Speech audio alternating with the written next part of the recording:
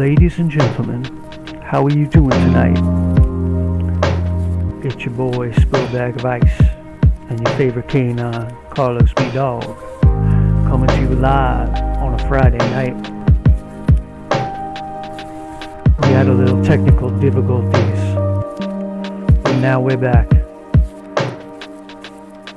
We're going to give you some time to come on in the room, get yourself comfortable, and just chill out before we get started with the stream. In the meanwhile, I'm gonna go walk Carlos so he don't poop in my room. Tell your friends, this is where the party at.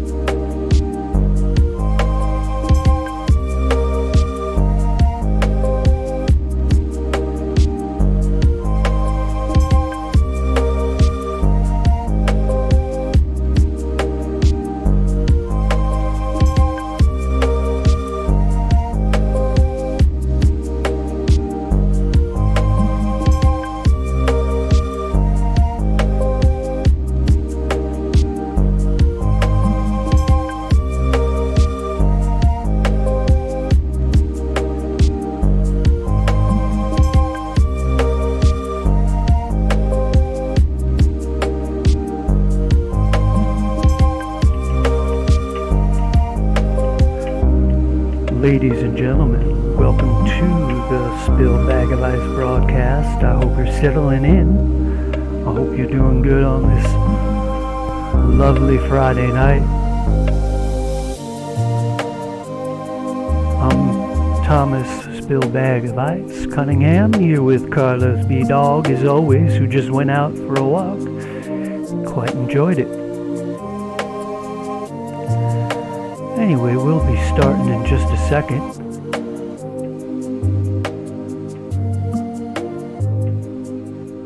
Hope you're enjoying yourself.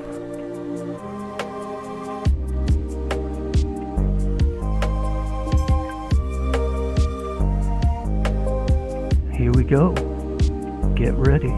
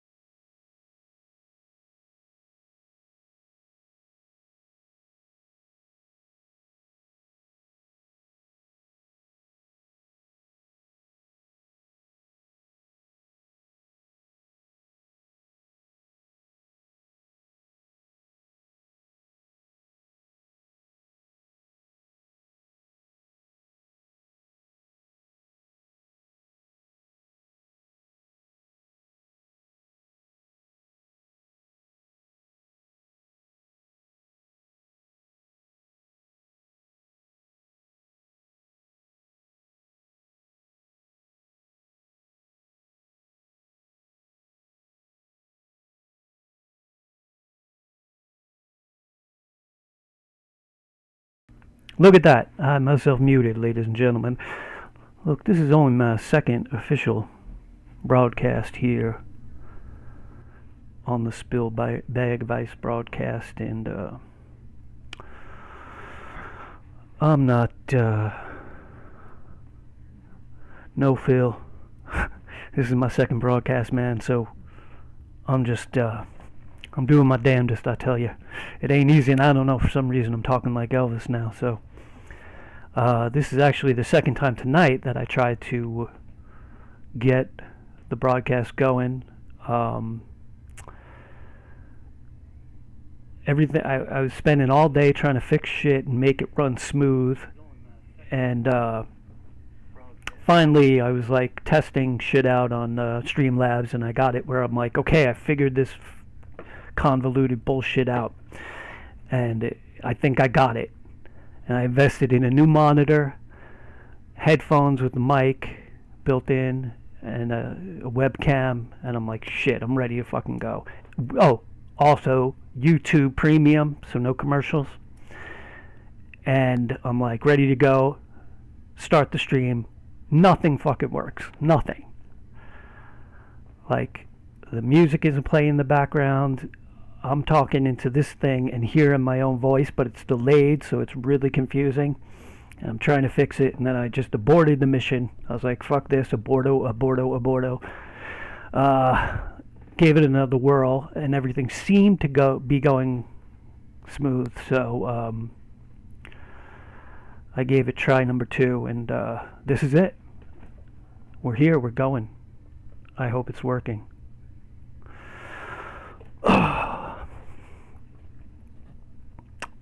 So, if you're new to the SpilledBagofIce broadcast, in other words, you weren't here the one other time I did a stream, or you're, perhaps you're listening to this on a VOD. Hold on, let me get some of that music going again. Background music, you know what I'm saying? There we go, yeah, that's nice. Anyway.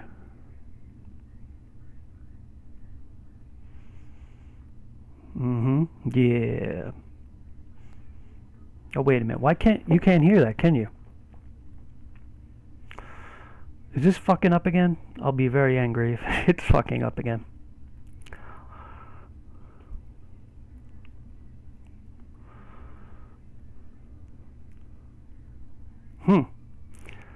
Okay, can you hear the music in the background?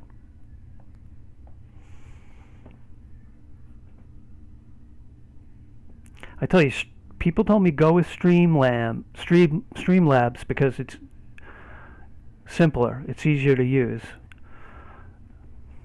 Either I'm very stupid or it's not, or both. Because okay, see, I'm looking at the goddamn mixer, and it's not showing any volume for the music.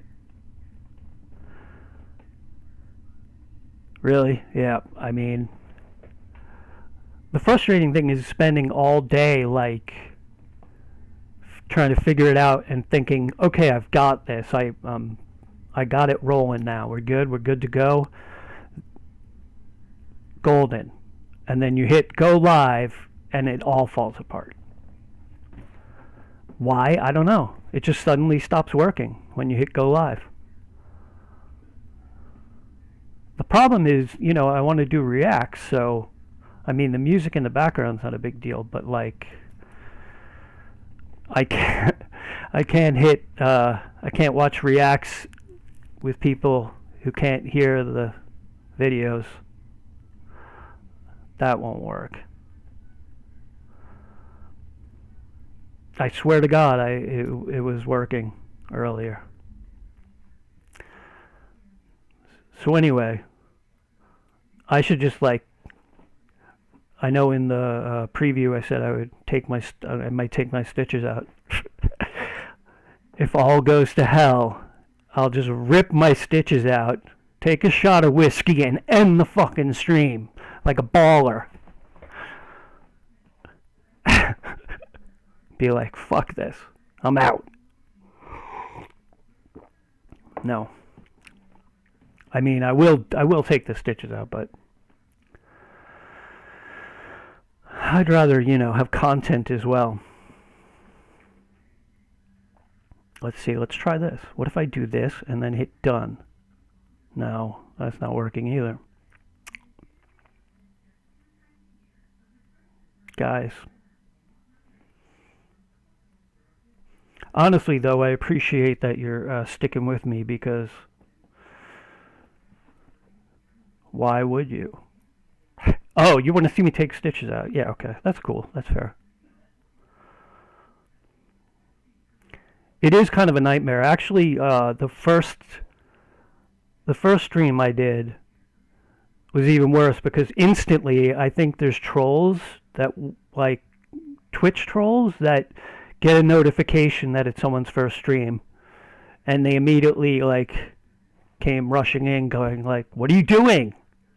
We're gonna watch some fun videos? What the fuck's going on? What? This guy's floundering, man. He's losing it. And I was like, I am losing it. Help me. Yeah. I feel like Streamlabs should send someone over to my house to fix this shit. And then they sent me an email like, oh, do you want to upgrade to the Ultra? And I'm like, no, I can't even figure out the basic shit. Alright, I'm going to try something here. Bear with me.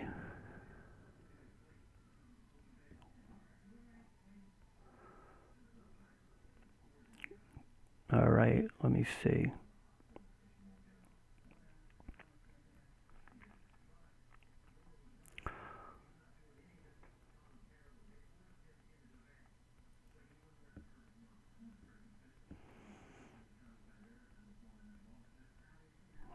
No, okay.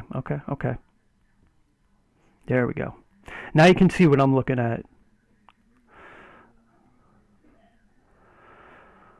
It's not working, but if I delete for some reason with Streamlabs, if you delete the screen, the problem is entirely with the screen capture element.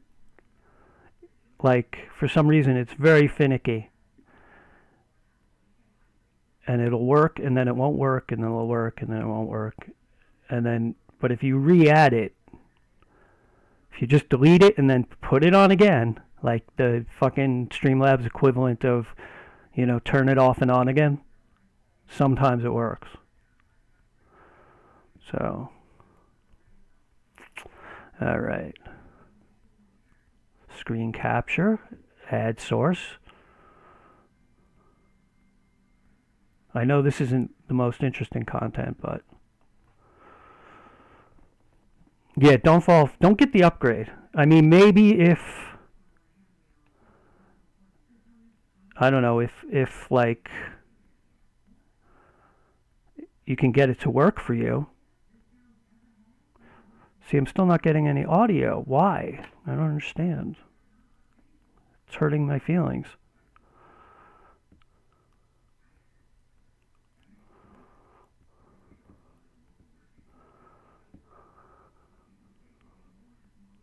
So dumb.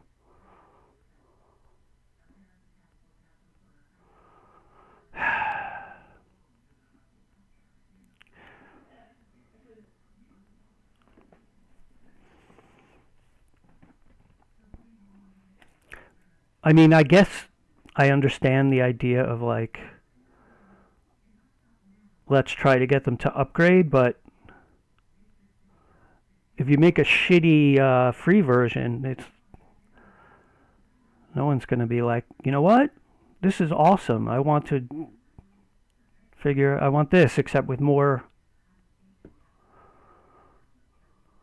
you know, fucking perks or whatever. I don't know. Still not working. I'm going to cry. I swear to God.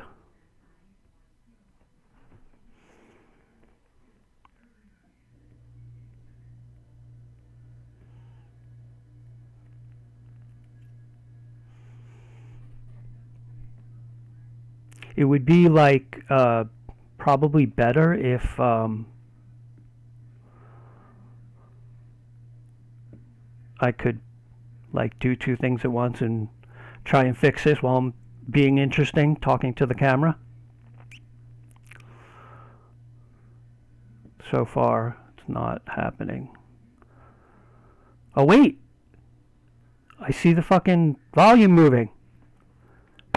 Please tell me you hear music.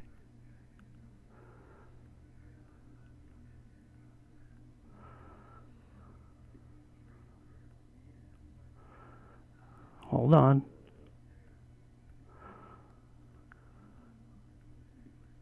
Ah.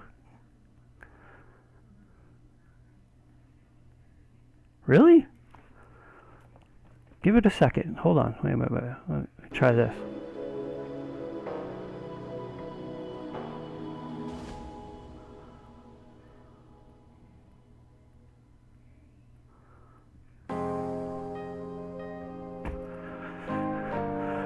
God damn. Like I said, how did I fix it? I don't know. I just kept trying the same thing over and over again. I kept, I don't know, doing it and then redoing it, and suddenly it worked. Alright, but wait a minute, fuck this shit. Let's try this.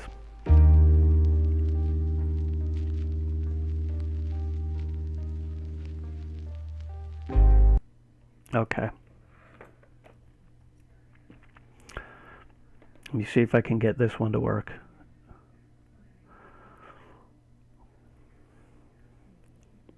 I'm really pushing my luck. I should just like be like, okay, I got one thing to work, so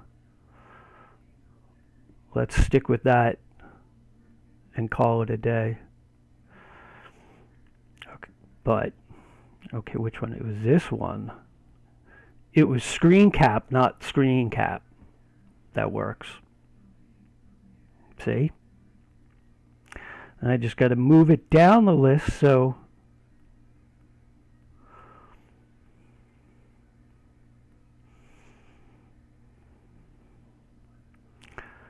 This is actually a lot easier when no one's watching me.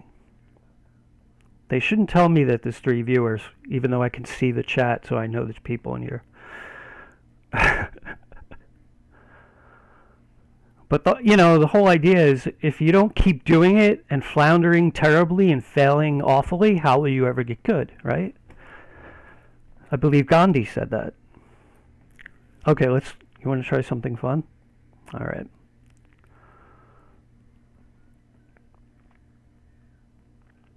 Wait, let me see. Okay, screen cap.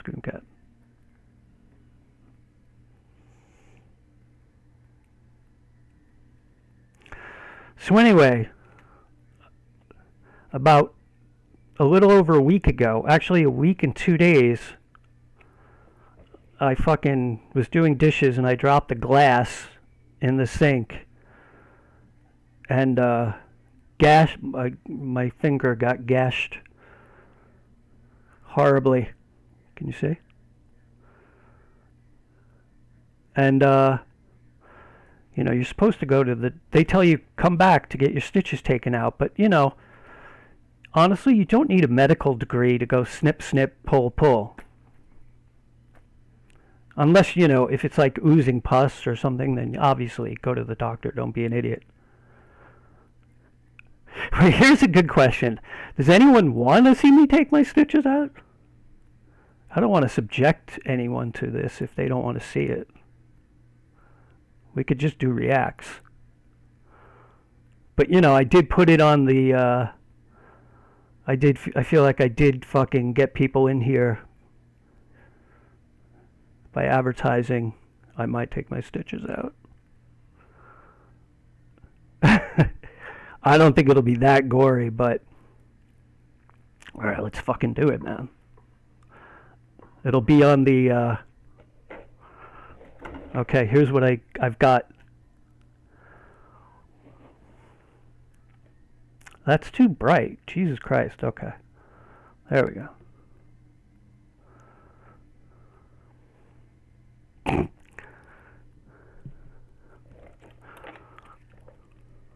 Hold on.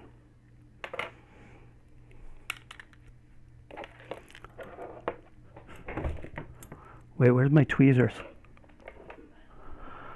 Hold on.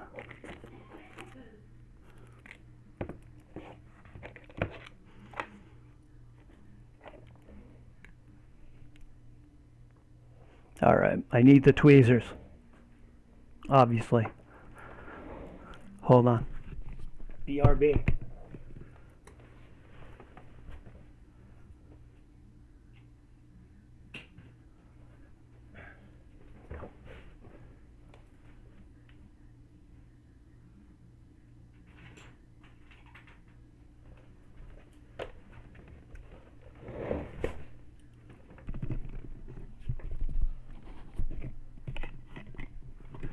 It is kind of gnarly, right?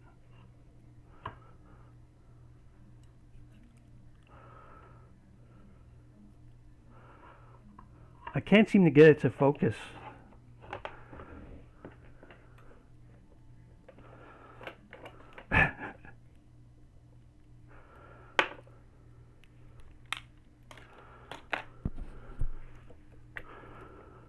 Wait, I gotta cut it first. Hold on.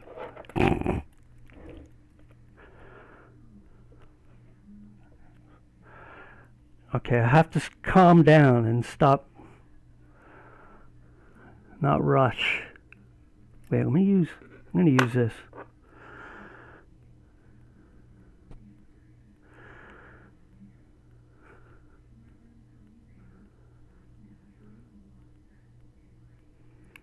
There we go.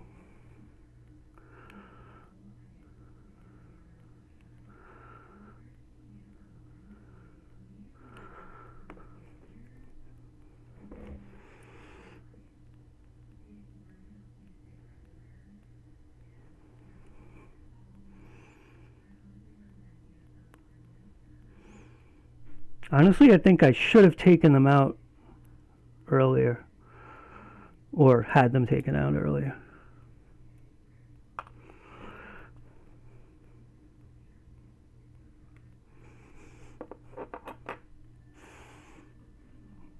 Alright, wait a minute. There we go. Sorry.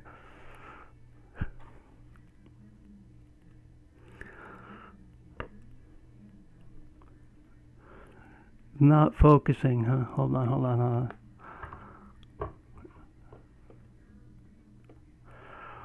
I already clipped them, so. Can you see?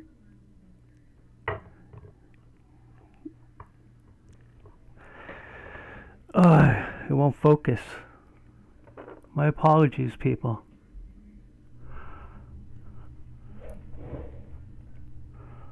Let's figure this out. Okay.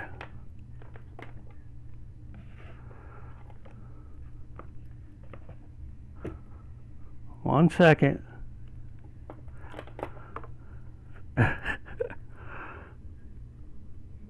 Focus.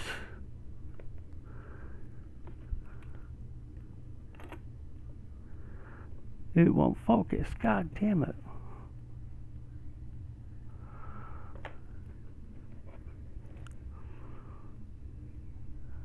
Too close, I think. Okay.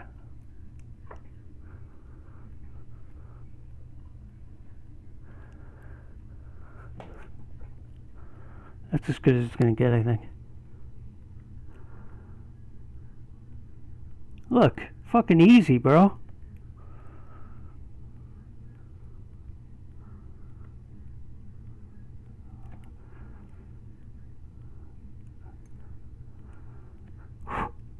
Yeah, there. Oh, I didn't cut that one good.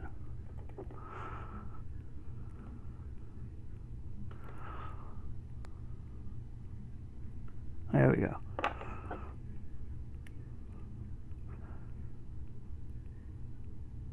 Ooh, that one kind of hurt. There we go. Yo, that is gnarly. You're right. I gotta put some antibiotics on it so I don't die. There we go.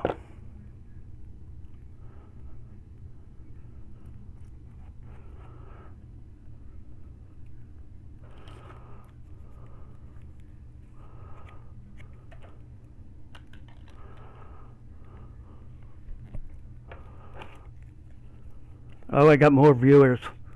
Gore cells. Hold on, let me get this shit.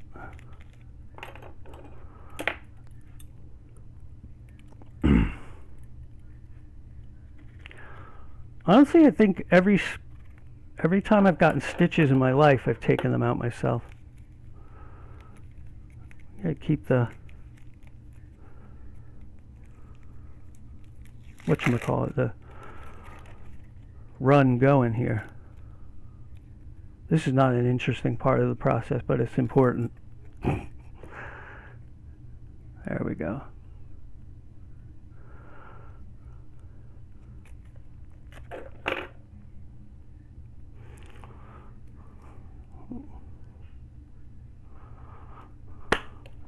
Thank you. Thank you, ladies and gentlemen. I think I'll live to tell another day, to tell another tale, or whatever the fuck they say. Alright, so anyway, now that that's out of the way, oh god, it's fucking hot, isn't it? Or is that just me, because I'm taking stitches out of my fucking finger on a live stream?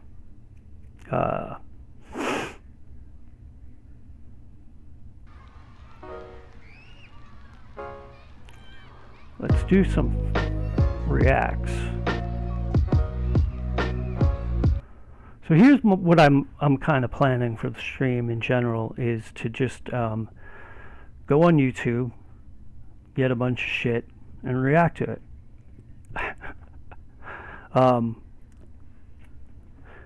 You know, so pretty much everything. I'm interested in a little bit of everything, so we'll let you find some politics leaning very far to the left, science, AI, sometimes MMA, not so much these days because, you know, it's kind of disappointing these days, but what else? I don't know, just interesting shit I find interesting.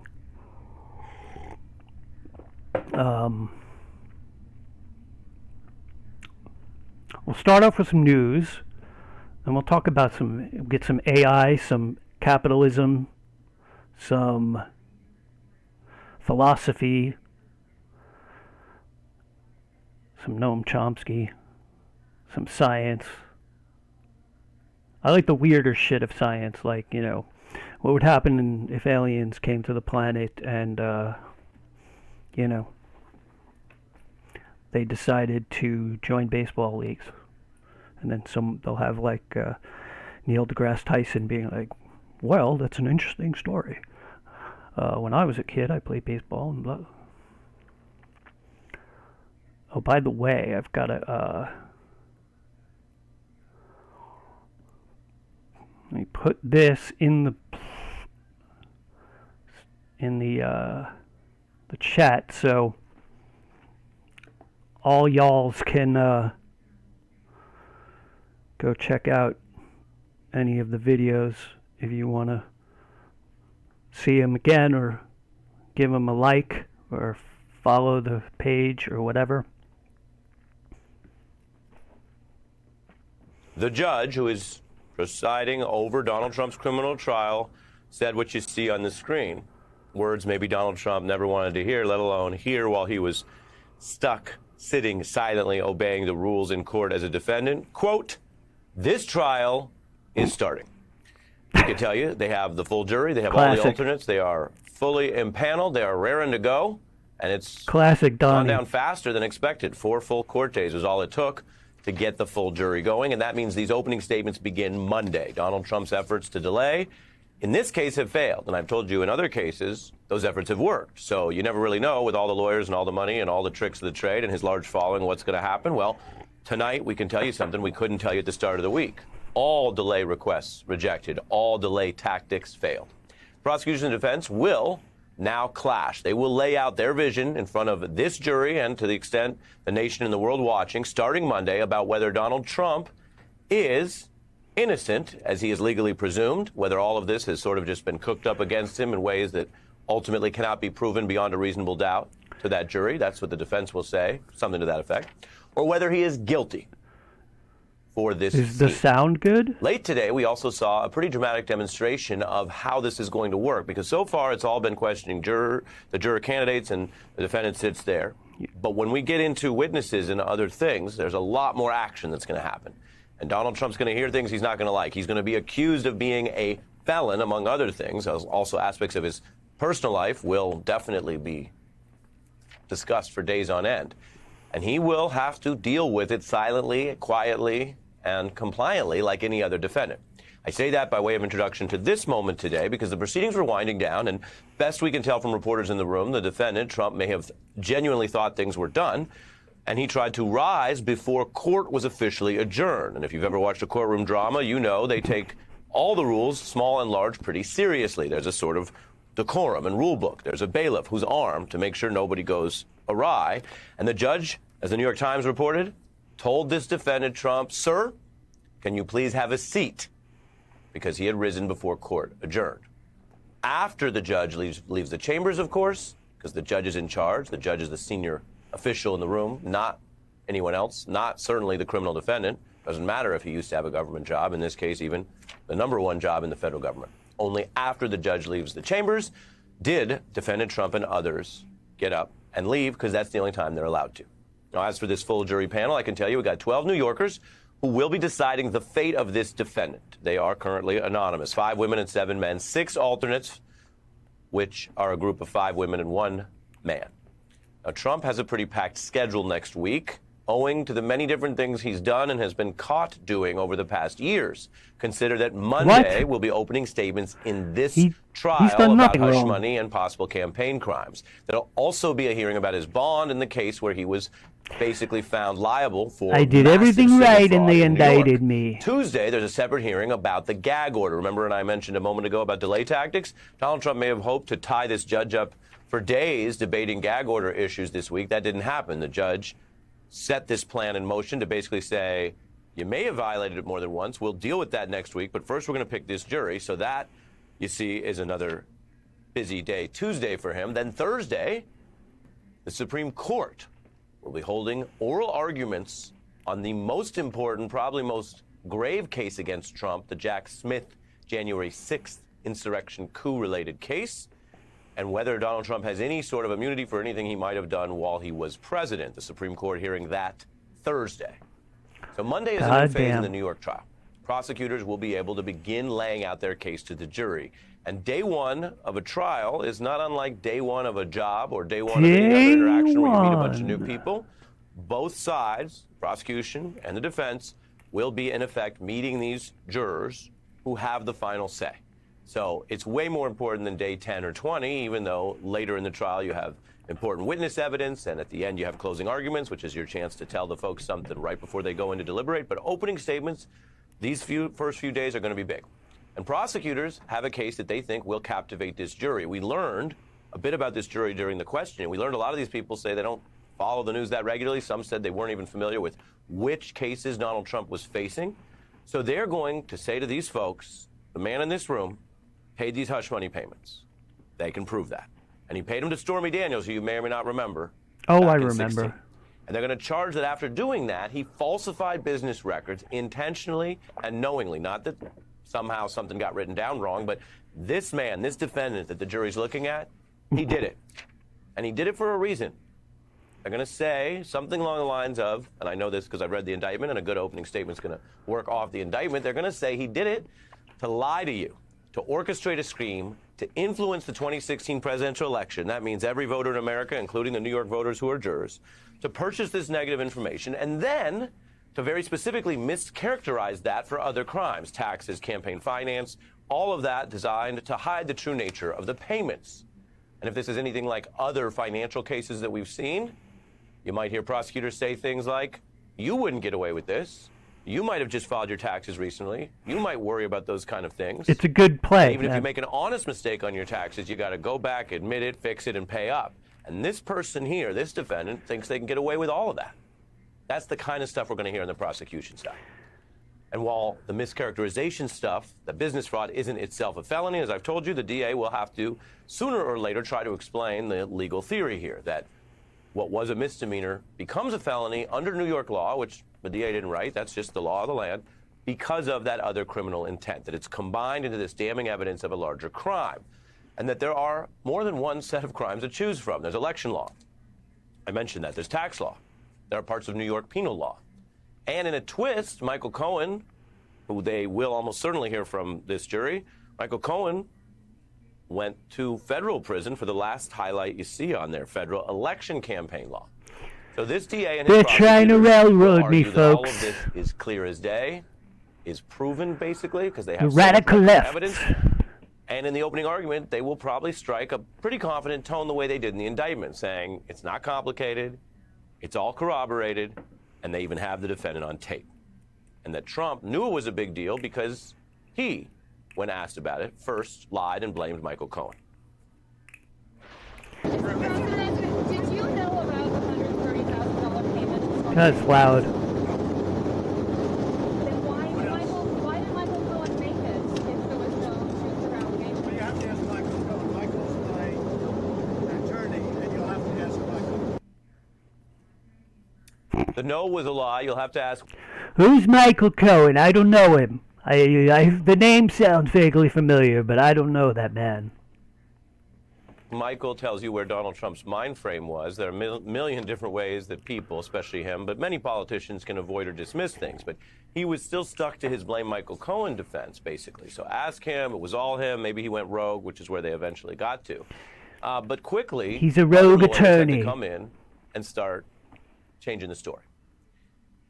We don't know what out-of-court evidence they'll be using, but they are going to take different parts of the timeline, the prosecutors, to show how the story shifted, which in essence is another way that you know it was a cover-up. Because you had the original thing, they covered it up, and then, in a sense, they started covering up the cover-up. Then Trump lawyer Rudy Giuliani basically went on live TV, changed the story, and admitted or said Trump did repay Cohen. They funneled it through the law firm. funneled through a law firm, and the president repaid it. Oh, I didn't know that he did. Yeah. There's no campaign finance law. Zero. Zero campaign finance law. Zero, Indicted Rudy folks. Giuliani. He, Rudy's a like good Michael man. He Cohen, wouldn't lie. was indicted for crimes allegedly done on behalf of Donald Trump. He is awaiting his own trial in Georgia. Cohen, of course, has gone through this process already. He pled guilty about the hush money and went to prison, and it did involve a federal campaign crime. Now, we know one juror who was selected this week said they are familiar with Michael Cohen from following on social media. Another juror said they also follow Kellyanne Conway. We are in a modern world. So they may remember a little bit about Cohen, but they're going to be instructed to only focus on the evidence admitted into trial. So they're going to hear things from Cohen that might echo what we've all learned in public, but it's got to be done through the cross-examination, under oath. But, of course, Cohen's been under oath before. He testified under oath to Congress about all of this. What I did each and every time is go straight into Mr. Trump's office and discuss the issue with him. He acknowledged to Alan that he was going to pay the $130,000 and that Alan and I should go back to his office and figure out how to do it. You can expect consistent testimony to that end from Cohen before these jurors. The legal problems, of course, are adding up, and that's where this man who's chosen to run for president again, many people in this situation probably wouldn't even do that, is going to have to face some level of public exposure, scrutiny, and consequence potentially as people learn about all this stuff. Same way the January 6 hearings Is it hot showed here, a folks? lot of evidence to the public, which they then factored into their understanding of issues. But the jury is only going to be asked one thing. Across all these different legal problems, they're going to be asked to focus only on the evidence in New York. Prosecutors will be chipping away at this defendant, and they will be making these arguments. And you may notice that in this lead tonight, we focused a lot on the prosecution's case. We know more about it as a factual matter because we have the indictment. There's no requirement that the defense publish some big written thing in advance. The burden's on the prosecution, so we know more. I did everything right and they indicted me. I'm sorry. You know, there's a Trump story. You have to do the Trump impression. And mine is not the best by any stretch, but it's also not the worst. Also, Ari Melber follows me on Twitter. About it. But if you're thinking, well, hey, Ari, I've heard you say we got to have both sides to understand this case. We're going to be covering both sides throughout the trial and tonight. So later on tonight, we actually have a breakdown on the defense side. What you just heard was some of the damning evidence on the prosecution side, arguing that Donald Trump is a felon and that he committed a jailable felony. Hey everyone, MSNBC has a new and improved app. You'll get real-time alerts and analysis, live blogs, in-depth essays, video highlights, and the best 2024 election coverage. Download the new MSNBC app. Here's how to do it. You tap on the App Store on your phone. You hit search on the bottom right corner. You type in MSNBC. You click on the MSNBC app. You click on Get or the cloud icon. Okay. And enjoy it. Oh, you have to enjoy it. Well, forget it then. Israel followed through. Israel. We all love Israel, don't we, folks? To a military base about 200 miles south of Iran's capital. National correspondent Matt Gilka has the story on what's next for the region.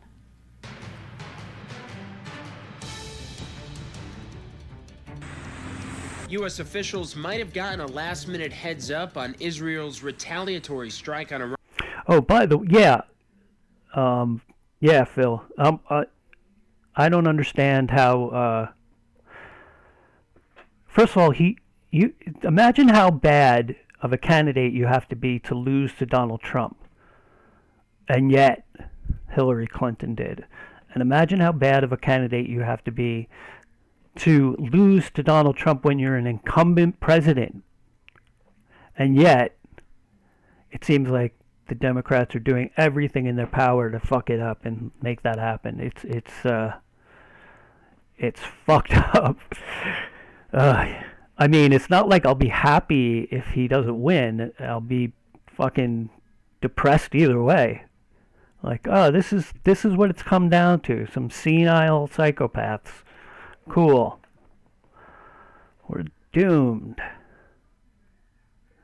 But of course, the vote blue no matter who Democrats will tell you that this is the most important election in history again. And yes, Joe Brandon has perpetrated or aided and abetted a genocide. Sure. But Trump is still worse. He's still way worse. And they'll say that with a straight face.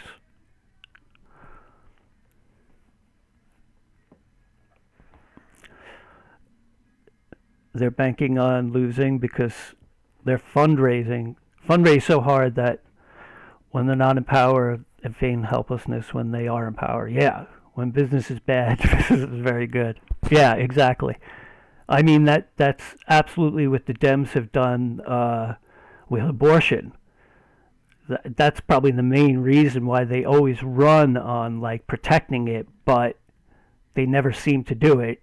And then once it's gone, or, you know, it's like Roe versus Wade is overturned, they go, well, we need your money because we've got to win. We've got to fix it. And it's like, assholes, you were supposed to protect to begin with. That's what you kept running on. What's wrong with you?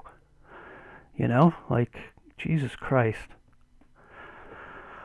Fucking train wreck, man. All right, so back to everybody's favorite villains, aside from Donald Trump. Iran, but denied involvement. The United States has not been involved in any offensive operations. What we're focused on, what the G7 is focused on, and again, it's reflected in our statement and in our conversation, exactly, is our work to de-escalate tensions. The fear over further retaliation from an Israeli strike on Iran has increased. In fact, I think Obama said something like, when he was running, oh, that's a day one fucking priority, is to codify Roe versus Wade into law, federal law or whatever. And then they were like, you know, it's not a priority. It's fine. With multiple warnings from Iranian officials all week. If the Israeli regime commits that grave error once again, our response will be decisive, definitive, and regretful for them. Yeah. But there was optimism a wider war wouldn't break out following Israel's limited response. The fact that both Israel and Iran that's sort are of downplaying it is a good sign. So that's sort of what politics has become in this country, is like, you know, the other guy is worse. Depending on what, you know, whatever you're afraid of, that's what they run on, what you're afraid of. If you're afraid of, like, you know, MAGA people, you know, becoming fascists and doing all that, which, you know, is reasonable, then you've got to elect us, because otherwise that'll happen. And if you're afraid of, you know, trans people using the bathroom, then, or whatever, you know, there's no, like, this is what I'm doing that, or plan to do that's good, or there's very little of that, you know. And then, you know, once, I mean, you know, Biden did plenty of that, you know, I'm going to do this, I'm going to do that, I'm going to do this, and then, like, when he got into office, it's like, well, Congress won't let me. Like, okay. All right, Sleepy Joe. The escalation needs to stop. Israel proved last night to the Iranian regime they can hit them anywhere within their homeland. So hopefully the response appears to be proportional, and we'll see if we can get everything to cool down a little bit. It appears that the two countries turned down the heat after the direct conflict. Both nations have never been shy about conducting shadow war type strikes on each other. The willingness to now attack directly, country to country, puts conflict in the Middle East in uncharted territory. What we're seeing right now is this conflict cross a line from a shadow war to what is in essence an open, low-grade direct conflict between these two countries. Isfahan, the city in Iran where the explosions were heard, is home to a military base and some nuclear facilities, with experts speculating that Israel was sending the message, we can hit you where it hurts if we want to. Reporting in Washington, I'm Matt Gelka.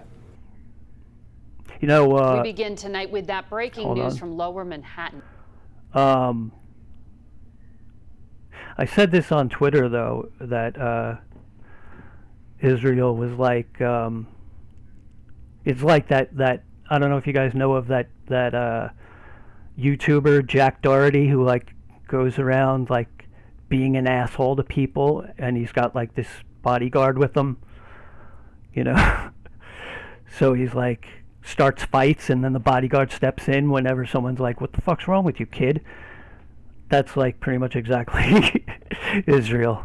Like, oh, yeah? Well, this is my friend, Uncle Sam, and, if you don't want any trouble with him, you'll leave us alone, you anti-Semite. Like, Jesus Christ.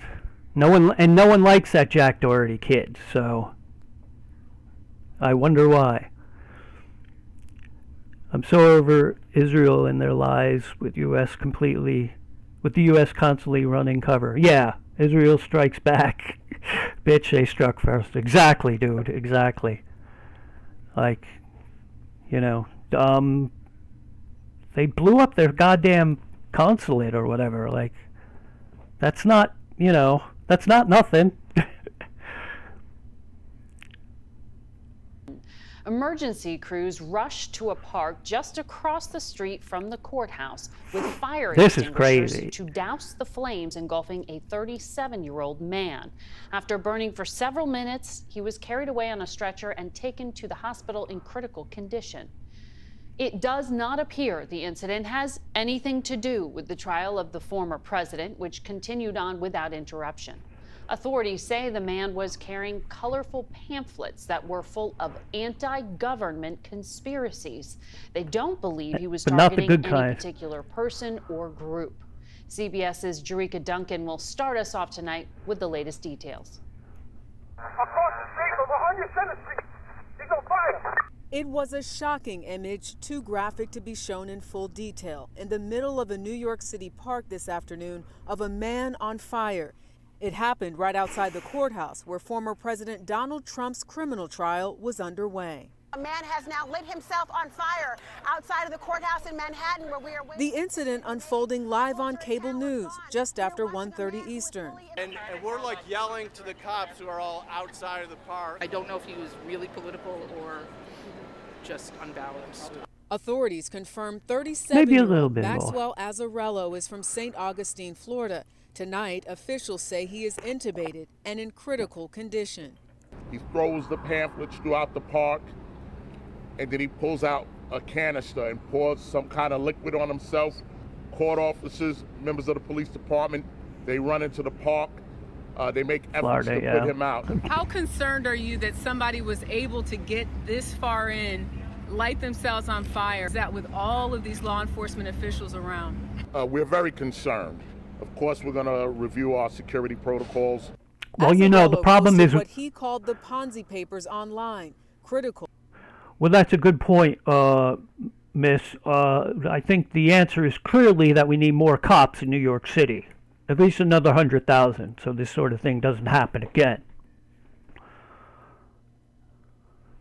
It's not that Both we're Republicans incompetent. and Democrats claiming, quote, we are victims of a totalitarian con that is about to hit us with an apocalyptic fascist world coup. This gentleman did not breach the security protocols. The park was open to the public. And today at a news conference, when I asked authorities how this incident changes things moving forward, one official said that shutting down this park, which was also used as a designated space for protesters, Margaret, is now under consideration. Disturbing development there, Jerika Duncan. Thank you. Damn. Well, of course I had to take the time to talk about... All right, hold on a second. Yeah, Hassan Hassanabi was talking about the guy on his stream today.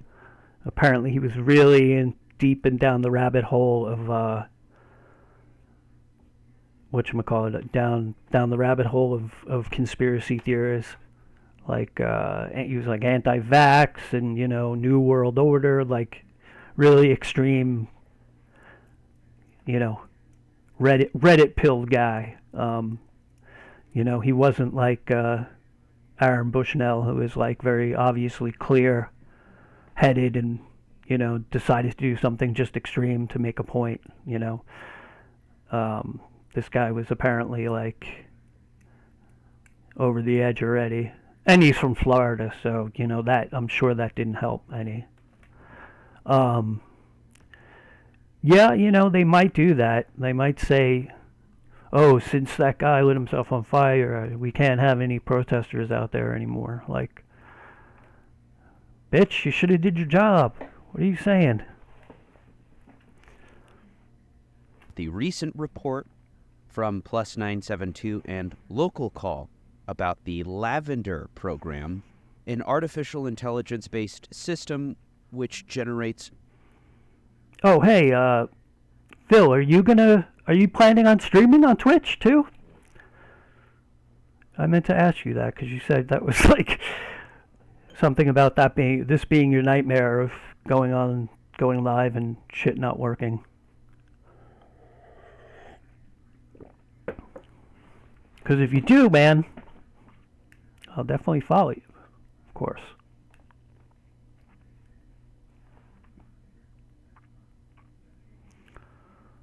Yeah, the first time I tried it was like at 3 in the morning. So I was like, okay.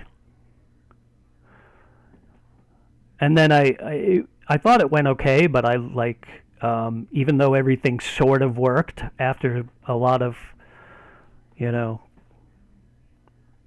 trial and error, like, I listened back and like the mic sounded terrible and everything was like, you know, kind of crappy, but I mean, I was amazing, but the technical part of it was just shit, so.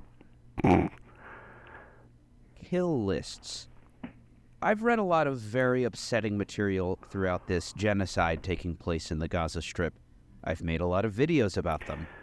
Though this one stands out as among the most chilling of reports that I have ever read in my entire life. You'll soon see why.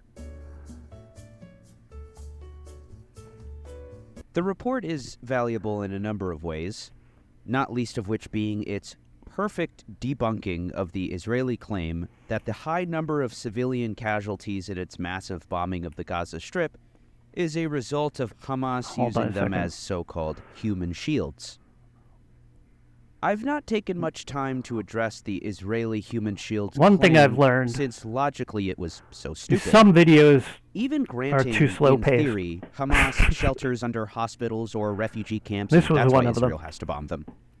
Israel dropping enough bombs on this tiny enclave more than Jesus any bombing Christ. campaign of the current century. Robert Pate is a professor of political Fuck. science at the University of Chicago. You've studied extensively on the issue of coercive bombing. I've studied every strategic bombing campaign since World War I. What I can tell you is that Israel's bombing campaign is one of the most intense civilian punishment campaigns in history. We are seeing one of the most intense civilian bombing campaigns in history. Destroying it worse than World War II Germany obviously renders human shields completely meaningless. This is what I knew before reading the new report from 972 and Local Call. The reality, much to my surprise, is even worse. The article's author, Yuval Abraham, explains how the Israeli Defense Forces felt about 972 and Local Call's reporting. In a state... That article that they're talking about with the AI program called Lavender, oh my god, it's fucking horrifying. And then I saw something just today how they send out drones that play the sound of babies. Yes, that's what it was called. It's like, what the hell, man? This is just like, this is Nazi shit, ironically, you know? But the drones play the sound of like a baby crying or someone calling for help. The drones play that, and then people come out of their houses to try and help like decent human beings, and they're fucking shot at, or they're, you know, bombed and killed by a drone. Like, the creativity of evil. It's just like, I don't know, man. You run out of descriptions, really. And the other thing, too, is I've noticed that, like, on social media, you know, there used to be a whole lot more kickback when I would say something about, like, Free Palestine or, like, Israel is, you know, committing genocide. People would say, oh, that's fucking stupid. And, like, now it's like crickets chirping. There's very few people who, like, are still on that team. It's become so fucking flagrant and obvious. You know, even people who are, like, not necessarily anti-Zionist still go, like, this is too much. Like, this is genocide. Like, even if you think, like, oh, it's fine that there's an Israel and they, like, displace these people. Like, you know, you just go, yeah, well, you know, I was giving myself an ulcer saying this shit, you know, back in October and November. But now you're coming around. I guess better late than never. I don't know. It's not helping any, but crazy. 972 and local call, the IDF spokesperson claimed in response to this article that Hamas places its operatives and military assets in the heart of the civilian population, systematically uses the civilian population as human shields, and conducts fighting from within civilian structures, including sensitive sites such as hospitals, mosques, schools, and UN facilities. The IDF is bound by and acts according to international law, directing its attacks only at military targets and military operatives. However, in contrast to the Israeli Army's official statements, sources explained that a major source for the unprecedented death toll from Israel's current bombardment is the fact that the army has systematically attacked targets in their private homes, alongside their families. Where's in Daddy? Part because it was easier from an intelligence standpoint to mark family houses using automated systems. Aside from revealing the existence of Lavender, 972 and local call also unearthed a system Israeli forces used to trace Hamas officials to their private homes. You see, rather than making painstaking decisions about how many civilians to blow up when targeting a Hamas terrorist cowardly shielding him, it's not so much that, you know, they want to kill the whole family. They just don't care if they kill the whole family. You know, that's the difference. Himself in a school, the Israeli military has made the decision to go after targets in what can only be described as the most cowardly way possible, in the middle of the night when he's sleeping with his entire family. They call it Where's Daddy? Yeah. Jesus We're Christ. not interested in killing Hamas operatives only when they were in a military building or engaged in a military activity, an intelligence officer told 972 and local call. On the contrary, the IDF bombed them in homes without hesitation as a first option. It's much easier to bomb a family's home. The system is built to look for them in these situations. Where's Daddy acted as a home tracking system. A explained the marked person would be placed under ongoing surveillance. That's not They could be apocalyptic attacked at as soon all. as they set foot in their home, collapsing the house on everyone inside. Let's say you calculate that there is one Hamas operative plus 10 civilians in the house. Okay, what if the Nazis teamed up with Skynet? That's what you'd have. Yeah, that's true. I mean, you're not wrong, man. They do target children quite a bit. But the thing is, they say those things out loud so often because they're not used to any, you know, pushback. So they go like, well, we don't want to kill children, but, you know, sometimes we have to get Hamas. And they're like, why are you horrified? If we told you that we really enjoy killing the children, then I could see it, but... Said, usually these 10 will be women and children. So absurdly, it turns out that most of the people you killed were women and children. Who was that guy? There was a guy, Hillel Fooled or something on Twitter, who's like, you know, hardcore Zionist guy who like was saying that, yeah, we killed this Hamas guy and we also killed his grandchildren who were, you know, future Hamas, so good riddance to them. And then like the next day he tweeted, "I've been getting harassed because I said that, you know," like he was shocked that people were like, "Yo, what the fuck is wrong with you?"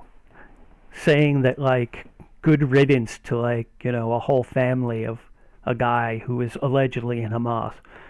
Like, he just didn't even, he was shocked by the fact that people were bullying him. And you just go like if I, you know, I've done some screenwriting in my day, and if I wrote that in a movie, you'd be like, come on, man, it's a little, normal, real people don't act like that way, you know, they're normal, you know, there's not just like, people aren't that outwardly psychopathic and disturbing, you know, like, apparently they are, you know, in this case, it's weird, crazy, disgusting. Yeah, exactly. Checks out. About how many Palestinian women and children have been killed by Israel since October 7th? It's over 25,000. According to another source in the story, B, a senior officer who used Lavender, at 5 a.m., the Air Force would come and bomb all the houses that we had marked. We took out thousands of people. We didn't go through them one by one. We put everything into automated systems. Unsurprisingly, this surveillance of targets and tracing them to their homes was fundamentally flawed in a number of tragic ways. According to B, most of the mistakes caused by Lavender occurred if the Hamas target gave his phone to his son, his older brother, or just a random man. That person will be bombed in his house with his family. This happened often. Oopsie. One source described a similar incident that affected him and made him want to be interviewed for this investigation. We understood that the target was home at 8 p.m. In the end, the Air Force bombed the house at 3 a.m. Then we found out in that span of time he had managed to move himself to another house with his family. There were 2 other families with children in the building we bombed. It happened to me many times that we attacked a house, but the person wasn't even home, one source said. The result is that you killed a family for no reason. I mean, at least the people that are speaking out have some vestige of a conscience, I guess. But it's still ongoing, so...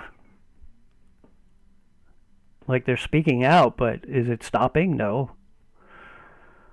The number of targets feverishly generated by officers seeking to pad their kill lists grew to as many as 37,000. People who, in theory, were to be bombed in their private residences, killing many more uninvolved and innocent women and children. Tens of thousands were generated by lowering the threshold for targeting used in previous Israeli massacres in the Gaza Strip, such as in 2008 and 9 and 2014. AI-generated targeting is a very recent phenomenon, and a model for the current onslaught in Gaza can be found in the widespread bombing of the Strip in 2021, what Israel dubbed Guardian of the Walls. I love how they always have a catchy name for Unit 8200 slaughtering data science innocent and AI people. Commander Colonel Yoav. According to Yoav, who was speaking at the AI conference at Tel Aviv University, the IDF was able to target at least one of the Hamas squad missile commanders and one of the Hamas anti-tank missile units using data science and AI capabilities. In all, he said new digital methods helped produce 200 new target assets during the 10-day operation. We're doomed. With the technological developments brought by the 2021 bombing campaign and the Israeli bloodlust following October 7th, a drastic change in Israeli military policy would help produce the staggering and unprecedented casualty figures we see today, 972 and Local Call found. In the past, the military did not authorize any collateral damage during assassinations of low-ranking militants. In an unprecedented move, according to 2 of the sources, the army has decided during the first weeks of the war that for every junior Hamas operative that Lavender marked, it was permissible to kill up to 15 or 20 civilians. What's worse, according to the sources, when it came to targeting alleged junior militants marked by Lavender, the army preferred to only use unguided missiles, commonly known as dumb bombs, in contrast to smart precision bombs, which can destroy entire buildings on top of their occupants and cause significant casualties. You don't want to waste expensive bombs on unimportant people. It's very expensive for the country, and there's a shortage of those bombs, said C, one of the intelligence officers. Another source said that they had personally authorized the bombing of hundreds of private homes of alleged junior operatives marked by Lavender, with many of these attacks killing civilians and entire families as collateral damage. It was very surprising for me that we were asked to bomb a house to kill a ground soldier, whose importance in the fighting was so low, said one source about the use of AI to mark alleged low-ranking militants.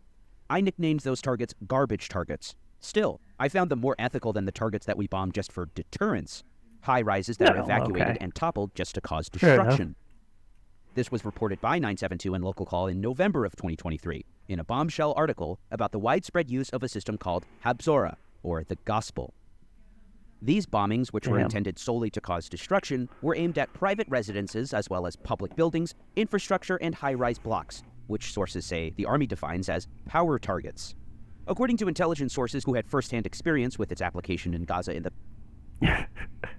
Of course, they need the tech because if the videos are any indication of their abilities as a military, they suck and should be wiped out pretty quickly by more experienced, desperate militia. Yeah, absolutely. I've said that before, too. Like, because they're all like 17-year-old kids who are just like, oh, yeah, you know, gonna be a soldier in the IDF. Woo, woo, woo. And post sexy pictures on IG.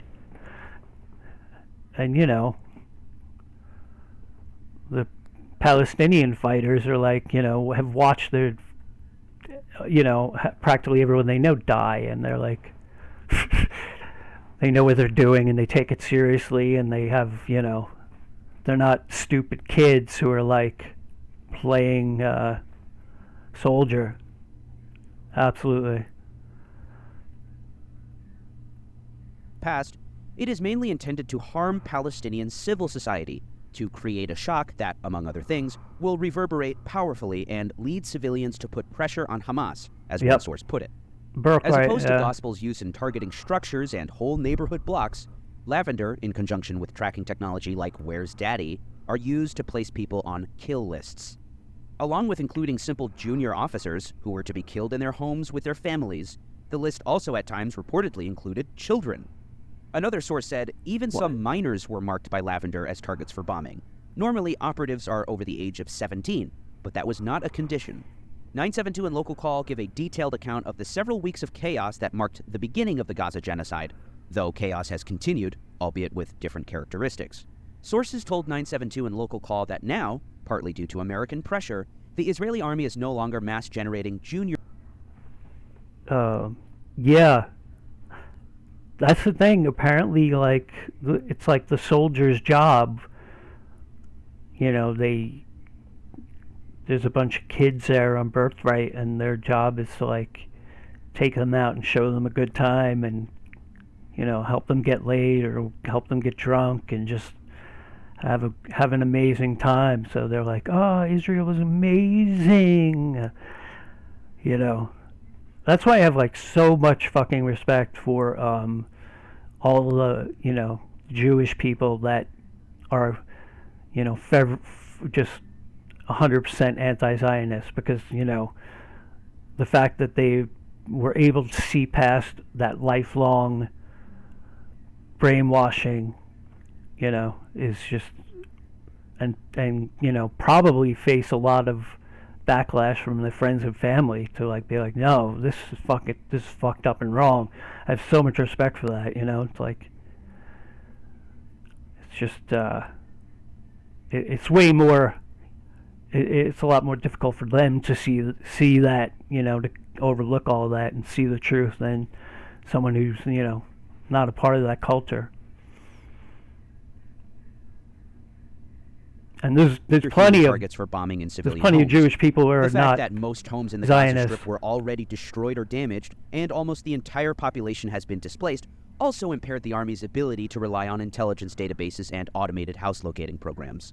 Airstrikes against senior-ranking Hamas commanders are still ongoing, and sources said that for these attacks, the military is authorizing the killing of hundreds of civilians per target.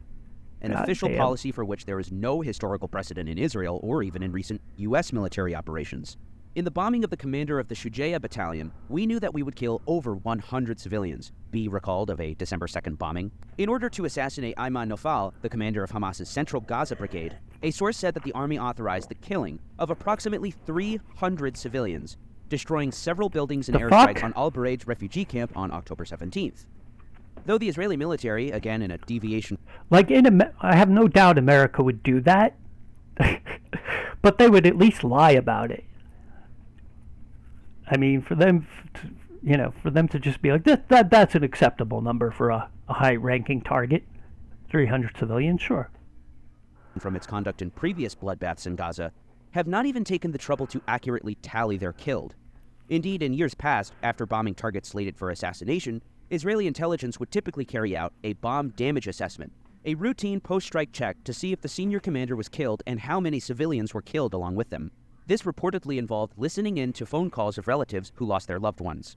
But this time round, sources say this procedure was abolished in order to save time. Yeah. The sources said they did not know how many civilians were actually killed in each strike, and for the low-ranking suspected Hamas and PIG operatives marked by AI, they did not even know whether the target himself was killed.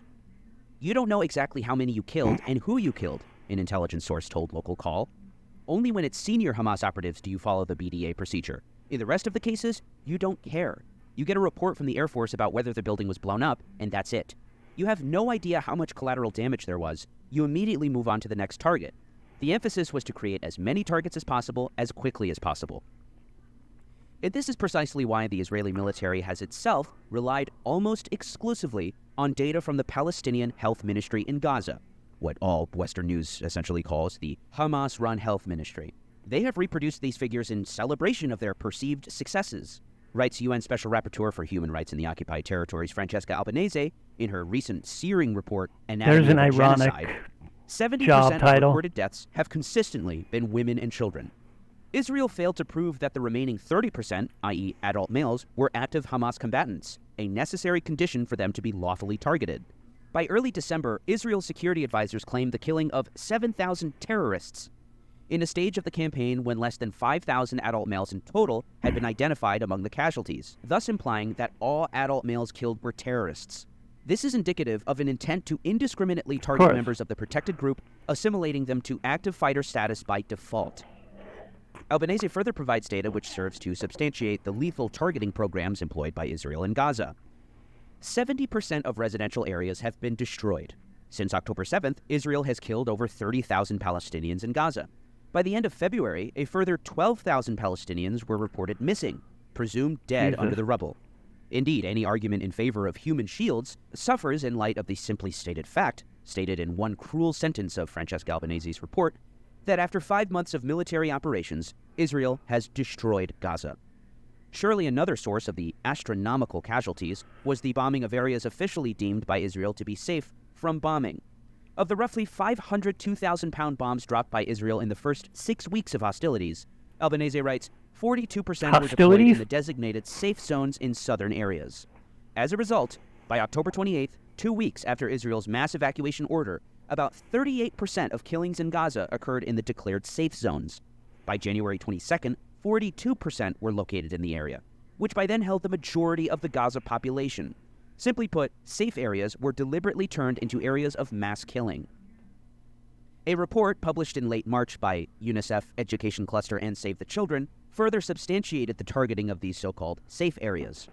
They sadly report that of the 563 school buildings in Gaza, 212 have been directly hit by bombs. Jesus. 165 of those were in areas designated for evacuation by the Israeli military.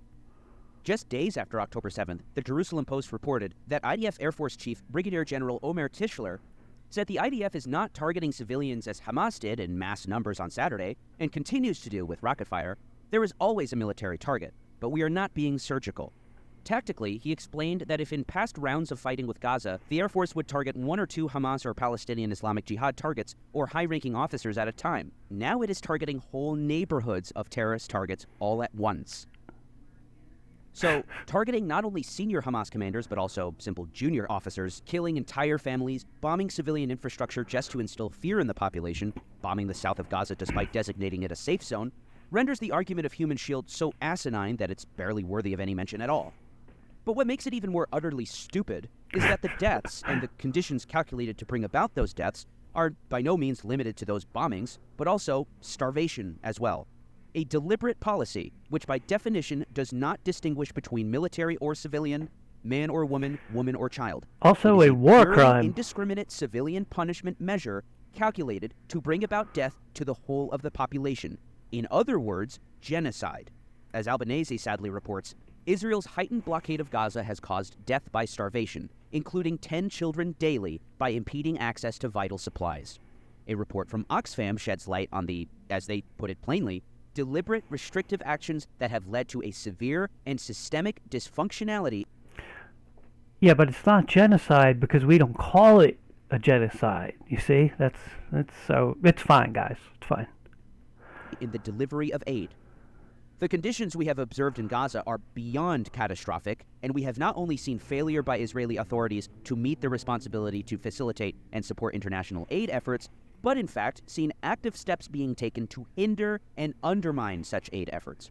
Examples include, on December 21st, an Israeli airstrike targeted the Karem Abu Salem border crossing area in southern Gaza, killing the director responsible for coordinating humanitarian aid entry. This attack not only disrupted the critical flow of aid, but also raised concerns over violations of international humanitarian law, which mandates the protection of humanitarian personnel. The Karem Abu Salem crossing has much wider capacity to scan and process cargo, but Israeli authorities have not made it fully operational. The Eretz crossing remains closed, making it impossible to reach North Gaza without having to cross the entire strip under constant Israeli bombing. Of course, I've reported here before, including in December, Human Rights Watch describing the Israeli government using starvation of civilians as a method of warfare in the Gaza Strip, which is a war crime. That Israeli forces are deliberately blocking the delivery of water, food, and fuel. Just in November 2023, the UN Office for the Coordination of Humanitarian Affairs reported 7 water facilities across the Gaza Strip were directly hit and sustained major damage, including 3 sewage pipelines in Gaza City, 2 water reservoirs, and 2 water wells. Euromed Human Rights Monitor had themselves reported, and they act like that's not intentional, that the Israeli war of starvation has taken very dangerous turns, including cutting off all food supplies to the northern half and bombing and destroying factories, bakeries, food stores, water stations, and tanks throughout the entire enclave. Speaking of Euromed Monitor, they actually released a new report just days ago, which has apparently not been reported on widely. The apt title reads, "Killing Starving Palestinians, Targeting Aid Trucks is a Deliberate Israeli Policy to Reinforce Famine in the Gaza Strip."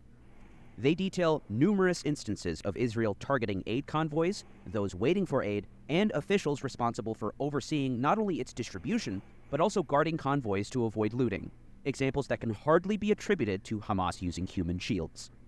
The situation has gotten so dire, Euromed Monitor write, that between January 11th and March 23rd, 2024, Euromed Monitor documented the killing of 563 Palestinians and the injury of 1,523 others due to the Israeli army's targeting of people waiting for aid, distribution centers, and those responsible for organizing, protecting, and distributing aid in the Gaza Strip.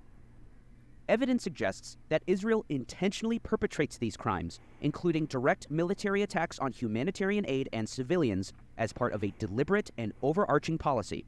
This is evident from the systematic but not and genocide, regular, almost daily recurrence of Israel's commission of these crimes, as well as the high number of victims affected by them. They provide an exhaustive timeline. These are among the most noteworthy examples provided in the report, which I'll include here.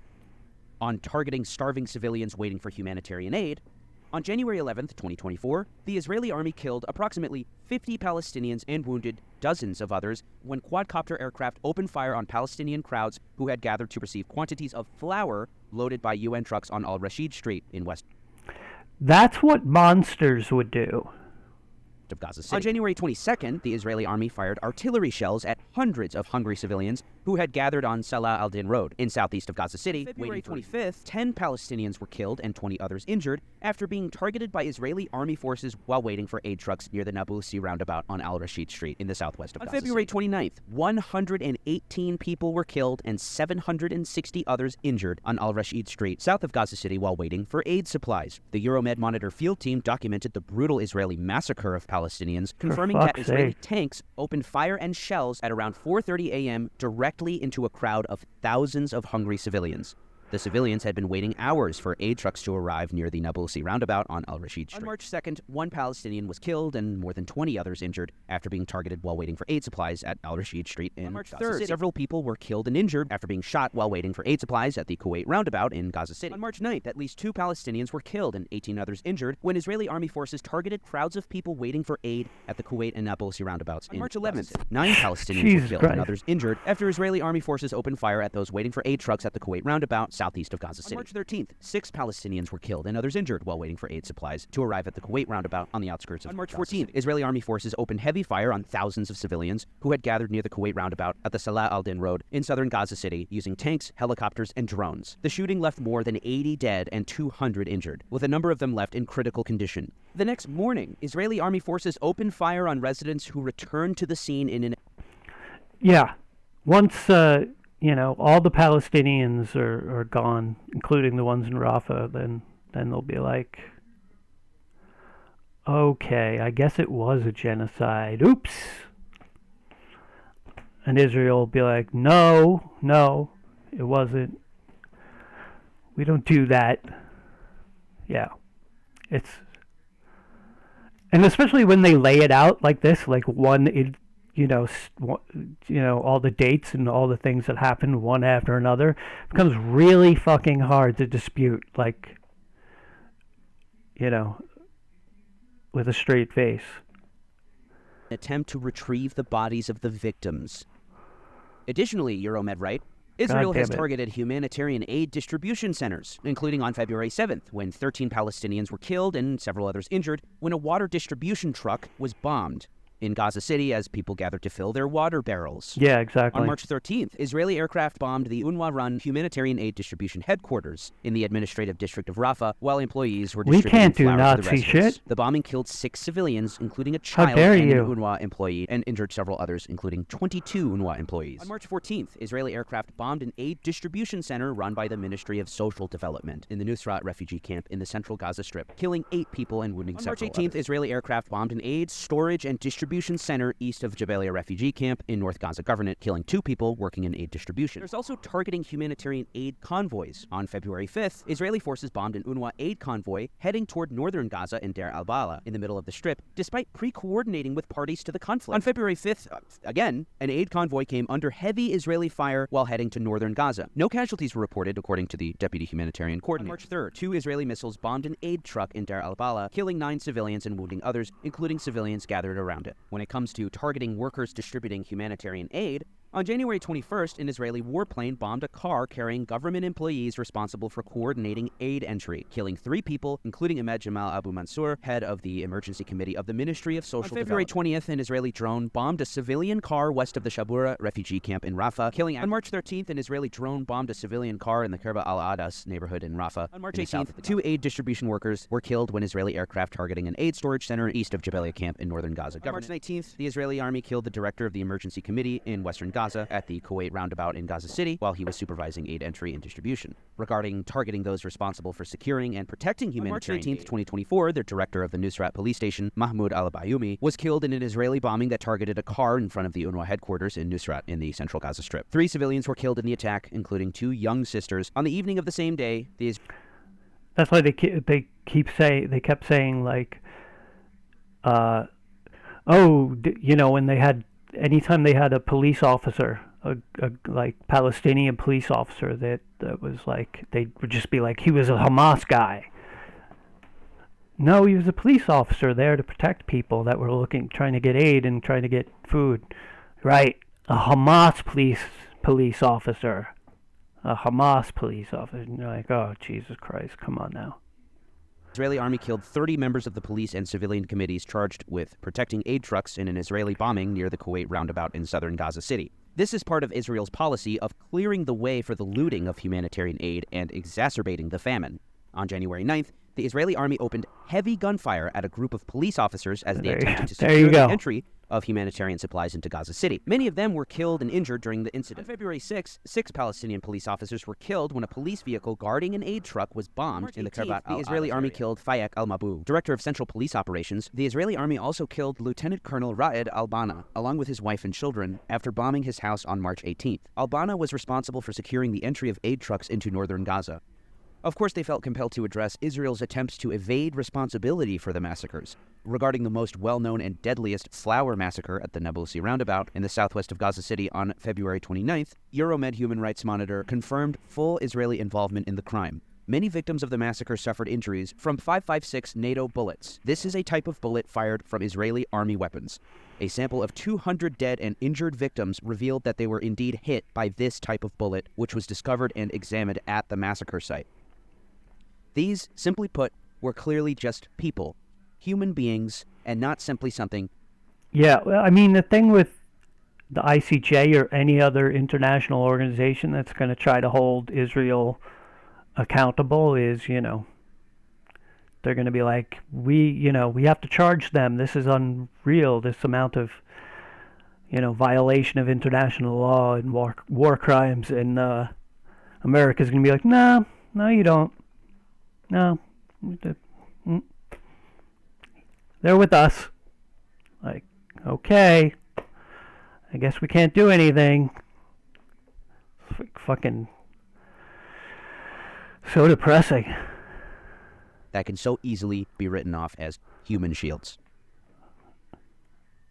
And then also, of course, like, one day, God knows how long from now, someone in the American government, if America is still here, is going to be like, we deeply regret what happened, in 2003 and 2004 in Palestine and Gaza and the genocide that occurred and blah, blah, blah. And like, someone's going to come out really somber. The president of, in 2068 is going to, and we vow that it will never happen again. Okay. Sure.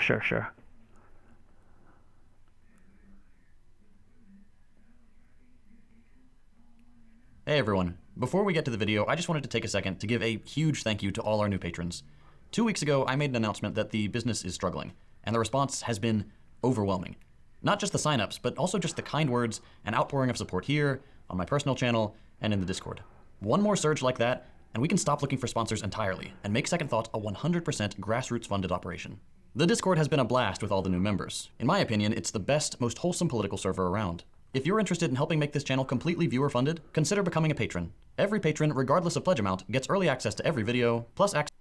And some of the stuff on this, on the list, the video list playlist is just like, stuff that I've seen the channel before and thought was good, and some of it just stuff that I have no idea if it's any good, but it sounded interesting. So, it'll be a very genuine react to like whether it's interesting or accurate or I agree or disagree or whatever.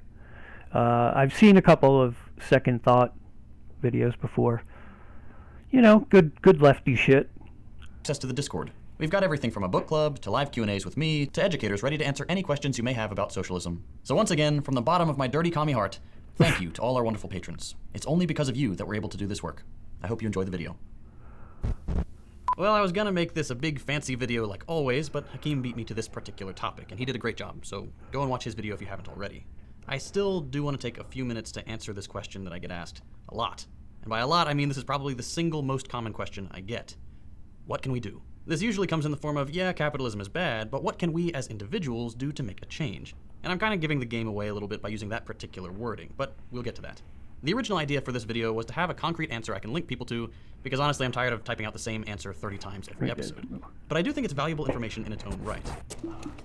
Okay, so what can we do? How to answer that question? If only there were some book I could refer to with that exact question as the title. The more experienced socialists among you have probably already guessed, we're going to be drawing a bit from Lenin's 1902 work, What is to be Done? This is the thing that's both frustrating and useful about questions like these. They've pretty much all been answered for the past, 100 years. It's frustrating because we've all had 100 years to realize that, and read the books and learn from the past, and it's useful because at least the books exist to point to when people ask the same questions they've been asking for the past century. As annoying as it can be to have to keep rehashing the same arguments and citing the same resources, it's our responsibility, I'm talking about the more experienced socialists here, it's our responsibility to help educate people who come to us with questions. And this is a big one. The answer to the question, what can we do, is multifaceted. A lot of it will depend on where you live. Someone in Russia or Somalia or Indonesia may need to take a different approach than someone in the US, for example. It depends on the material conditions in your country. But there is one thing that has remained constant through all of history and across every single country on Earth, and that's the need to get organized.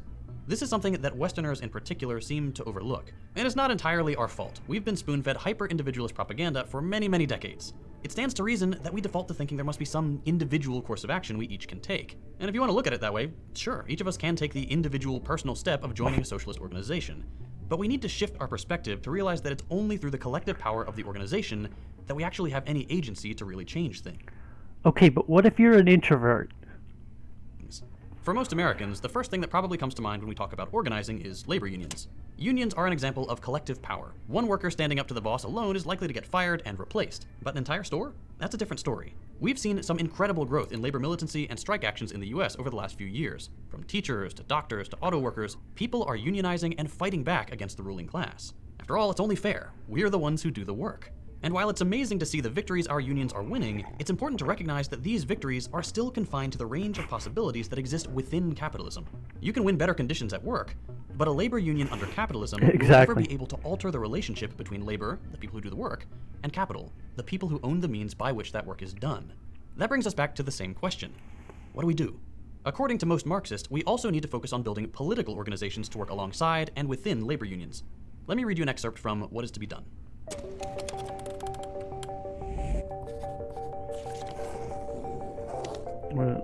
Socialism represents the working class, not in its relation to a given group of employers, but in its relation to all classes in modern society, to the state as an organized political force. Hence, it follows that socialists must not confine themselves entirely to the economic struggle. We must actively take up the political education of the working class, and the development of its political consciousness. He goes on to say, the question now arises, what does political education mean? Is it sufficient to confine oneself to the propaganda of working class hostility towards autocracy? Of course not. It is not enough to explain to the workers that they are politically oppressed, any more than it was to explain to them that their interests were antagonistic to the interest of the employers. Advantage must be taken of every concrete example of this oppression for the purpose of agitation, in the same way as we began to use concrete examples of economic oppression for the purpose of agitation. And inasmuch as political oppression affects all sorts of classes in society, inasmuch as it manifests itself in various spheres of life and activity, in industrial life, civic life, personal and family life, religious life, etc., is it not evident that we shall not be fulfilling our task of developing the political consciousness of the workers if we do not undertake the organization of the political exposure of autocracy in all its aspects?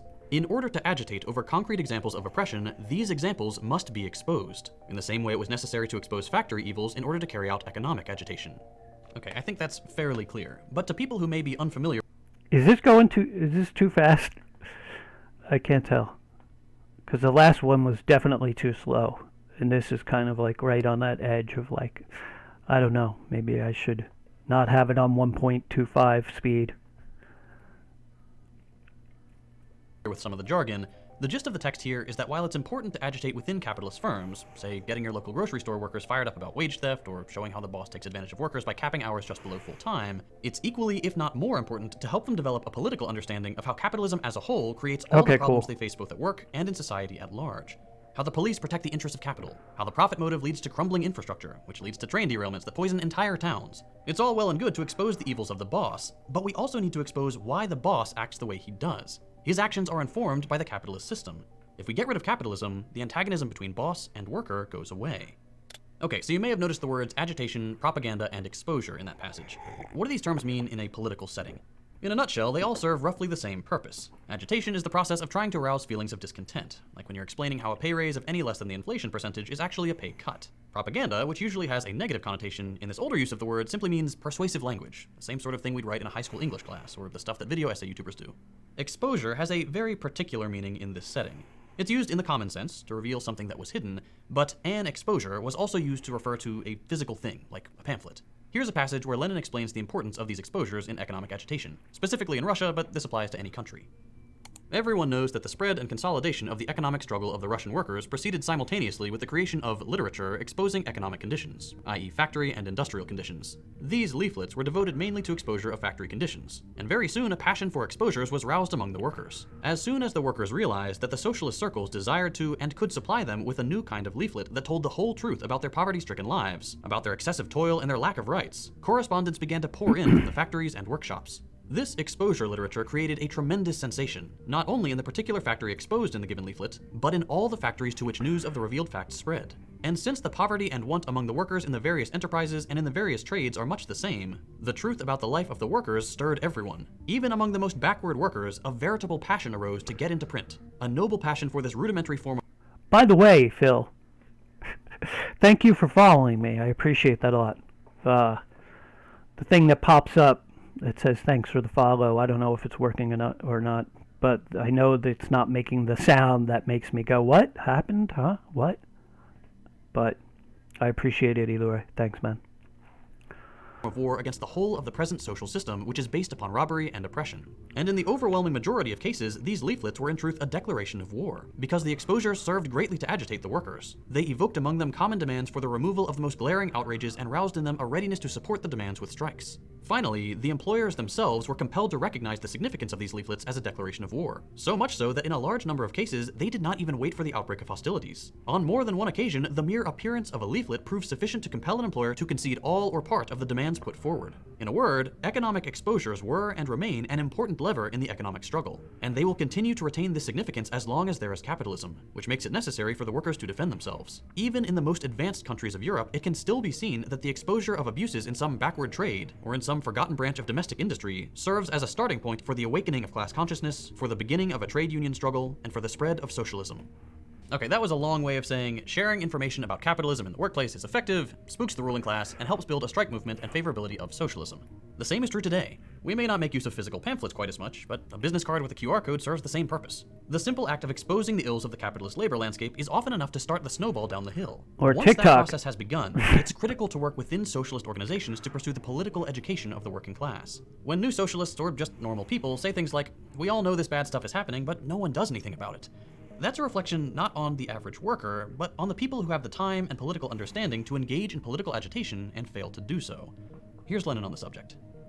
Why is it that the Russian workers as yet display so little revolutionary activity in connection with the brutal way in which the police mistreat the people, in connection with the persecution of the religious sects, with the flogging of the peasantry, with the religious censorship, with the persecution of the most innocent cultural enterprises? Is it because the economic struggle does not stimulate them to this? Because such political activity does not promise palpable results? To advance this argument is merely to shift the blame onto the shoulders of others, to blame the masses of workers for our own failings. We must blame ourselves, our remoteness from the mass movement. We must blame ourselves for being unable as yet to recognize a sufficiently wide, striking, and rapid exposure of these despicable outrages. Only those who themselves go into action now can make appeals for action, and our business as socialists is to deepen, expand, and intensify political exposures and political agitation.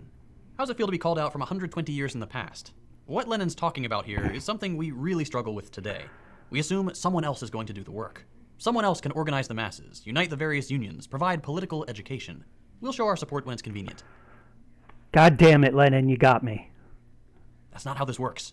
There's no single savior. We're all responsible. All of us who are aware of the evils of capitalism. We all have to do the work. To get organized, join a socialist organization, and do the work ourselves. Not as atomized individuals, but as a united front of socialists and workers. And a related issue we struggle with is that many of us put too much faith in spontaneous movements, assuming that once things get bad enough, a critical mass of people will rise up and fix everything in one glorious social movement. That's not how this works either. Think about the Black Lives Matter movement. We had a whole summer where huge numbers of people were protesting across the country, blocking traffic, confronting the servants of capital, even torching a police station. But what came of that? We got a street named after the movement, and the Democrats put on a little show. No material change came of this massive uprising because it wasn't politically Democrats do. organized. It didn't really even have concrete demands. There was plenty of righteous anger, which is good, but without a way to channel that into forcing specific change, it was always destined to be co-opted or fizzle out. Here's Lenin on the subject of spontaneity. Here he's talking about some recent strike movements in Russia.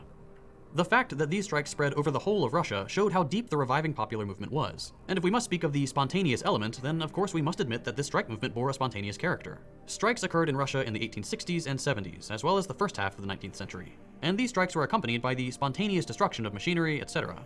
Compared with these revolts, the strikes of the 1890s might even be described as conscious. To such an extent do they mark the progress which the labor movement had made since that period.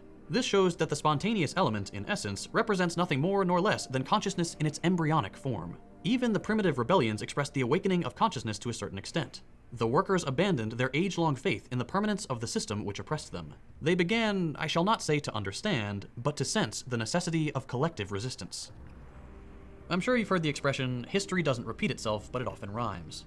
This struggle against capitalism is about as clear an example as it gets.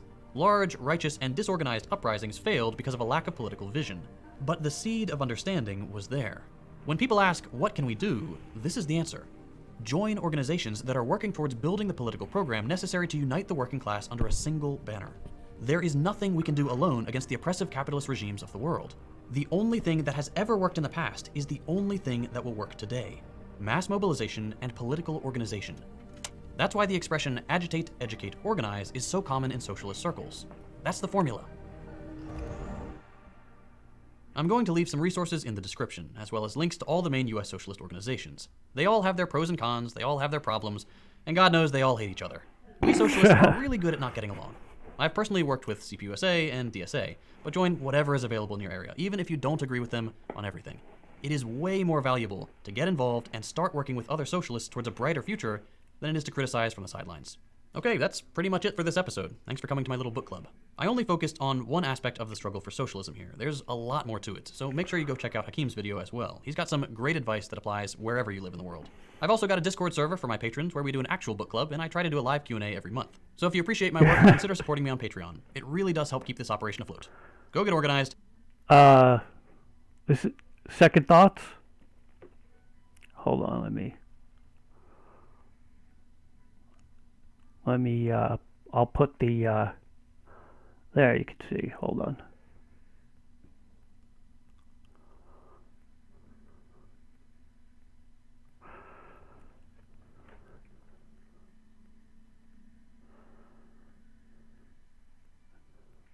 There you go. Yeah, he has good shit. I'll see you next time.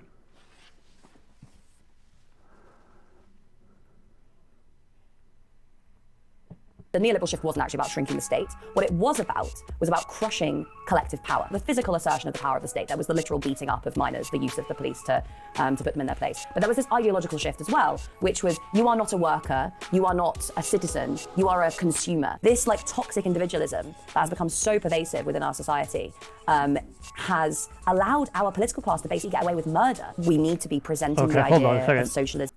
Okay, this is kind of long. Let me take a quick break here and put something fun on for a minute.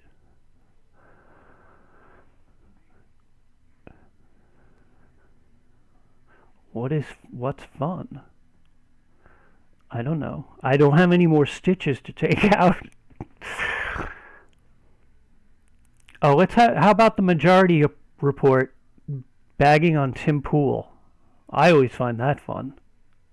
This is Tim Pool and the Timcast crew. Which includes Breitbart contributor John Nolte. Is that guy still around? I'll be back in like 2 minutes. And the actual justice warrior, Sean Fitzgerald. Mm-hmm. The only person who resembles a reasonable person, Ian, the Moon Lord, who is the only... They're talking... Is that why they call it? What is the Moon Lord? That's, I guess, his nickname. That's where his takes come from, I think. Okay. Well, he's like a spiritual or like mystical thing about... I could see that, yeah. And he attempts to make reasonable points here, right? But it reminds me of that one Democrat on the Five who always is just like... Jessica Tarlov, yeah. Tarlov just sits there to just like be the foil or be the person that they say your ideas are dumb. I feel like that's the kind of bind that Ian is stuck in. But this is them talking about Israel-Palestine and comparing it to the indigenous population here in the United States.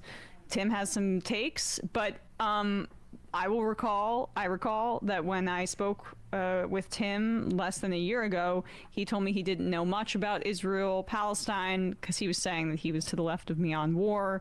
When I opposed funding Israel, he kind of skirted away from the conversation, but this is where he's at now. I guess he's done some reading.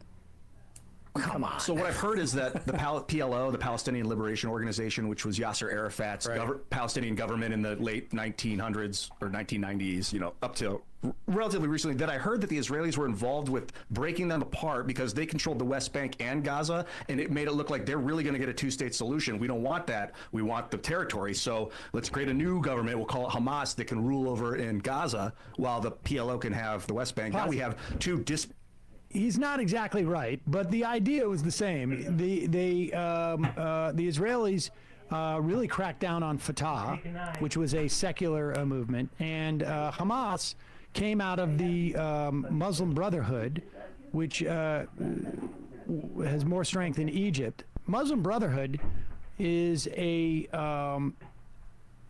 religious fundamentalist group, but that felt that you cannot have a homeland until you reach a certain amount of religious piety.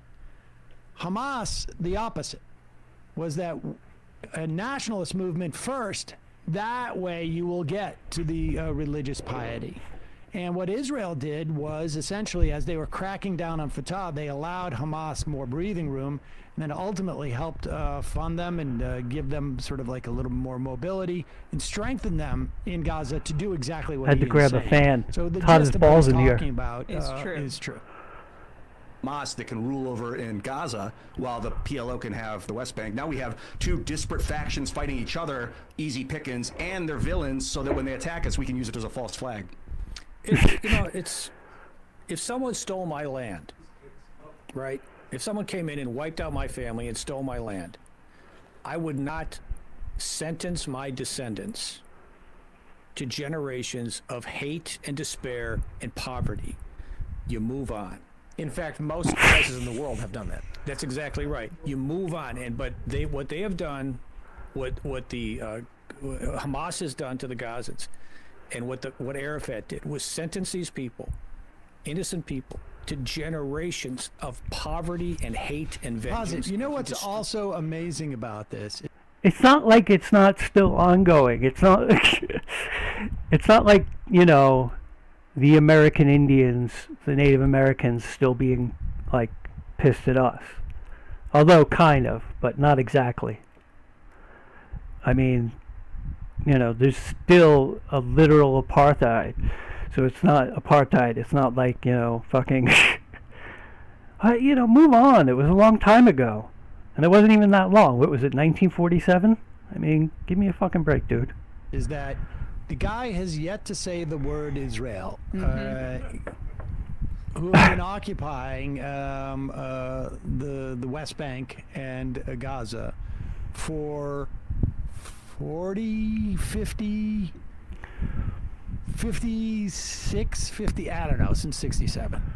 Never mind the original dispossession. Remember, like, this isn't, like, even the history, like, aside from what him talking about, like, there is no doubt in my mind, if I came in and dispossessed Nick Nolte's family, or whatever this guy's, John Nolte's family, Nick Nolte. bygones be bygones. Oh, yeah. I just want my descendants to feel good about themselves. I gotta do a cost-benefit analysis. You know, all those guys in this country with the "Don't Tread on Me" flags, exactly, and all their weapons, you think they'd just be like, get over it? But you just see the racist assumptions they make about Palestinians. Be smart about it. That should replace "Don't Tread on Me." And also how far we have come in this debate that even this freaking Breitbart guy is acknowledging the dispossession. I mean, everything after that is insane.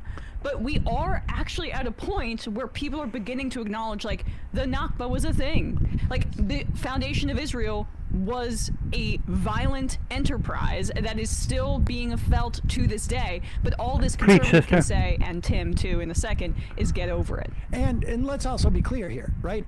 The original dispossession happens in 1948.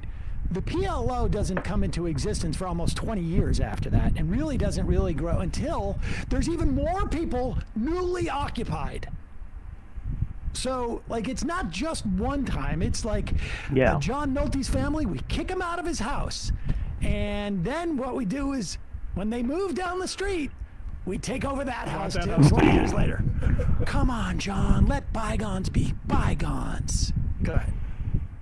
And people to generations of poverty and hate and vengeance, and he destroyed their lives, and Hamas is destroying their lives, and it doesn't matter what happened in the past, just move on. But what about, I figured it out, right of return. Casinos in the Gaza Strip. Oh, pause it 1 second. I also gotta say one more thing before we get to Tim's utter stupidity.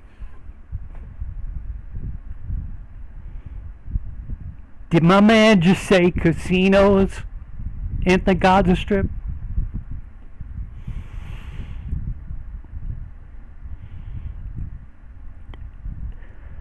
Is that what the brain trust of Tim Pool has come up with? Casinos in the Gaza Strip? Okay. I hope he was kidding. But you never know with Tim Pool. Nobody holds grudges more than this crew. I mean, Tim is still mad because at one time he invited me into his studio during COVID, right before a huge wave of COVID. And because I said no after that, he's like, he was, Yeah. we gotta blacklist him forever. These are the most petty people on the planet. I figured it out. Right of return. Casinos in the Gaza Strip. They can't gamble. What about? I know. What about right of?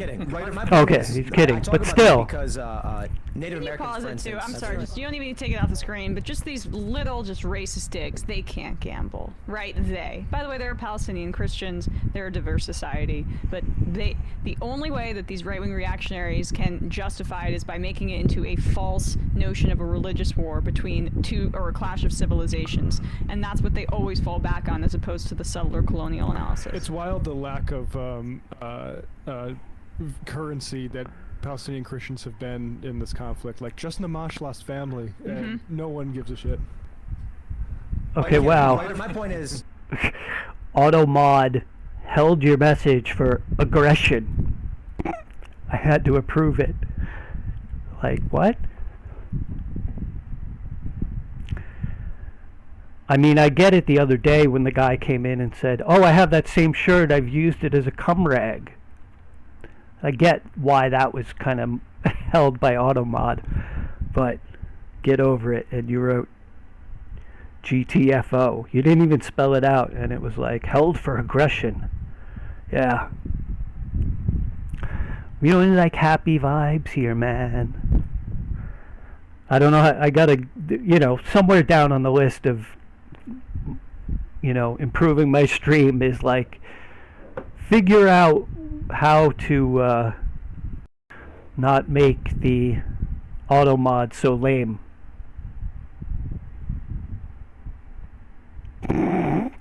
Oh, by the way, it knew. You put the little, it knew what you meant by C*M R. I had to approve that one too. You can't fool the Automod.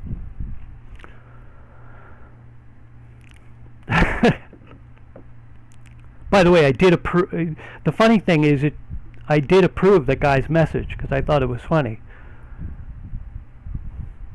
But I talk about this because I know, right? Native Americans, for instance, in the United States, they're never going to reconquer the United States. They've won lawsuits. That's what you do. They've set up casinos. It was masterful. I was reading.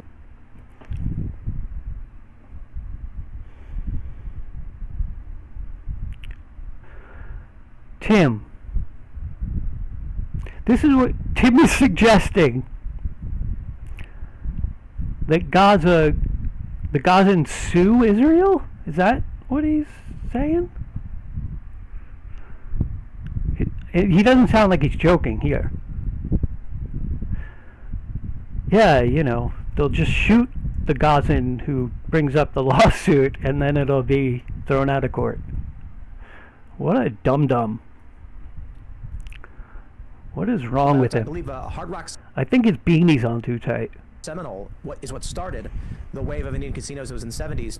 They had a bingo hall. The state said gambling's illegal. You can't do this. They said, regulate us. We're federal under the treaties. Federal government said, you're damn right. We have jurisdiction here because the federal government's not going to give up.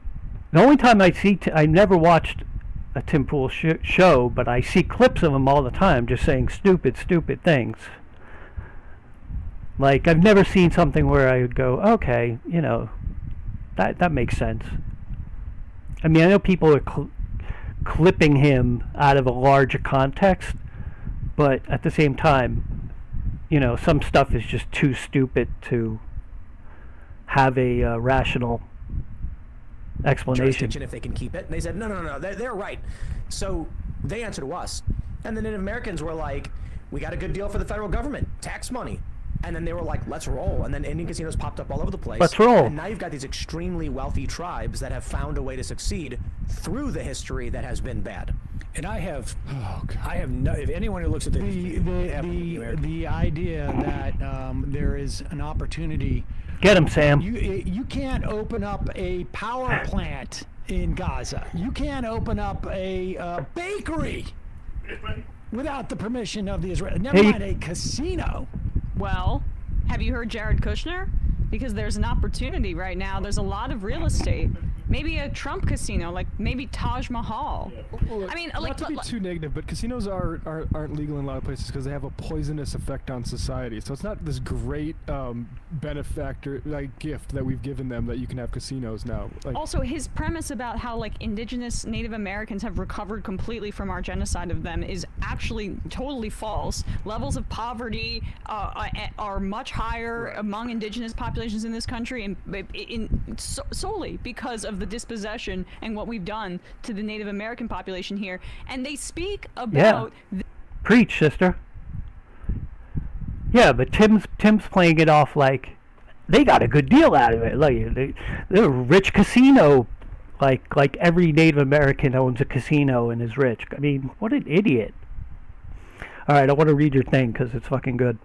It's such trash that after colonization and laws are written up by the colonizers, then the people who had once lived on the land before said colonizing are supposed to use the laws written against the indigenous people against their colonizers in the post-colonizing age. Yeah, tears off face. Exactly. It's kind of like, once slavery was outlawed, black people were great. They fucking living it up. It was just, it's all good after that. Problem solved.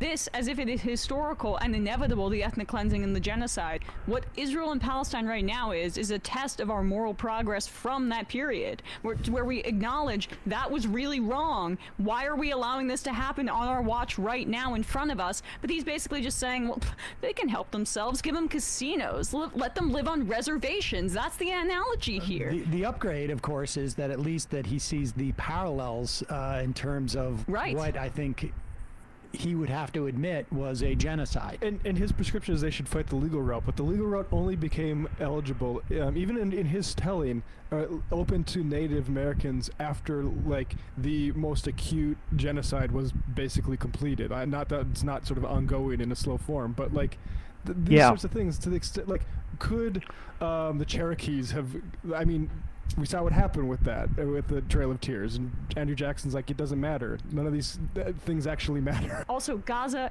is somewhat of a reservation right now. It's actually worse. It's a open-air prison, concentration camp, whatever you want to call it. Like, the idea that they already haven't been dispossessed and placed into, like, a plot of land deemed, acceptable for them by the occupying power here, it's ahistorical. Placed into, like, a plot of land deemed, acceptable for... That's what is fucking crazy about Tim. It's like, I mean, just look at the footage from Gaza. It's nothing but rubble. And, like, Tim and the other fucking donkey brain guy on there is like, well, I mean, Hamas, and what they should do is, I mean, come on, what are they so angry about? I mean, like, there's not even like there's nowhere to go, for fuck's sake. Like, and here they're throwing out these ideas for, like, how they can, be compensated for their land being stolen. It's fucking so stupid. I mean, Tim is just stupid. Them by the occupying power here. Not just that I disagree with them. He's just stupid. It's been bad. And I have no, if anyone who looks at the history of what happened to the American Indian in this country, it's indefensible. And I have nothing but sympathy and empathy for that. More than I have, for what's happening in Israel. And I agree with you 100%. Well, they have arisen above it. On the Native American thing, I think it's important to question, it wasn't a monolith. What happened to Native Americans wasn't, like, I wouldn't say European colonists arriving in the into North America is 100% the cause of all strife and all calamity for all Native Americans. So I wouldn't necessarily say it's indefensible. I'm like, certainly there are many instances where He's afraid that he's gone Native down. Americans Wait a went and second. killed a bunch of colonists for no reason, and things like that had happened. It was inevitable and indefensible. That's the way I would put it. It was. I think there were things that were bad, like the Trail of Tears and things like that, are Definitely. indefensible, and this is war. This is the history of humanity has been conquest. I think through moral philosophy, but mostly through abundance. Through Tim takes the philosophical approach. Bad things happen throughout the time. So you got to look at it, with the perspective of that. God damn it, my phone keeps slipping.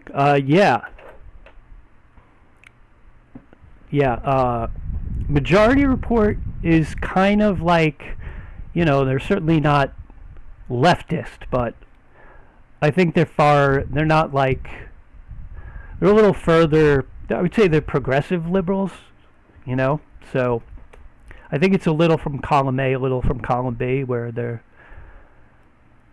are a little Dem apologists. They are a little, in the mainstream, but they're also Tim is a very, very easy target. So, but I enjoy them. They're kind of like Jon Stewart or John Oliver. There's like, I think progressive liberals that are very tolerable and cool in a way. Not as far as left as I am, but they make a lot of great points. technological advancement, we've come to the point where we're like, okay, now we don't really need to be stealing land from each other because we're all pretty much too fat as it is. Not everyone in the world, but particularly in the United States and in the developed world, we got so much resources that these things are starting to chill out. Well, obesity is now a condition of poverty. It's crazy. So look, we see this in the animal kingdom. Did you know that? Animals, Oh my that are God. well-fed, don't bother killing prey. It's a risk. So if you've got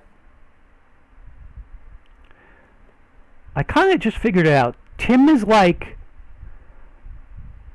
the very stupid version of Joe Rogan. And Joe Rogan is no genius by any stretch.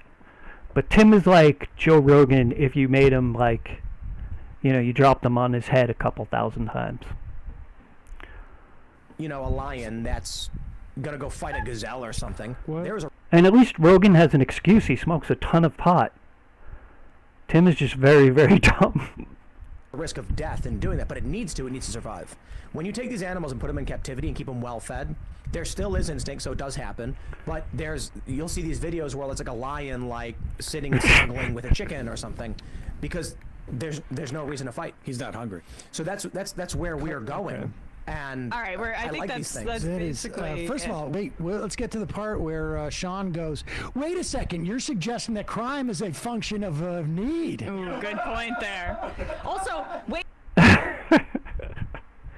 Also, I don't know if you saw the episode where Emma actually went on Tim Pool's show, and boy, they had material from that visit for like months. It was amazing.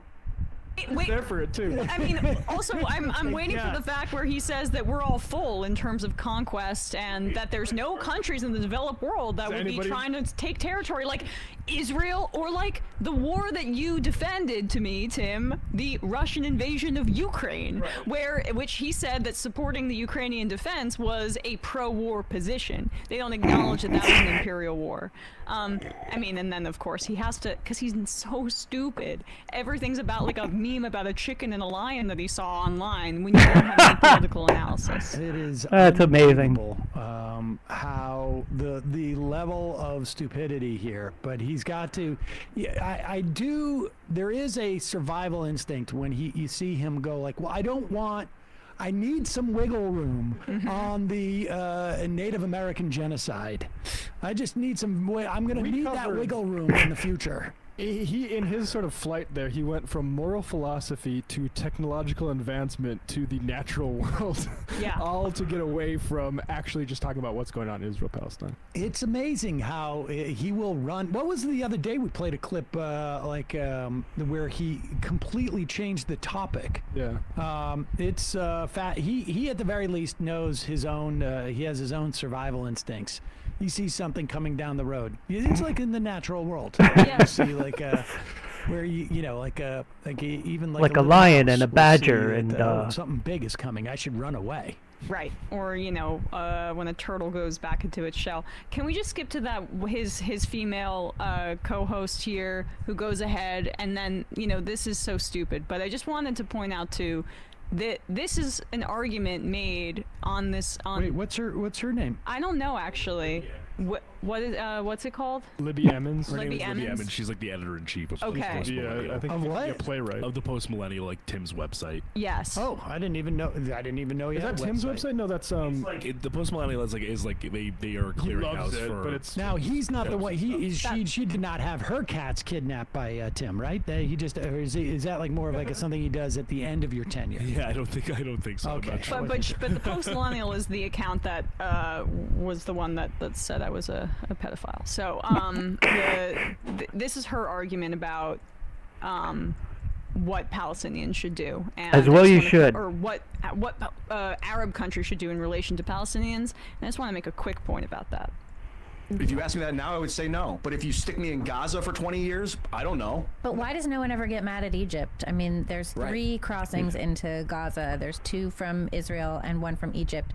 Egypt supports this blockade fully. Yeah, Egypt. They are fully complicit and happy about it. And you have also other nations in the region. You have, you know, there's all these Palestinian refugees. Other nations in the region are refusing to take them in.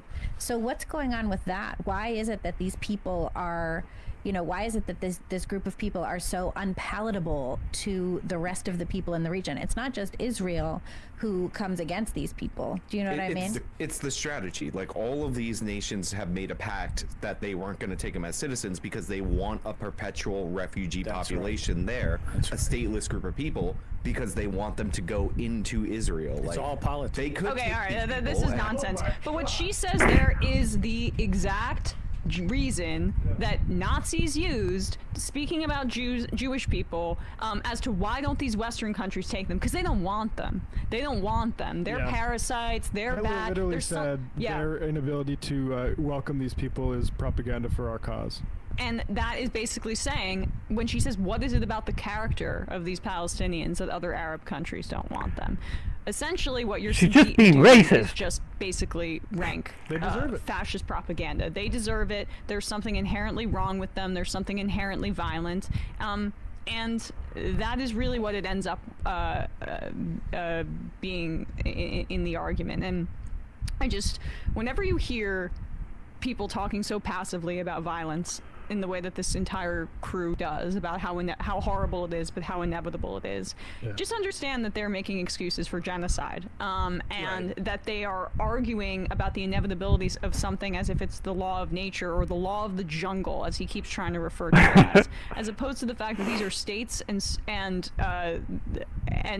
governments making these active political choices, and there is something that you can do about it. You can go out into the streets and protest. And if this program was actually as anti-war as he claims to be, at least when it's convenient for him because he wants to be pro-Putin, well, then you would be standing up and speaking every day about this genocide, but he doesn't. They just make excuses for it and say it's inevitable. The inevitable but inexcusable formulation that Nolte used was very interesting, because I see that a lot with people that want it. Like, because why would you be mad at something that's inevitable? Like, you know. Well, inevitable means that we have no control over Exactly. it. I mean, we have no control over it. This is the way that humans work, and there should be no attempt to really change it in any regard. I mean, the idea of 2 million Palestinians coming into to Egypt. I mean, think about who are incidentally like they've lost just about everything they own, and are obviously like traumatized and whatnot. But think of the idea of like of the rhetoric about immigrants in this country. That come in with the wealthiest country on the planet. Yeah. They're sending the criminals, the rhetoric folks. that we hear from the right. We need to build a wall. We're being invaded. Where there is plenty of work for immigrants who come in. The idea of a one day of 2% of the population basically coming into Egypt is just absurd. But again, yeah, this is exactly what you heard with Jews in Europe. Like, why didn't all these other white countries take in these Caucasians? And also, like, that's just, you know, if you're forcing them out of their homes, that's just ethnic cleansing. It's just, you know, go live somewhere else. And problem solved. We should have, and the United States and the UK and other countries and Germany should feel incredible guilt for their failure to, well, Germany obviously for... Look, guys, you don't have to stay here where we're bombing you. Just go somewhere else, and then you won't get killed by bombs, and we can build our beachfront resorts, and, you know, we won't have any stinky Arabs near us. What's wrong with that?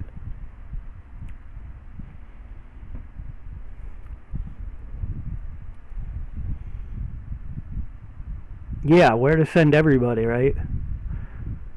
Send black people back to Africa because, I mean, they wanted, that's their home. They want to be there. Like, what the fuck are you saying? Do you hear yourself? Yeah.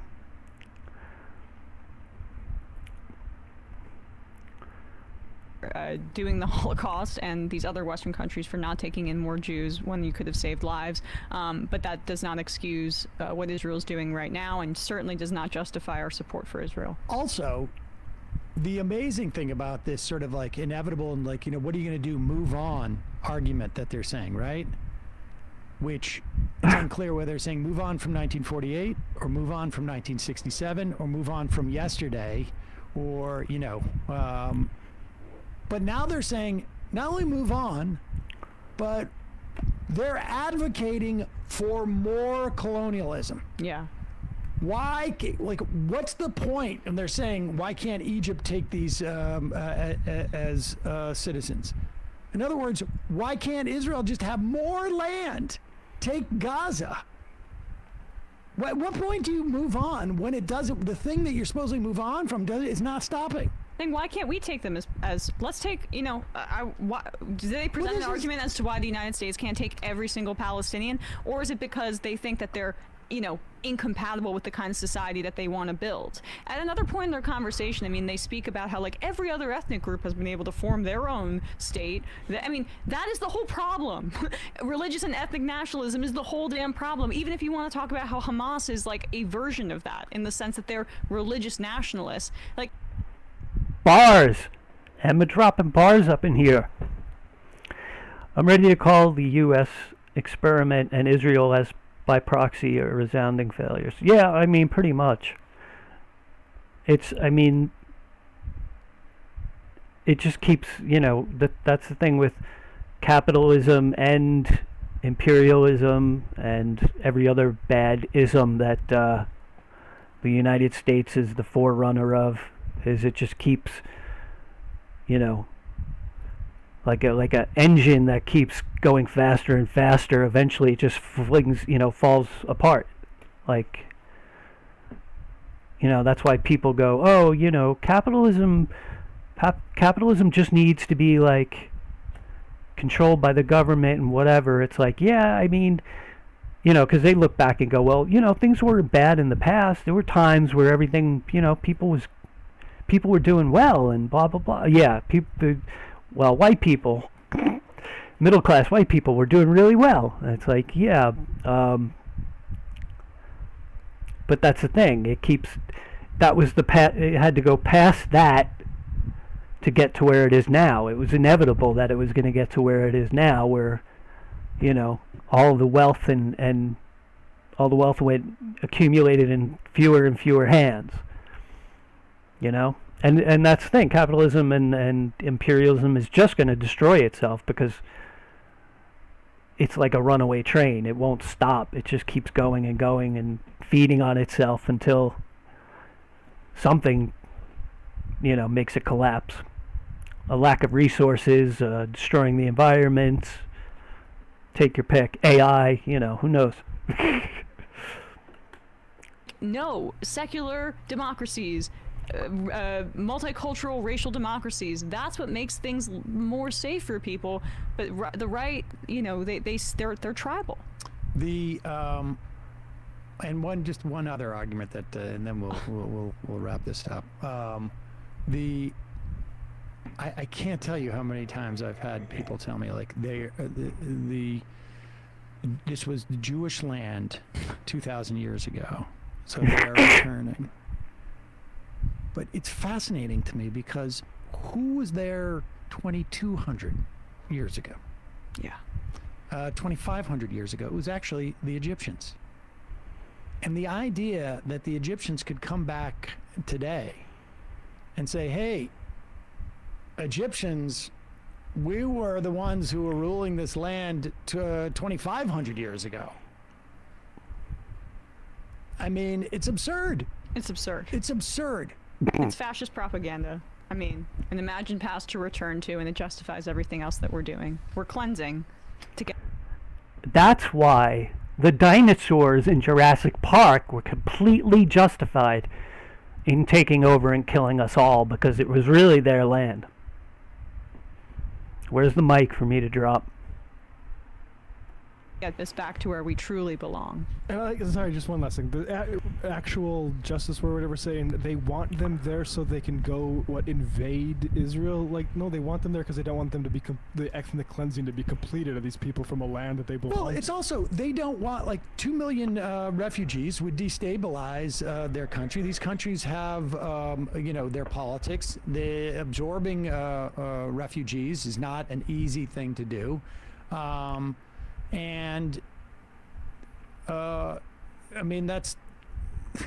There's land for them to live on.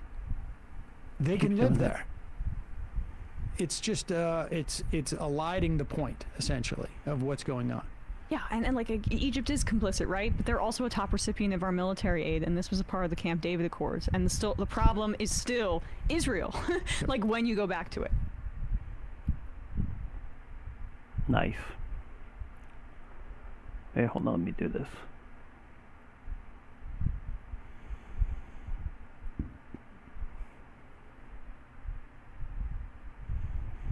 I just want to put this thing up that I made of Tim. Where is it?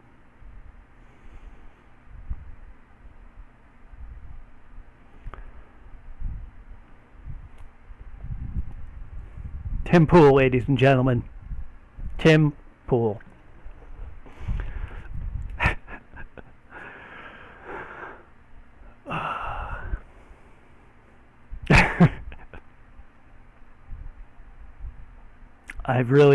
I've beaten this joke into the ground. Whenever Tim Pool is trending on Twitter, I'm like, oh, gotta retweet the South Park thing. Gotta keep playing the hits. Alright, this is too long. I can't. I'm sure it's dope, but I don't want to sit through an hour. Let's get into some AI shit.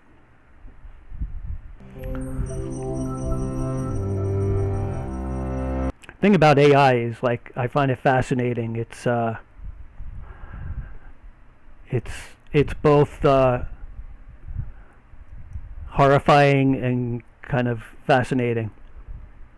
In the coming years, artificial intelligence is probably going to change your life, and likely the entire world. But people have a hard time agreeing on exactly how. The following are excerpts from a World Economic Forum interview where renowned computer science professor and AI expert Stuart Russell helps separate the sense from the nonsense. There's a big difference between asking a human to do something and giving that as the objective to an AI system. When you ask a human to fetch you a cup of coffee, you don't mean this should be their life's mission and nothing else in the universe matters. Even if they have to kill everybody else in Starbucks to get you the coffee before it closes, they should do that. No, that's not what you mean. You mean all the other things that we mutually care about, they should factor into your behavior as well. And the problem with the way we build AI systems now is we give them a fixed objective, right? The algorithms require us to specify everything in the objective. And if you say, can we fix the acidification of the oceans? Yeah, you could have a catalytic reaction that does that extremely efficiently, but consumes a quarter of the oxygen in the atmosphere, which would apparently cause us to die fairly slowly and unpleasantly over the course of several hours. So how do we avoid this problem, right? You might say, okay, well, just be more careful about specifying. By the way, just the far right time, far right place is a good one. The objective, right? Don't forget the atmospheric oxygen. And then, of course, some side effect of the reaction in the ocean poisons all the fish. All right, let's see. I remember maybe 20 years ago I'd spoken aloud a desire to plug my brain into a machine and play out my nightmares like movies, and now it's kind of possible, but I've never been more motivated to write my nightmares out. Hard pass on AI. Yeah, I don't know, people sort of, especially artists like myself, like tend to really want to dismiss AI and laugh at it and be like, oh, pictures of people with 6 fingers and, shitty novels and shitty, BuzzFeed type articles that are churned out. Fuck AI, it's garbage anyway. But the thing that's scary is, yes, it'll definitely 100% take a bunch of jobs. But, I mean, that could theoretically be good if, the government is sort of forced to figure out something. Once everybody is when there's that many people out of work, it might push them, kind of like the pandemic did, to dip their toe into UBI or something. But the thing is, eventually it will probably get smarter than us. And once it gets smarter than us, we're fucking dead. We're at it. It can do whatever it wants. It's going to be the apex species on the planet. So if it wants to kill us all, it just will. And it won't be like, a cool battle with Terminator-style robots. It'll just figure out some way to, make a disease or a virus or whatever that just kills us all if it needs to. And we won't be able to do anything about it because, it'll be everywhere in everything, and it'll be smarter than us. So how are we going to, what could we possibly do? And, no one's taking any precautions to try and make sure that doesn't happen because capitalism. Because there's money to be made. And if we don't do it, then China will do it. And China's scary.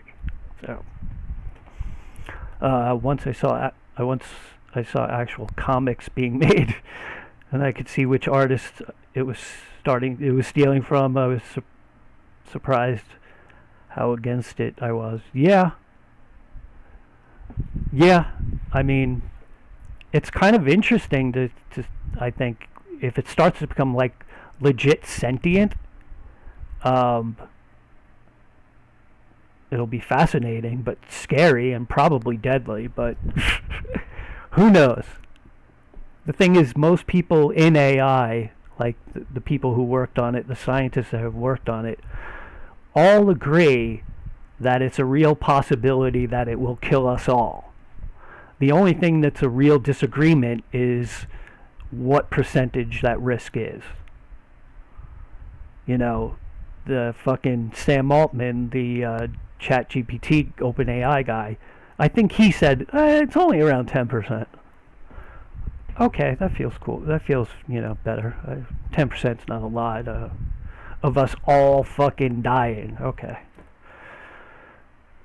I mean, it sounds insanely alarmist to even suggest that, oh no, the robots are going to kill us all, but here we are designing thinking machines haphazardly, carelessly, and connecting them to everything. So, the dinosaurs didn't see it coming either.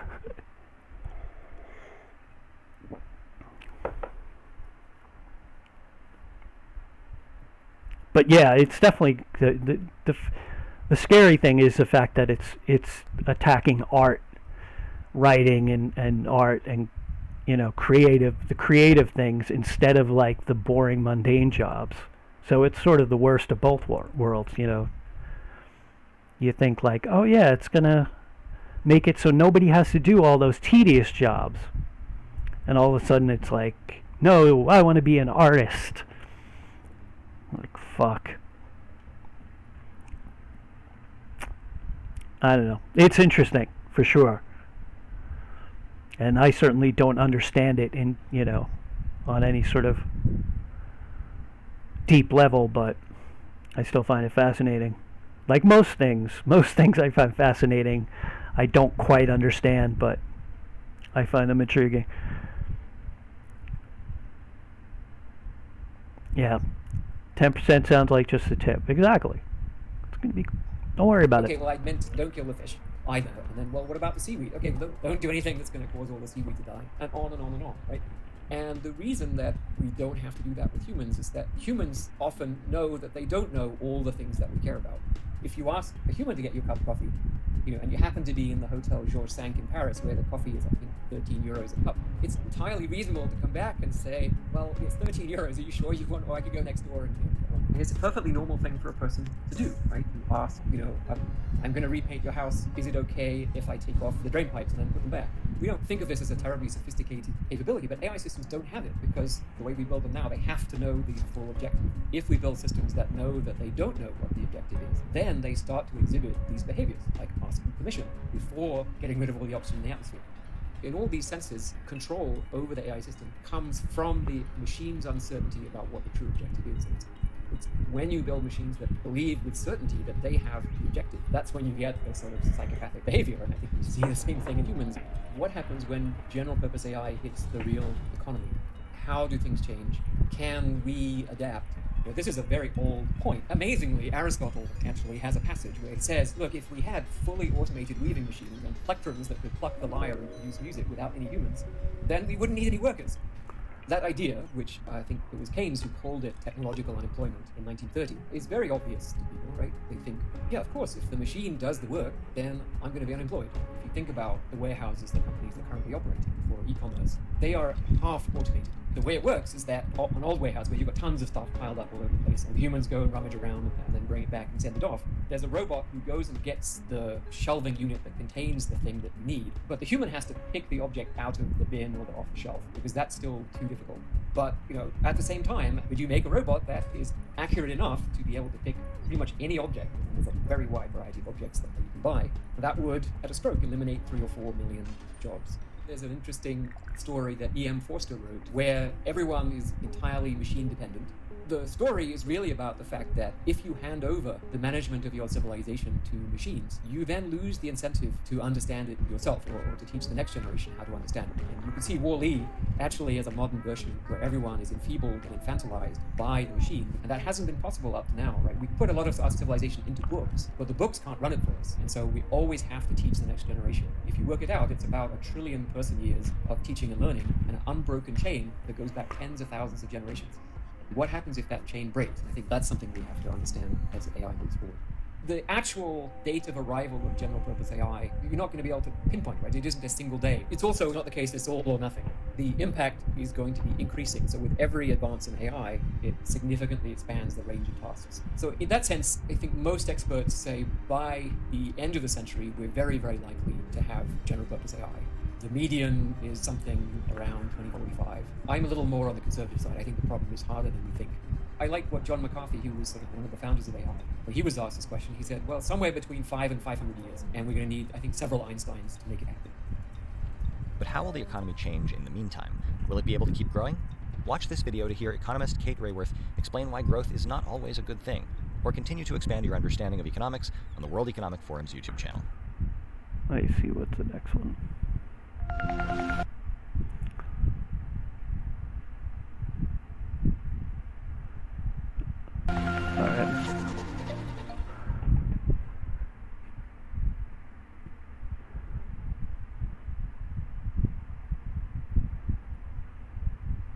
About 6 years ago, What? I was approaching the end of my master's degree in AI. And despite studying a variety of different projects involving machine learning, genetic algorithms, and even generative AI, I couldn't help but feel like we were still so far away from creating true intelligence. Why is this guy so low? Yes, AI, and more specifically machine learning, has been a revelation in so many ways, helping us diagnose illnesses, detect fraudulent activity, optimize traffic flow, and so much more. But if you've worked with AI in practice, you'll know AI has always been more like a specialist, very good, but at very specific tasks. And unlike humans, they don't generalize very well to other tasks.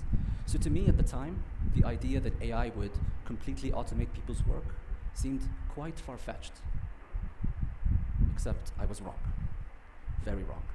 Only 2 years later, we saw a massive leap forward for AI. That's when OpenAI introduced the world to large language models with the release of GPT-3, the predecessor to ChatGPT. It was basically one big experiment. What would happen if we gathered all the data we can find, every book, every article, every research paper, and trained an AI with the most powerful computers available?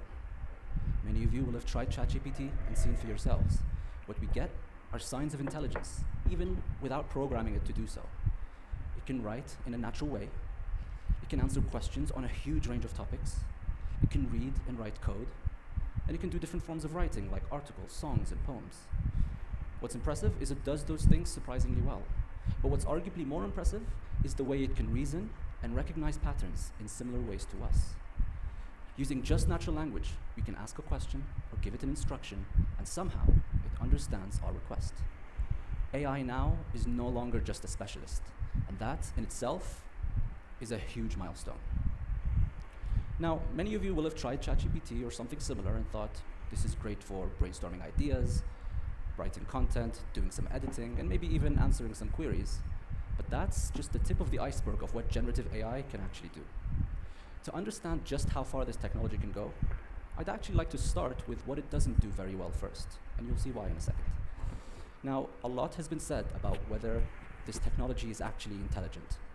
That's because they're not perfect. They can make mistakes. For example, it can completely make up facts, also known as hallucinating. The information it has isn't always up to date, and surprisingly, it can struggle with even basic maths, and it can oftentimes struggle with multitasking. These can be big issues depending on what you're trying to do.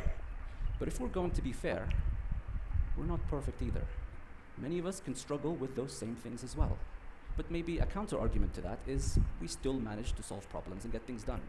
Why is that?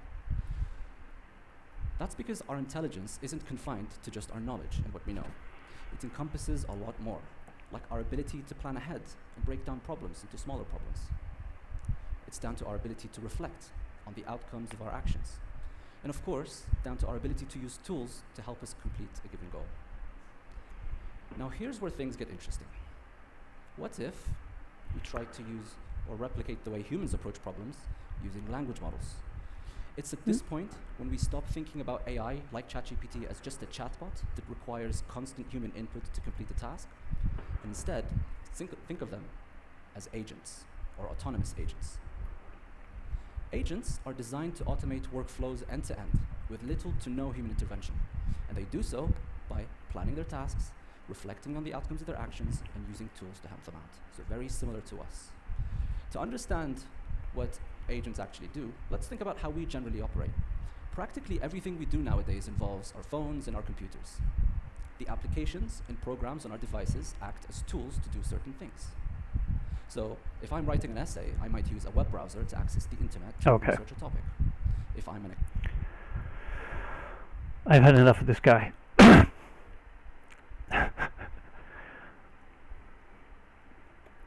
This is the guy we have to watch the TED Talk of because it's pretty funny. And by funny, I mean horrifying.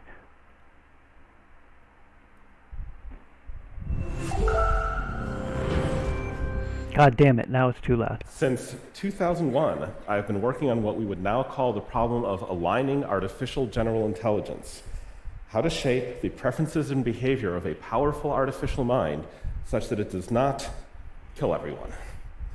I more or less founded the field 2 decades ago when nobody else considered it rewarding enough to work on. I tried to get this very important project started early so we'd be in less of a drastic rush later. I consider myself to have failed. Nobody understands how modern AI systems do what they do. They are giant inscrutable matrices of floating point numbers that we nudge in the direction of better performance until they inexplicably start working. At some point, the company is rushing headlong to scale AI will cough out something that's smarter than humanity. Nobody knows how to calculate when that will happen. My wild guess is that it'll happen after 0 to 2 more breakthroughs the size of transformers. What happens if we build something smarter than us that we understand that poorly? Some people find it obvious that building something smarter than us that we don't understand might go badly. Others come in with a very wide range of hopeful thoughts about how it might possibly go well. Even if I had 20 minutes for this talk and months to prepare it, I would not be able to refute all the ways people find to imagine that things might go well. But I will say that there is no standard scientific consensus for how things will go well. There is no hope that has been widely persuasive and stood up to skeptical examination. There is nothing resembling a real engineering plan for us surviving that I could critique. This is not a good place in which to find ourselves. If I had more time, I'd try to tell you about the predictable reasons why the current paradigm will not work to build a superintelligence that likes you or is friends with you, or that just follows orders. Why, if you press thumbs up when humans think that things went right, or thumbs down when another AI system thinks that they went wrong, you do not get a mind that wants nice things in a way that generalizes well outside the training distribution to where the AI is smarter than the trainers. You can search for Yudkowsky list of lethalities for more. But to worry, you do not need to believe me about exact predictions of exact disasters. You just need to expect that things are not going to work great on the first really serious, really critical try, because an AI system smart enough to be truly dangerous is meaningfully different from AI systems stupider than that. My prediction is that this ends up with us facing down something smarter than us that does not want what we want, that does not want anything we recognize as valuable or meaningful. I cannot predict exactly how a conflict between humanity and a smarter AI would go, for the same reason I can't predict exactly how you would lose a chess game to one of the current top AI chess programs, let's say Stockfish. If I could predict exactly where Stockfish could move, I could play chess that well myself. I can't predict exactly how you'll lose to Stockfish, but I can predict who wins the game. I do not expect something actually smart to attack us with marching robot armies with glowing red eyes where there could be a fun movie about us fighting them. I expect an actually smarter and uncaring entity will figure out strategies and technologies that can kill us quickly and reliably and then kill us. I am not saying that the problem of aligning superintelligence is unsolvable in principle. I expect we could figure it out with unlimited time and unlimited retries, which the usual process of science assumes that we have. The problem here is the part where we don't get to say, haha, whoops, that sure didn't work. That clever idea that used to work on earlier systems sure broke down when the AI got smarter than us. We do not get to learn from our mistakes and try again because everyone is already dead. It is a large ask to get an unprecedented scientific and engineering challenge correct on the first critical try. Humanity is not approaching this issue with remotely the level of seriousness that would be required. Some of the people leading these efforts have spent the last decade not denying that creating a superintelligence might kill everyone, but joking about it. We are very far behind. This is not a gap we can overcome in 6 months given a 6-month moratorium. If we actually try to do this in real life, we are all going to die. People say to me at this point, what's your ask? I do not have any realistic plan, which is why I spent the last 2 decades trying and failing to end up anywhere but here.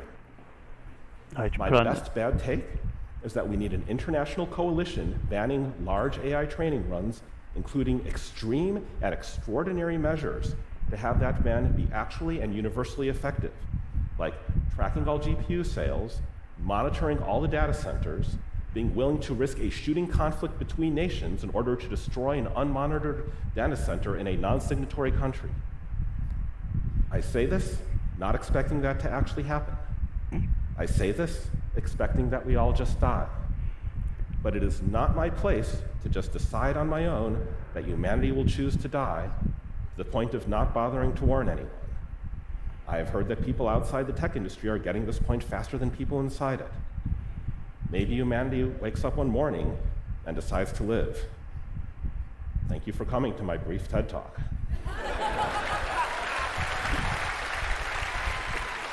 Damn, son.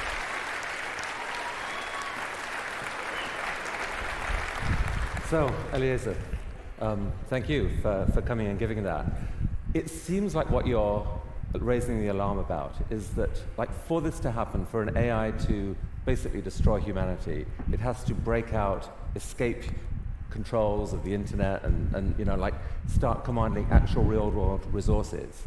You say you can't predict how that will happen, but just paint one or two possibilities. Okay, so why is this hard? First, because you can't predict exactly where a smarter chess program will move. Maybe even more importantly than that, imagine sending the design for an air conditioner back to the 11th century. Even if it's enough detail for them to build it, they will be surprised when cold air comes out, because the air conditioner will use the temperature-pressure relation, and they don't know about that law of nature. So if you want me to sketch what a superintelligence might do, I can go deeper and deeper into places where we think there are predictable technological advancements that we haven't figured out yet, and as I go deeper and deeper, it'll get harder and harder to follow. It could be super persuasive. That's relatively easy to understand. We do not understand exactly how the brain works, so it's a great place to exploit laws of nature that we do not know about, rules of the environment, invent new technologies beyond that. Can you build a synthetic virus that gives humans a cold and then bit of neurological change and they're easier to persuade? Can you build your own synthetic biology, synthetic cyborgs? Can you blow straight past that to covalently bonded equivalents of biology, where instead of proteins that fold up and are held together by static cling, you've got things that go down much sharper potential energy gradients and are bonded together? People have done advanced design work about this sort of thing. For artificial red blood cells that could hold 100 times as much oxygen if they were using tiny sapphire vessels to store the oxygen. There's lots and lots of room above biology, but it gets harder and harder to understand as I... So what I hear you saying is, you know, that these terrifying possibilities there, but your real guess is that AIs will work out something more devious than that. How is that really a likely pathway in your mind? Which part? That they're smarter than I am? No, not that they're smarter, but that they would. Why would they want to go in that direction? like AIs don't have our feelings of sort of envy and jealousy and anger and so forth. So why might they go in that direction? Because it's convergently implied by almost any of the strange inscrutable things that they might end up wanting as a result of gradient descent on these thumbs up and thumbs down things internally. If all you want is to make tiny little molecular squiggles, or that's like one component of what you want, but it's a component that never saturates, you just want more and more of it, the same way that we would want more and more galaxies filled with life and people living happily ever after. Anything that just keeps going, you just want to use more and more material for that. That could kill everyone on Earth as a side effect. It could kill us because it doesn't want us making other superintelligences to compete with it. It could kill us because it's using up all the chemical energy on Earth, and we contain some chemical potential energy. So some people in the AI world worry that your views are strong enough, and they would say extreme enough, that you're willing to advocate extreme responses to it, and therefore they worry that you could be, you know, in one sense, a very destructive figure. Do you draw the line yourself in terms of the measures that we should take to stop this happening, or is actually anything justifiable to stop the scenarios you're talking about happening? I don't think that anything works. I think that this takes state actors and international agreements, and all international agreements, by their nature, tend to ultimately be backed by force on the signatory countries and on the non-signatory countries, which is a more extreme measure. I have not proposed that individuals run out and use violence, and I think that the killer argument for that is that it would not work. Well, you are definitely not the only person to propose that what we need is some kind of international reckoning here on how to manage this going forward. Thank you so much for coming here to TED, Eliezer. Thank you. So there you go. Now that guy Eliezer, he's probably the most doomer of all the AI people, but he's also not the only one saying these sort of things. So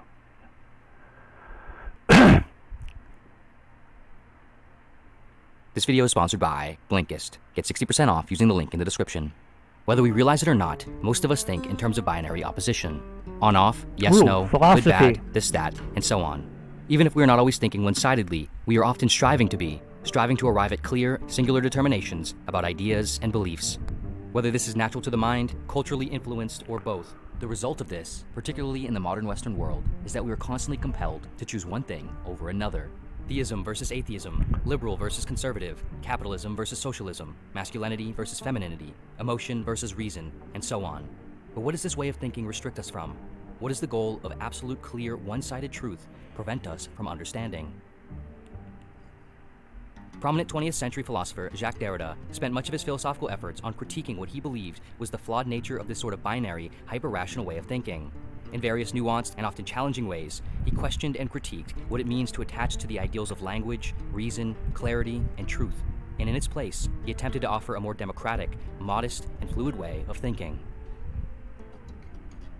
Derrida was born in 1930 in El Biar, Algiers, what was then French colonial Algeria. Being of a Sephardic cool. Jewish Thanks, family, my dude. as a young boy, Derrida immediately faced the negative consequences of rigid ideas. No, I really appreciate you coming in and hanging out and, keeping me company and having someone to talk to. So, thanks, dude. I really appreciate it. I'll see you on the Twitter. And hopefully see you around the Twitch soon. I posted it earlier in the chat, but I'll post it on Twitter too. Cool?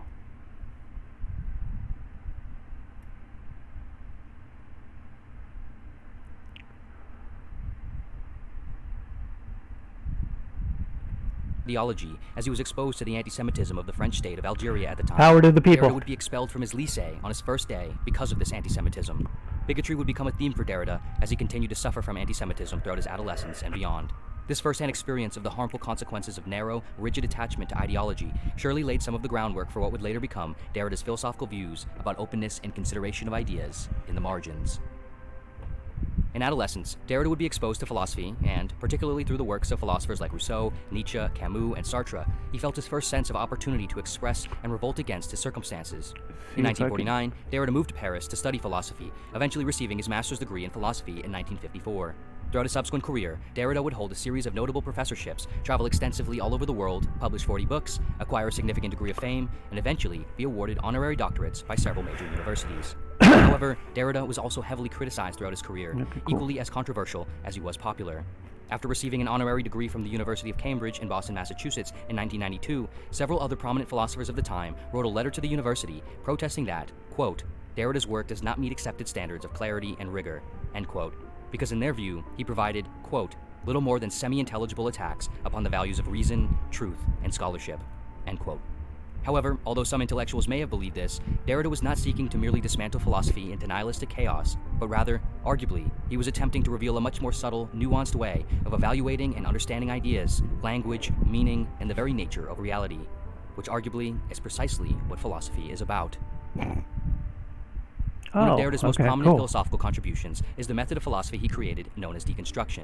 Deconstruction is essentially a criticism of the Western philosophical tradition, specifically that of Platonism, which was a system of thinking developed from the work of the classic Greek philosopher Plato. In relation to Platonism, deconstruction critiques the idea of there being true forms of things that exist beyond appearances that should be privileged above appearances. More broadly, deconstruction critiques the fundamental tendency throughout the entire Western philosophical tradition, and Western thinking in general, to think in terms of binary oppositions, where one idea is always more valuable than its opposite. Derrida saw this way of thinking as, at its best, deficient and constrictive. The aim of deconstruction, therefore, was to counter this way of thinking by reducing one's loyalty and attachment to any one idea, and instead, compel one to take seriously into consideration an idea's apparent lesser opposite. For every idea or view that we favor, there is both value and necessity in its opposite. Take, for example, the very crude cases of light and dark, sound and silence, good and neutral. In each of these cases, you need the opposite in order to comprehend the meaning of either, because there are always traces of the other in the opposite's meaning. Likewise, in the cases of more complex binaries, like femininity and masculinity, equality and inequality, reason and emotion, like light and darkness or sound and silence, both sides create a dynamic spectrum of flaws and merit, both largely depending on each other for either to have any meaning. For Derrida, our tendency to think in terms of binary opposition is largely underpinned by our faith in language as a means of arriving at neat, hierarchical truths. Generally, Western thinking operates on the assumption that there is a singular realm of truth beyond language that can be arrived at through language. Derrida would refer to this framing as logocentrism. For him, this way of thinking Hold is on, I'm erroneous gonna go because get a language is beverage. I'll be right instinctively back. subjective, and meaning is always context dependent. The meaning of words is always being affected by traces of other words and what is beyond words, and a constant, open-ended play between them. We can only identify the meaning of any word by recognizing its relationship with and difference from other words, and this webbing of language and contexts is constantly evolving and disintegrating. Thus, there can never be a singular absolute truth defined by one theory, because it will always fall victim to the subjectivity and the shifting of meaning inherent to language. Derrida writes, "Every sign, linguistic or non-linguistic, spoken or written, in the usual sense of this opposition, as a small or large unity, can be cited, put between quotation marks.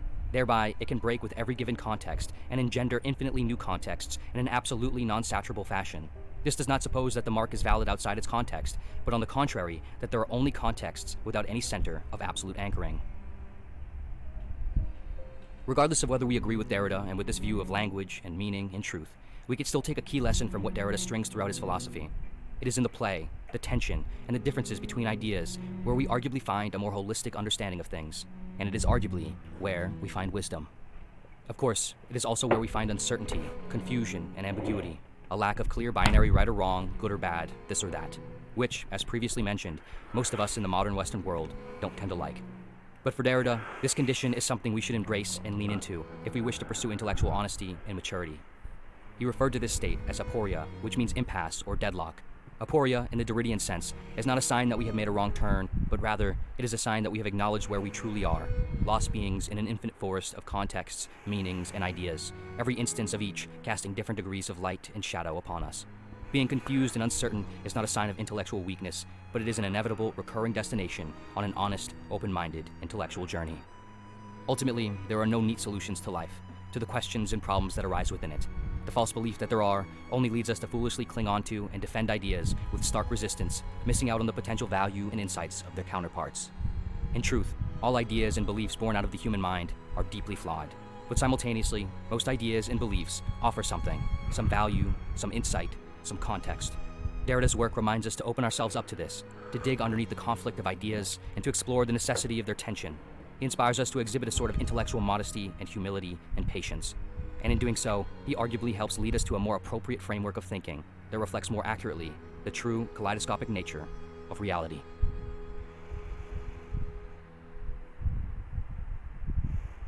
This video was sponsored by Blinkist, one of Derrida's greatest philosophical influences, Cool. was Martin Heidegger, who, like Derrida, can often be very complicated and difficult to read. With Blinkist, however, by condensing over 6,500 of the best nonfiction books and podcasts across 27 different categories into thoughtfully organized and well-written 15-minute explainers, it is easier than ever to introduce yourself to big, important books like Heidegger's masterwork, Being in Time. Using Blinkist, you can explore this book and understand Heidegger's revolutionary concepts about what it means to be or exist, which Derrida and many other philosophers would go on to build off of. Or you can explore a more Eastern frame of thinking and discover concepts from Zen, explore the strange nature of consciousness and the essence of nothingness, and Douglas Harding's Ethical take react, on having folks. no head. Ethical react. Understanding the lineage of ideas and thinkers can help paint a much clearer picture about what they might mean and how we should adopt them, but reading lots of big, difficult books can be very time-consuming and disorienting. Blinkist allows you to easily sift through and prime yourself on works of all genres so that you know exactly which books you want to read in full and how to go into them with strong foundations of understanding. And now, with Blinkist Spaces, you can add, share, and recommend titles with those close to you, making it even easier to build your knowledge and share ideas through a network of people interested in the same things as you.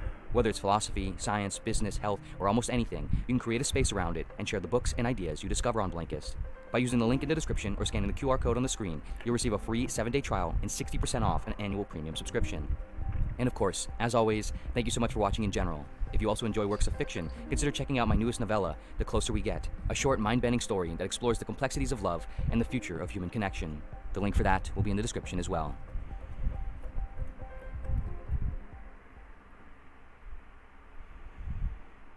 What if this world is actually one giant prison?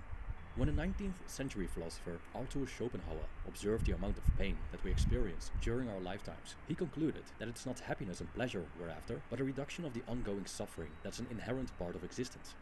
When looking through the grim lens of Schopenhauer's philosophy as he compares this world to a prison, or more specifically to a penitentiary, we start to see some astounding similarities. As is the case with prison, no one in general chooses to be here.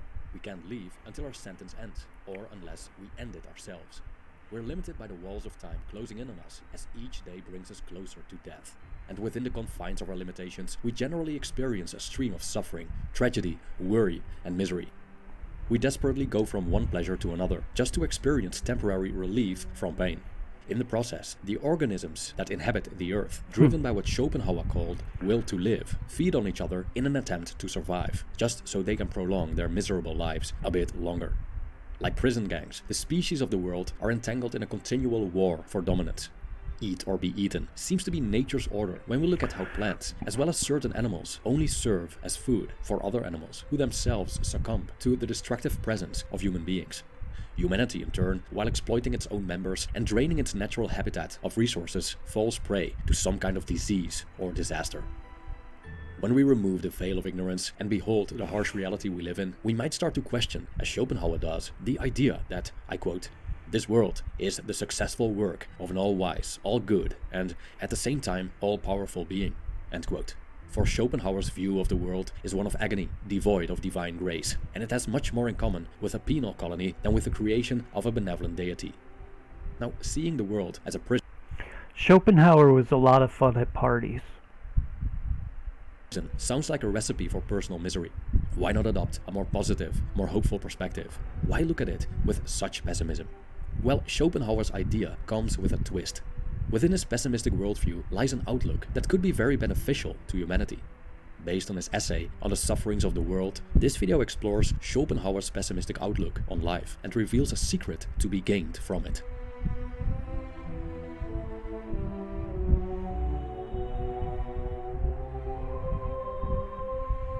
Schopenhauer stated that, as opposed to what many people think, not pleasure, but pain is the positive element of existence. He argued that evil is what makes its existence felt, and is, by way of that, positive. Good, on the other hand, is negative. It is but the removal of a disturbance. The state of happiness and contentment is nothing more than a desire fulfilled, or the end of some state of pain. So the experience of pain is the source of our desires and needs. Hunger, for example, is a state of discomfort, which has the potential of becoming painful, that leads us to desiring food.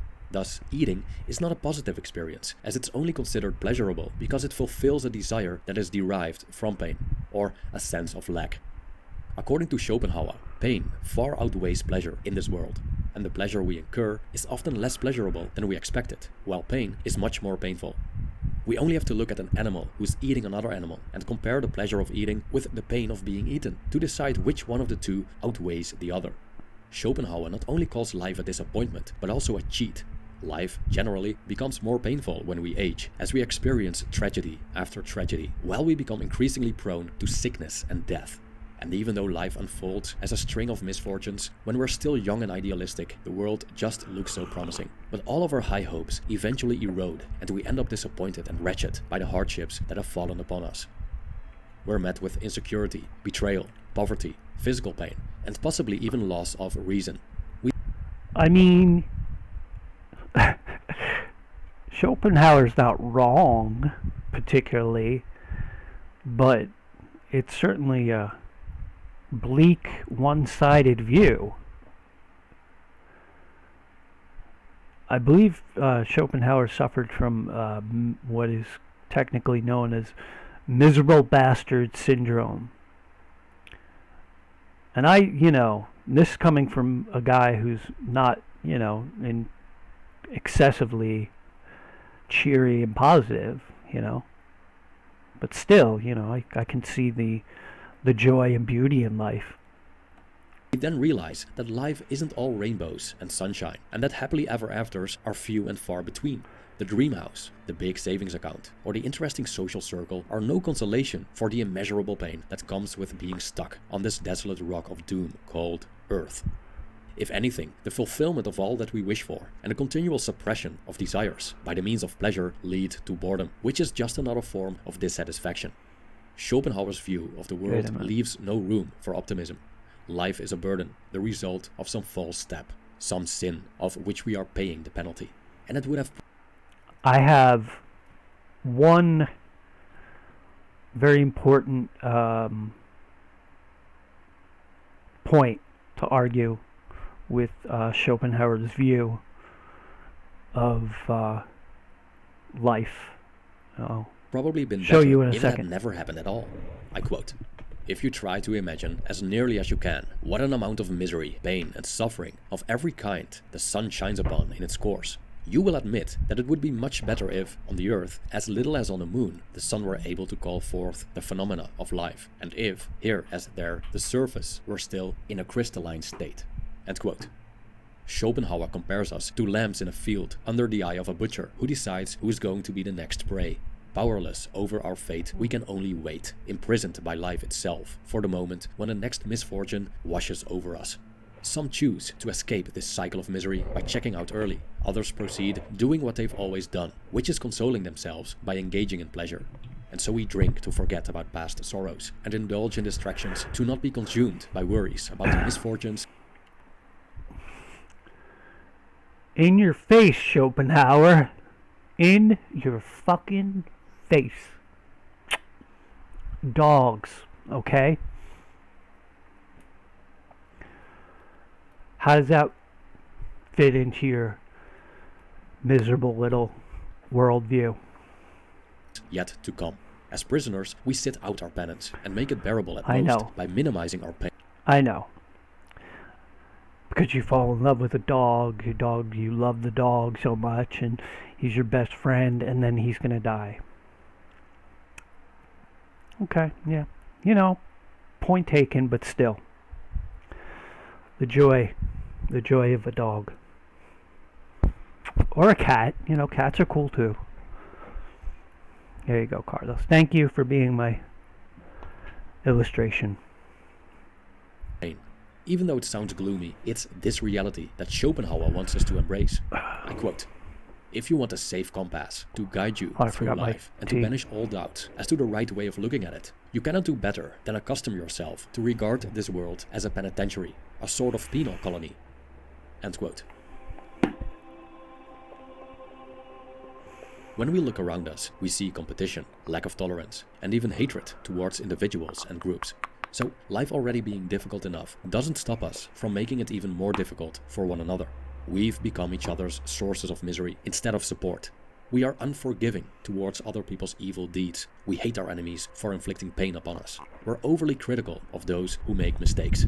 But isn't this animosity misplaced if, at the end of the day, the same tragic fate subjugates us all, being alive and human, and part of a world that's stacked against us and has an awful lot in common with a jailhouse? I quote, "They are the shortcomings of humanity to which we belong, whose faults, one and all, we share. Yes, even those very faults, at which we now wax so indignant, merely because they have not yet appeared in ourselves. They are faults that do not lie on the surface, but they exist down there, in the depths of our nature, and should anything call them forth, they will come and show themselves, just as we now see them in others." End quote.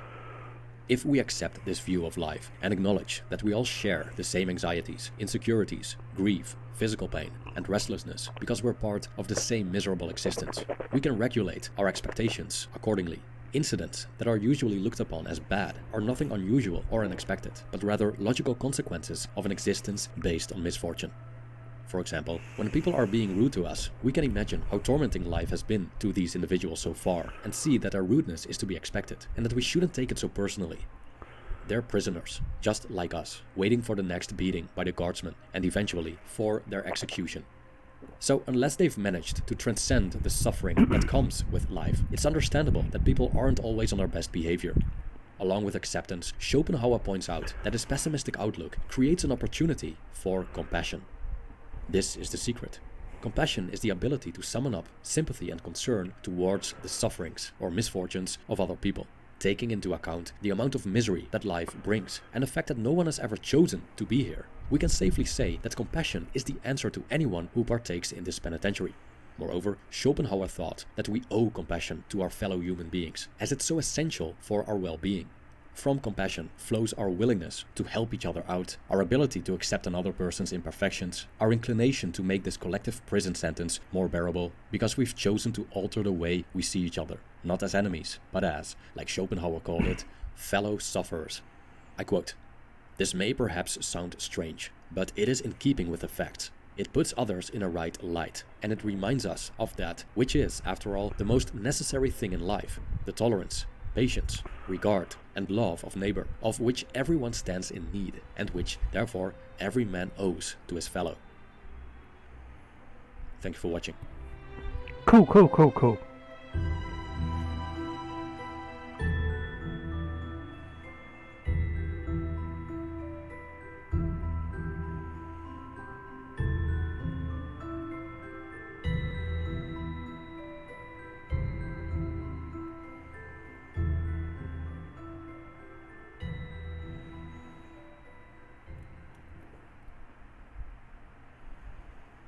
And during the few moments that we have left, we want to have just an off-the-cuff chat between you and me, us.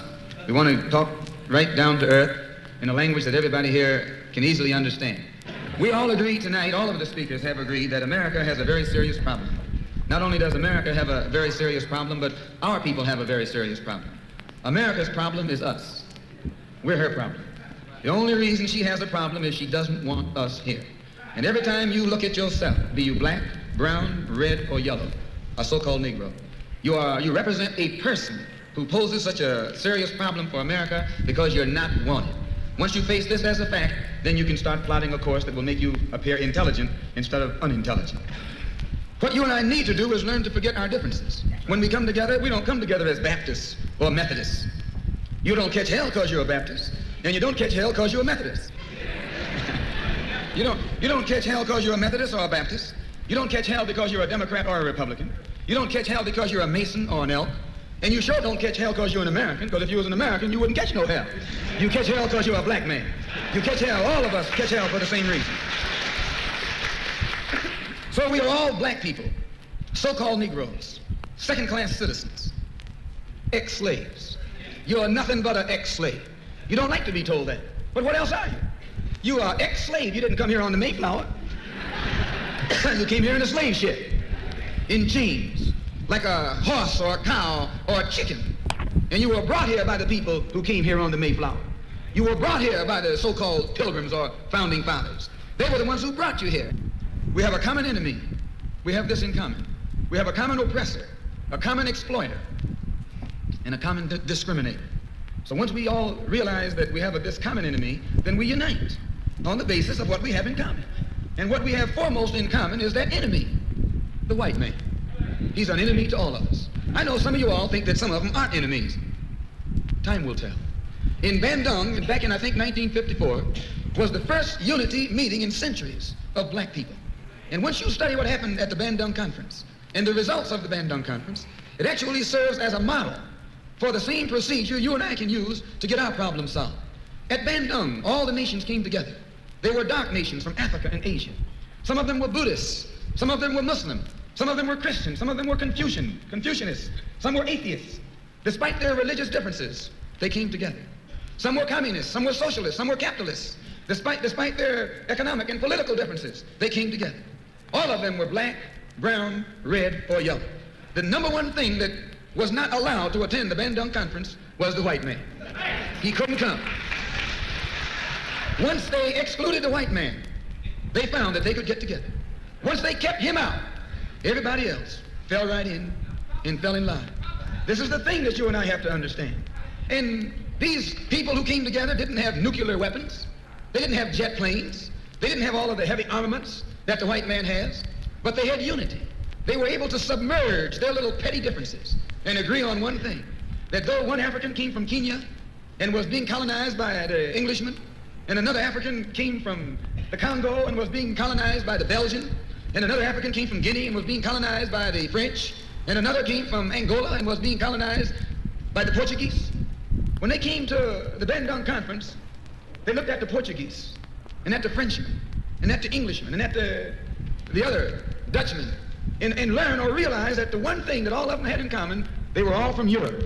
They were all Europeans, blonde, blue-eyed, and white-skinned. They began to recognize who their enemy was. The same man that was colonizing our people in Kenya was colonizing our people in the Congo. The same one in the Congo was colonizing our people in South Africa, and in southern Rhodesia, and in Burma, and in India, and in Afghanistan, and in Pakistan. They realized all over the world where a dark man was being oppressed, he was being oppressed by the white man. Where the dark man was being exploited, he was being exploited by the white man. So they got together under this basis. that they had a common enemy. And when you and I here in Detroit and in Michigan and in America, who have been awakened today, look around us, we too realize here in America, we all have a common enemy. Whether he's in Georgia or Michigan, whether he's in California or New York, he's the same man. Blue eyes and blonde hair and pale skin. Same man.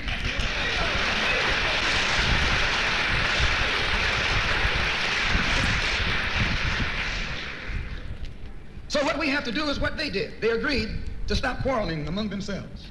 Any little spat that they had, they'd settle it among themselves. Go into a huddle. Don't let the enemy know that you got a disagreement. Instead of us airing our differences in public, we have to realize we're all the same family. And when you have a family squabble, you don't get out on the sidewalk. If you do, everybody calls you uncouth, unrefined, uncivilized, savage. If you don't make it at home, you settle it at home. You get in the closet, argue it out behind closed doors. And then when you come out on the street, you pose a common front, a united front. And this is what we need to do in the community and in the city and in the state. We need to stop airing our differences in front of the white man. Put the white man out of our meeting, number one, and then sit down and talk shop with each other. That's all you gotta do.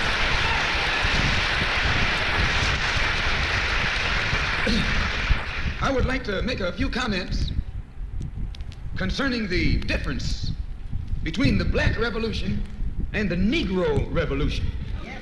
There's a difference. Are they both the same? And if they're not, what is the difference? What is the difference between a Black Revolution and a Negro Revolution?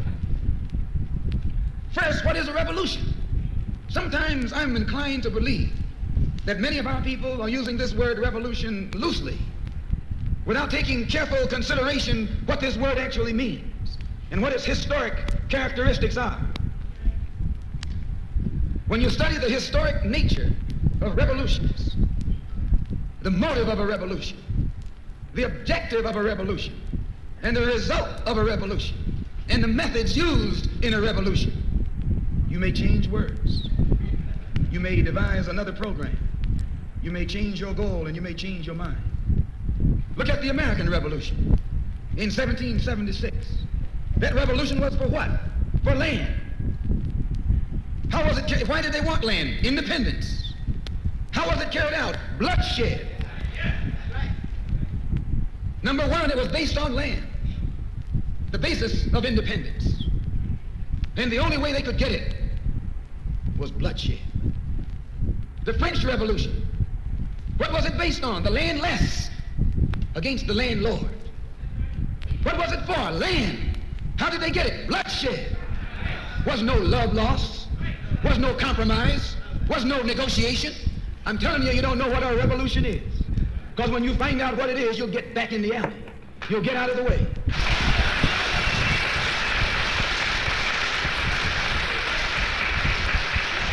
Come on in. The Russian Revolution. What was it based on? Land. The landless against the landlord. How did they bring it about? Bloodshed. You haven't got a revolution that doesn't involve bloodshed. And you're afraid to bleed. I said you're afraid to bleed. Long as the white man sent you to Korea, you bled. He sent you to Germany, you bled. He sent you to the South Pacific to fight the Japanese, you bled. You bleed for white people. But when it comes time to seeing your own churches being bombed and little black girls murdered, you haven't got no blood.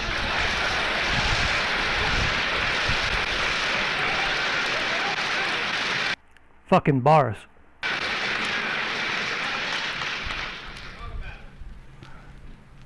You bleed when the white man says bleed. You bite when the white man says bite. And you bark when the white man says bark. I hate to say this about us, but it's true. How you gonna be nonviolent in Mississippi as violent as you were in Korea?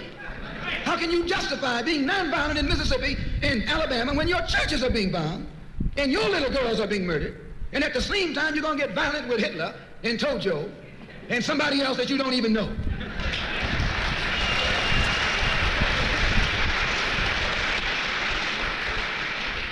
If violence is wrong in America, violence is wrong abroad.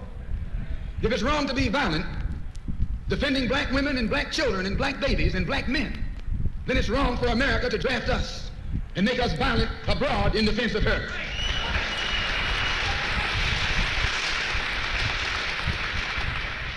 The Chinese Revolution, they wanted land. They threw the British out, along with the Uncle Tom Chinese. Yeah, they did. They set a good example. When I was in prison, I read an article, and don't be shocked when I say I was in prison. You're still in prison. Damn.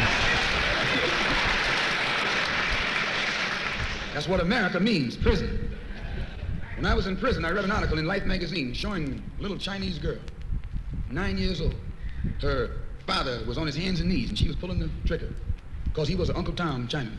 When they had the revolution over there, they took a whole generation of Uncle Toms, just wiped them out. And within 10 years, that little girl became a full-grown woman. No more Toms in China. And today it's one of the toughest, roughest, most feared countries on this earth by the white man, because there are no Uncle Toms over there.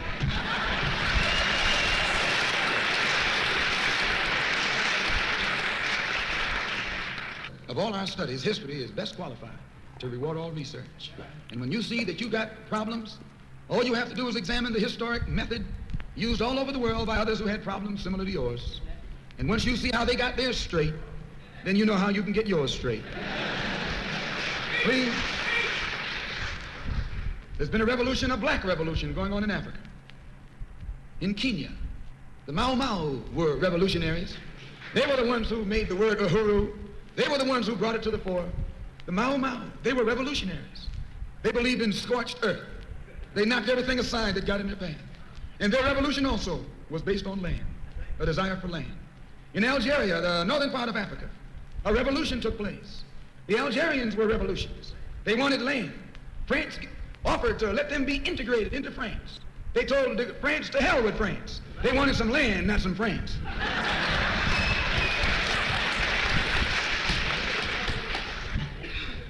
And they engaged in a bloody battle.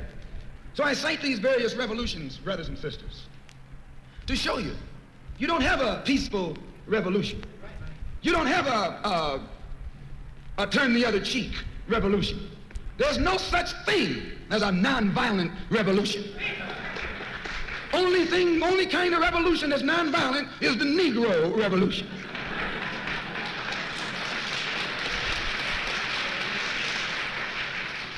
The only revolution based on loving your enemy is the Negro revolution.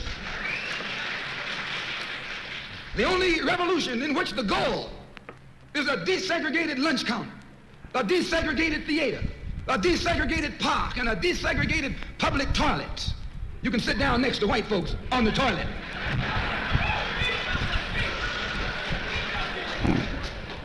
That's no revolution.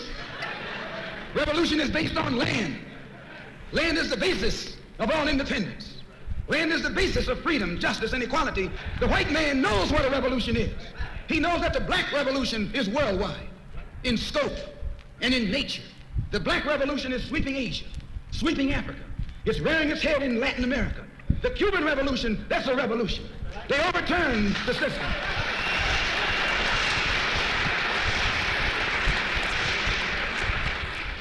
Revolution is in Asia. Revolution is in Africa. And the white man is screaming because he sees revolution in Latin America. How do you think he'll react to you when you learn what a real revolution is? You don't know what a revolution is. If you did, you wouldn't use that word. A revolution is bloody. Revolution is hostile. Revolution knows no compromise. Revolution overturns and destroys everything that gets in its way. And you sitting around here like a knot on these folks, no matter how much they hate me. No, you need a revolution.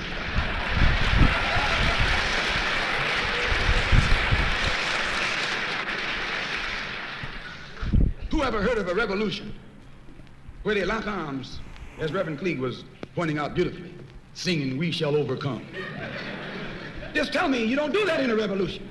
You don't do any singing, you're too busy swinging.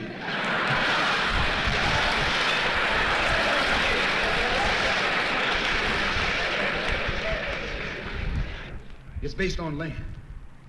A revolutionary wants land so he can set up his own nation, an independent nation. These Negroes aren't asking for no nation. They're trying to crawl back on the plantation.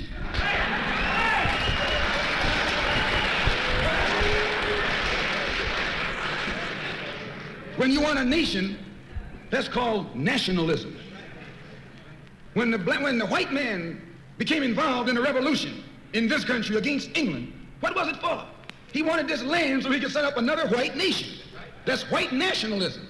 The American Revolution was white nationalism. The French Revolution was white nationalism. The Russian Revolution, too, yes, it was white nationalism. You don't think so? Why you think Khrushchev and Mao can't get their heads together? White nationalism. All the revolutions that's going on in Asia, in Africa today are based on what? Black nationalism. A revolutionary is a black nationalist. He wants a nation. I was reading some beautiful words by Reverend Cleage pointing out why he couldn't get together with someone else here in the city.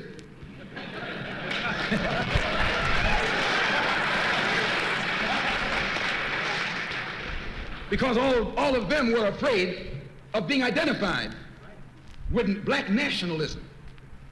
If you're afraid of black nationalism, you're afraid of revolution. And if you love revolution, you love black nationalism.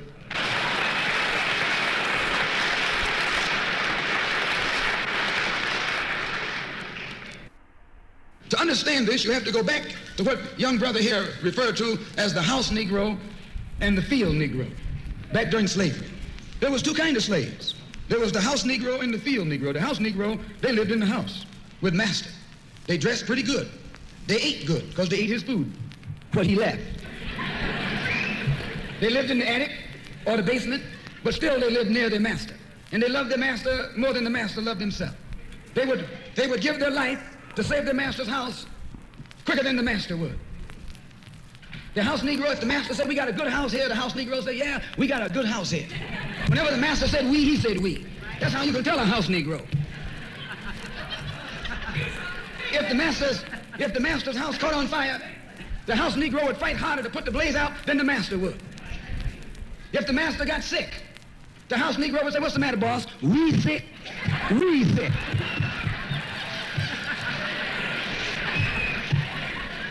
He identified himself with his master more than his master identified with himself.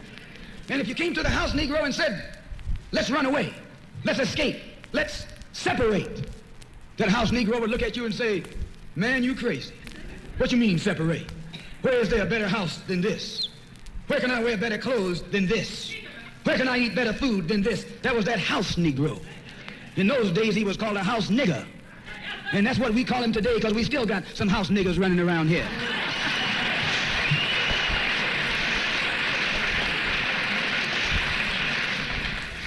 This modern house Negro loves his master. He wants to live near him. He'll pay 3 times as much as the house is worth just to live near his master. And then brag about, I'm the only Negro out here.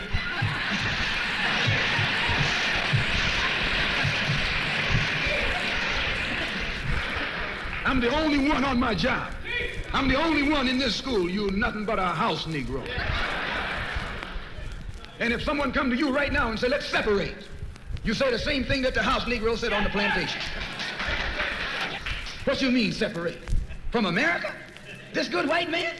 Where you gonna get a better job than you get here? I mean, this is what you say. I ain't left nothing in Africa. That's what you say. Why, you left your mind in Africa.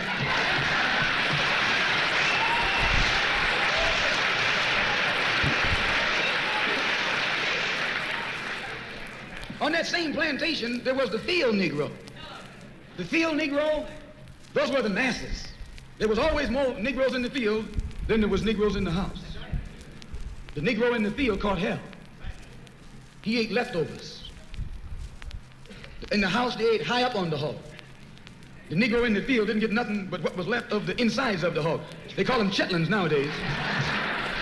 In those days, they call them what they were, guts. That's what you were, a gut eater. And some of you all still gut eaters.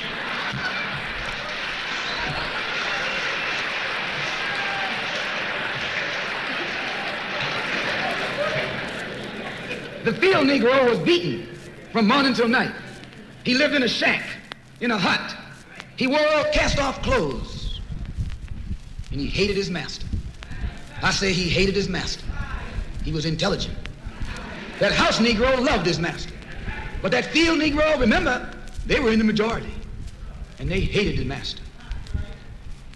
When the house caught on fire, he didn't try and put it out. That field Negro prayed for a wind, for a breeze. When the master got sick, the field Negro prayed that he died. If someone come to the field Negro and said, let's separate, let's run, he didn't say, where are we going? He said, any place is better than here.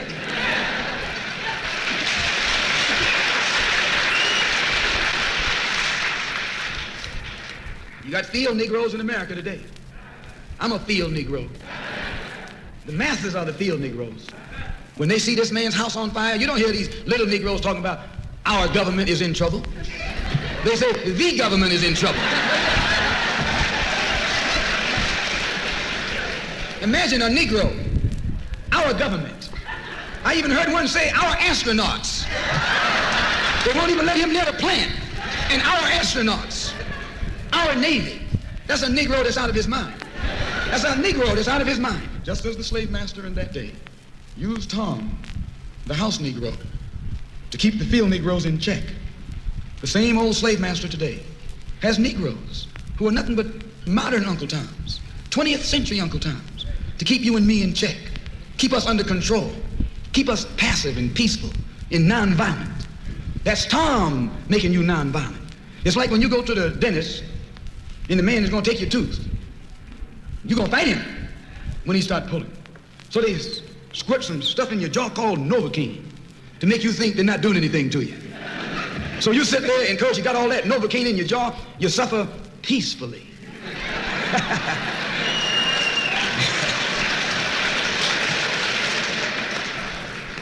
Blood running all down your jaw. And you don't know what's happening because someone has taught you to suffer peacefully. The white man do the same thing to you in the street. When he want to put knots on your head and take advantage of you and don't have to be afraid of you fighting back, to keep you from fighting back, he get these old religious Uncle Toms to teach you and me. They're just like Novocaine, suffer peacefully. Don't stop suffering, just suffer peacefully. As Reverend Cleave pointed out, let your blood flow in the streets. This is a shame. And you know he's a Christian preacher. If it's a shame to him, you know what it is to me.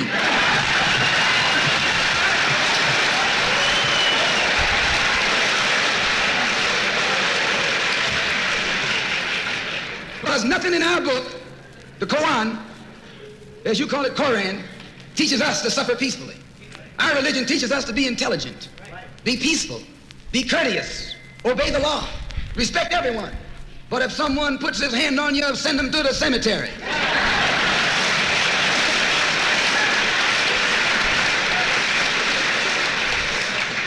That's a good religion. In fact, that's that old-time religion.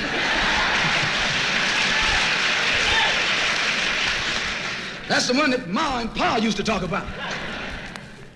An eye for an eye, and a tooth for a tooth, and a head for a head, and a life for a life. That's a good religion. And then anybody, no one resents that kind of religion being taught but a wolf who intends to make you his meal. This is the way it is with the white man in America. He's a wolf, and you're a sheep. Anytime a shepherd, a pastor, teach you and me not to run from the white man, and at the same time teach us don't fight the white man, he's a traitor to you and me. Don't lay down our life all by itself. No. Preserve your life. It's the best thing you got. And if you got to give it up, let it be even Steven.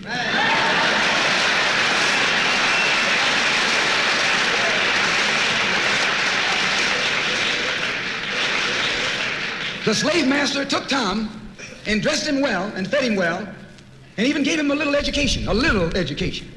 Gave him a long coat and a top hat and made all the other slaves look up to him.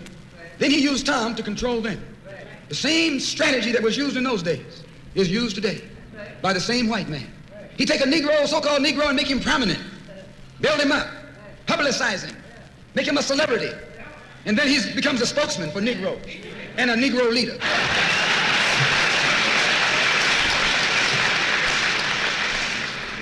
I would like to just mention one thing else quickly, and that is the method that the white man uses, how the white man uses these big guns or Negro leaders against the Black Revolution. They're not a part of the Black Revolution. They're used against the Black Revolution. When Martin Luther King failed to desegregate Albany, Georgia, the civil rights struggle in America reached its low point. King became bankrupt almost as a leader. Plus, even financially, the Southern Christian Leadership Conference was in financial trouble, plus it was in trouble, period, with the people when they failed to desegregate Albany, Georgia.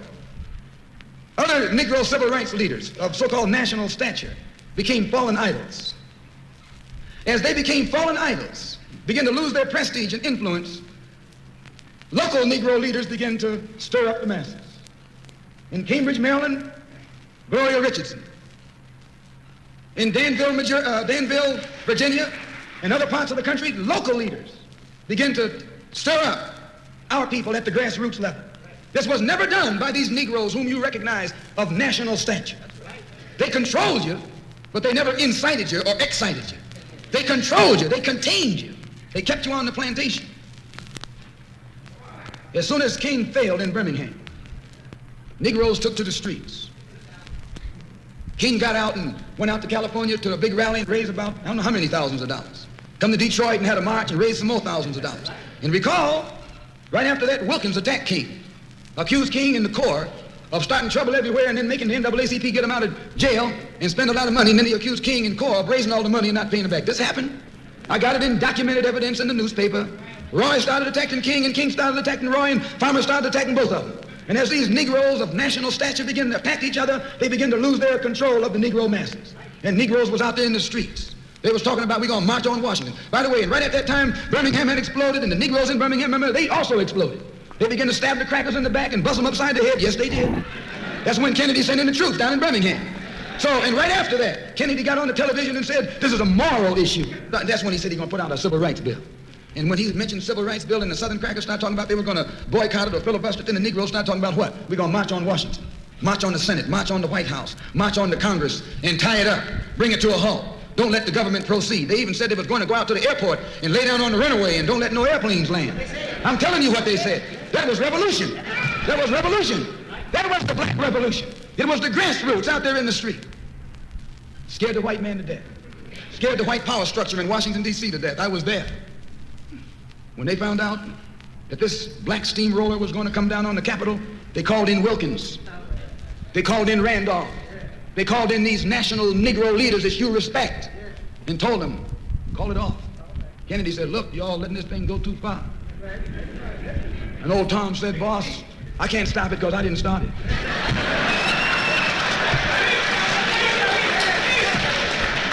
I'm telling you what they said. They said, I'm not even in it, much less at the head of it. They said, these Negroes are doing things on their own. They're running ahead of us. And that old shrewd fox, he said, well, if you all aren't in it, I'll put you in it. I'll put you at the head of it. I'll endorse it. I'll welcome it. I'll help it. I'll join it. A matter of hours went by. They had a meeting at the Carlisle Hotel in New York City. The Carlisle Hotel is owned by the Kennedy family. That's the hotel Kennedy spent the night at 2 nights ago. Belongs to his family. A philanthropic society headed by a white man named Stephen Currier called all the top civil rights leaders together at the Carlisle Hotel and told them that by you all fighting each other, you're destroying the civil rights movement. And since you're fighting over money from white liberals, let us set up what's known as the Council for United Civil Rights Leadership. Let's form this council, and all the civil rights organizations will belong to it. And we'll use it for fundraising purposes. Let me show you how tricky the white man is. And as soon as they got it formed, they elected Whitney Young as the chairman. And who you think became the co-chairman? Stephen Currier, the white man. A millionaire. Powell was talking about it down at the Cobo today. This is what he was talking about. Powell knows it happened. Randolph knows it happened. Wilkins knows it happened. King knows it happened. Every one of that so-called Big Six. They know what happened. Once they formed it, with the white man over it, he promised them and gave them $800,000 to split up between the Big Six.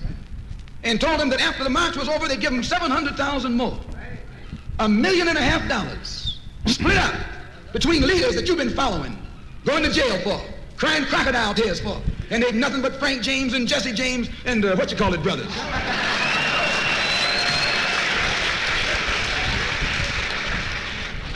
Soon as they got the setup organized, the white men made available to them top public relations experts.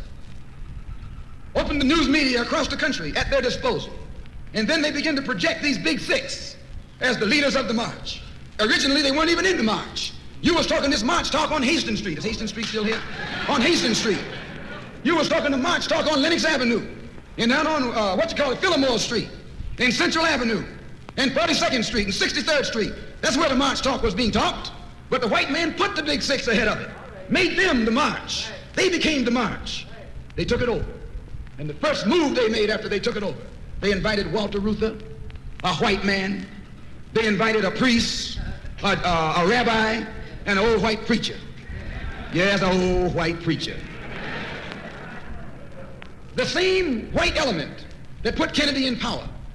Labor, the Catholics, the Jews, and liberal Protestants. Same clique that put Kennedy in power joined the March on Washington. It's just like when you got some coffee that's too black, which means it's too strong. What you do, you integrate it with cream.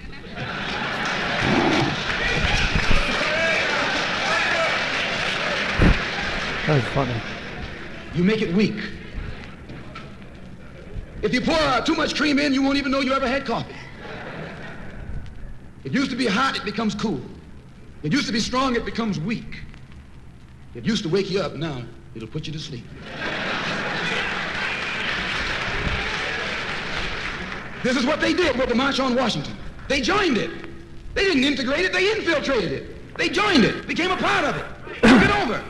And as they took it over, it lost its militancy. They ceased to be angry. They ceased to be hot. They ceased to be uncompromising. Why, it even ceased to be a march. It became a picnic. Tell you what, Malcolm had a way with the turn of a phrase, for sure. Circus. Nothing but a circus with clowns and all. You had one right here in Detroit. I saw it on television with clowns leading it, white clowns and black clowns. I know you don't like what I'm saying, but I'm going to tell you anyway, because I can prove what I'm saying. If you think I'm telling you wrong, you bring me Martin Luther King and A. Philip Randolph and James Farmer and those other three, and see if they'll deny it over the microphone. No, it was a sellout. It was a takeover. When James Baldwin came in from Paris, they wouldn't let him talk, because they couldn't make him go by the script. Burt Lancaster read the speech that Baldwin was supposed to make. They wouldn't let Baldwin get up there, because they know Baldwin liable to say anything. They controlled it so tight, they told those Negroes what time to hit town, how to come, where to stop, what sign to carry, what song to sing, what speech they could make and what speech they couldn't make, and then told them to get out of town by sundown.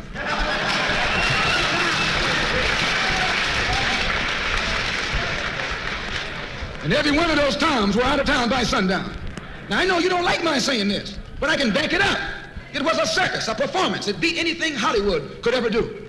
The performance of the year. Reuther and those other three devils should get an Academy Award for the best actors, because they acted like they really loved Negroes and fooled a whole lot of Negroes. And the 6 Negro leaders should get an award, too, for the best supporting cast.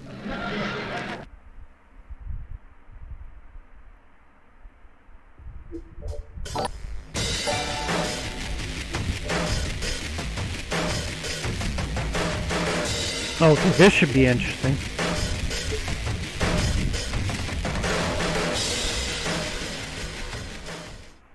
Hey there, welcome to That Dang Dad. My name is Phil, and tonight I want to return to a topic I haven't done a video on in a while: law enforcement. If you're new to the channel, you should know that I used to be a police officer in a pretty rowdy part of California. In the years since then, though, I've become a police and prison abolitionist, meaning I believe that the entire concept of police forces and prisons is not reformable, and it must be replaced with something that's more compassionate, more just, more committed to dignity and meeting human need. Okay, so when people say there are no good cops or all cops are bastards, this is why. Because if you're a good guy, if you're a good cop, if you're a moral, decent person, eventually it won't take long for you to not be a cop anymore. You'll either be pushed out or you'll quit because of your moral code, your morality and your decency. So, generally speaking, that's how it goes, man. So this should be interesting, I think. I'll put a link in the description below if you want to see me do a deeper dive on that topic. Tonight, though, I want to set aside the academic text and the philosophy and all that nerd shit, and I want to get personal about how my time in law enforcement really fucked my brain up. Tonight we're going to be talking about state violence and some of the nasty stuff that cops see in the line of duty, so if you're not in the mood for blood and guts and man's inhumanity to man, you might want to skip this one tonight. Anyway, there's nothing cops love more than captivating an audience with a war story, so I'll start with one of mine. So there I was, Saturday night, M4 rifle in hand, monitoring the perimeter of a housing complex in the middle of a neighborhood. Our gang unit had been tracking an armed and dangerous gangster wanted for murder, and they'd seen him enter the middle property of a triplex where his family was hiding him. We quietly evacuated the two end properties. We prepared to make a dynamic entry, as they say. You know, this is the police, come out with your hands up, no answer, in go the flashbangs, and go the tear gas. After a moment, the gang unit radioed that the gangster had climbed up into the attic of the triplex, which was accessible to the two end units. I was tasked with standing in the doorway of the south unit in case he tried to sneak out that way. I was reminded that he was armed, dangerous, and had already killed. So there I stood as the gang unit began to throw more and more tear gas up into the attic, waiting to see if this guy was going to drop down right in front of me. And I did what I'd been trained to do. I visualized shooting him in the chest until he stopped moving. Over and over and over and over again. I pictured him crashing through the ceiling. I pictured him sneaking around a corner. I pictured him running at me. I pictured him shooting at me. I pictured him wounding me. And every time, I pictured firing until the threat had been eliminated. I have no idea how many times I annihilated this guy in my mind palace. 40, 50 times. And it's not because I hated this guy or really wanted to score my first kill on the job. It was because I wasn't quite sure I could actually do it. I was taking a page out of Dave Grossman's training, and I was psyching myself up and convincing myself that... Okay, so... Sorry about that. This chair... it wasn't a cheap chair. It was a good... $125, $150, which I guess a lot of people would call a cheap chair, but it's like fucking falling apart already. It's like dried out, and it's just shedding like crazy, and it's extremely hot. Like you sit in it for any amount of time, and start sweating. It's like you'd think it had a heater in it, but it just reflects your body heat, so it has to put something over it. Anyway, this is fucking dumb. What am I saying? It's not an interesting thing. Let's get back to this video. Sorry, I'm going to reverse it a little bit because I want to see what he said. Okay, sorry. Okay, here we go. Nasty stuff that cops see in the line of duty, so if you're not in the mood for blood and guts and man's inhumanity to man, you might want to skip this one tonight. Anyway, there's nothing cops love more than captivating an audience with a war story, so I'll start with one of mine. So there I was, Saturday night, M4 rifle in hand, monitoring the perimeter of a housing complex in the middle of a neighborhood. Our gang unit had been tracking an armed and dangerous gangster wanted for murder, and they'd seen him enter the middle property of a triplex where his family was hiding him. We quietly evacuated the two end properties. We prepared to make a dynamic entry, as they say. This is the police, come out with your hands up, no answer, in go the flashbangs, and go the tear gas. After a moment, the gang unit radioed that the gangster had climbed up into the attic of the triplex, which was accessible to the two end units. I was tasked with standing in the doorway of the south unit in case he tried to sneak out that way. I was reminded that he was armed, dangerous, and had already killed. So there I stood as the gang unit began to throw more and more tear gas up into the attic, waiting to see if this guy was going to drop down right in front of me. And I did what I'd been trained to do. I visualized shooting him in the chest until he stopped moving. Over and over and over and over again. I pictured him crashing through the ceiling. I pictured him sneaking around a corner. I pictured him running at me. I pictured him shooting at me. I pictured him wounding me. And every time, I pictured firing until the threat had been eliminated. I have no idea how many times I annihilated this guy in my mind palace. 40, 50 times.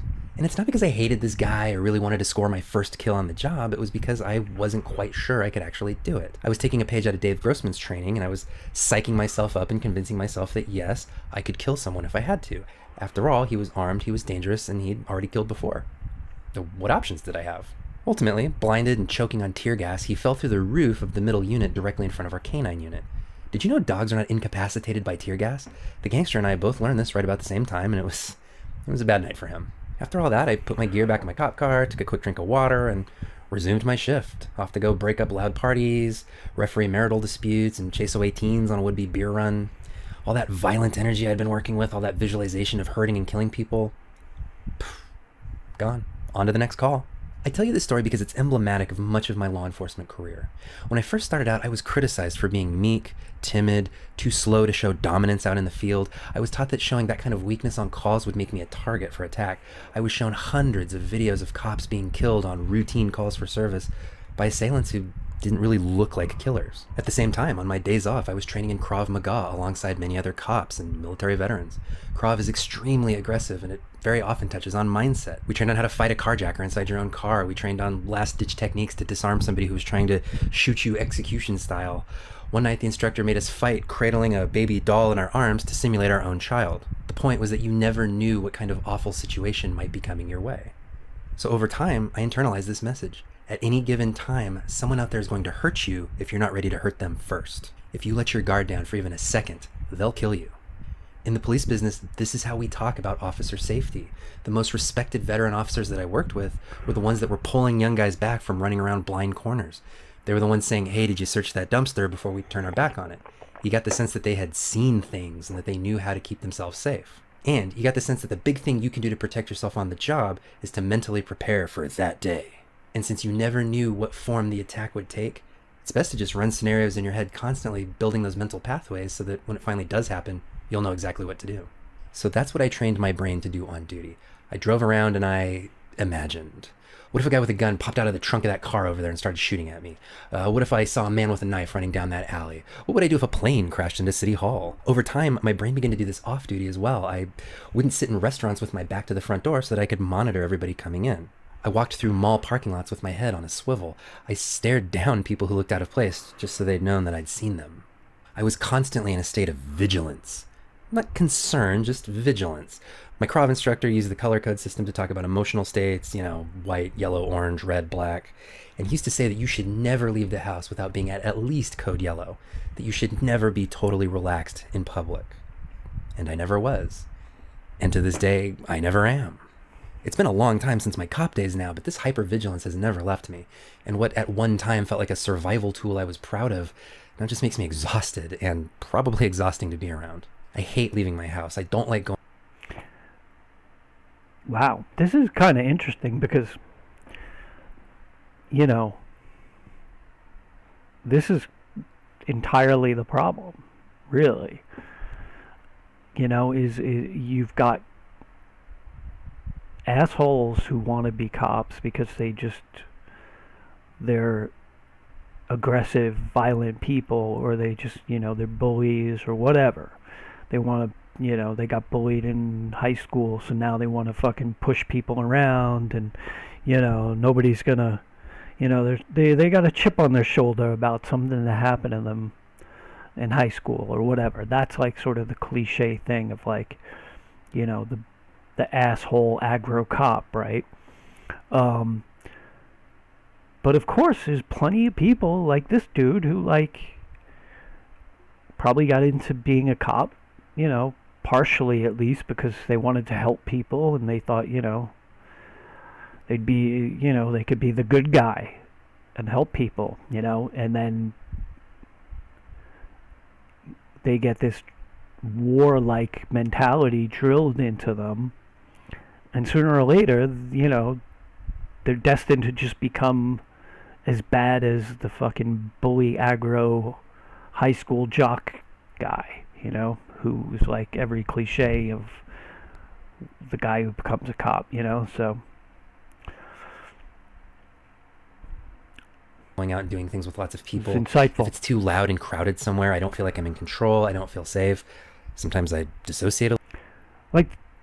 And just to be clear, it's insightful in the sense that it's not surprising in the least, but or even anything new. I've heard all this stuff before about the type of training that cops go through, and all of this is kind of stuff I've heard before, but to hear him recount it personally and how it affected him is pretty interesting, I think.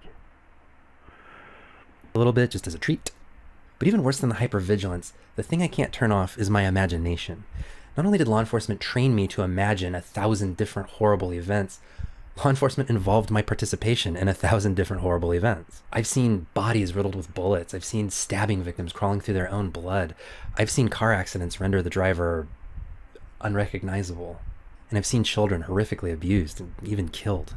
So even now, long after my cop days, my brain will conjure up unbidden hey, what if this happened? Hey, what if a home invader breaks in and takes you hostage? What if your partner drives off a bridge? What if there's a mass shooting at this theater? All kinds of stuff. And for a while, I could tell myself I was just being prepared.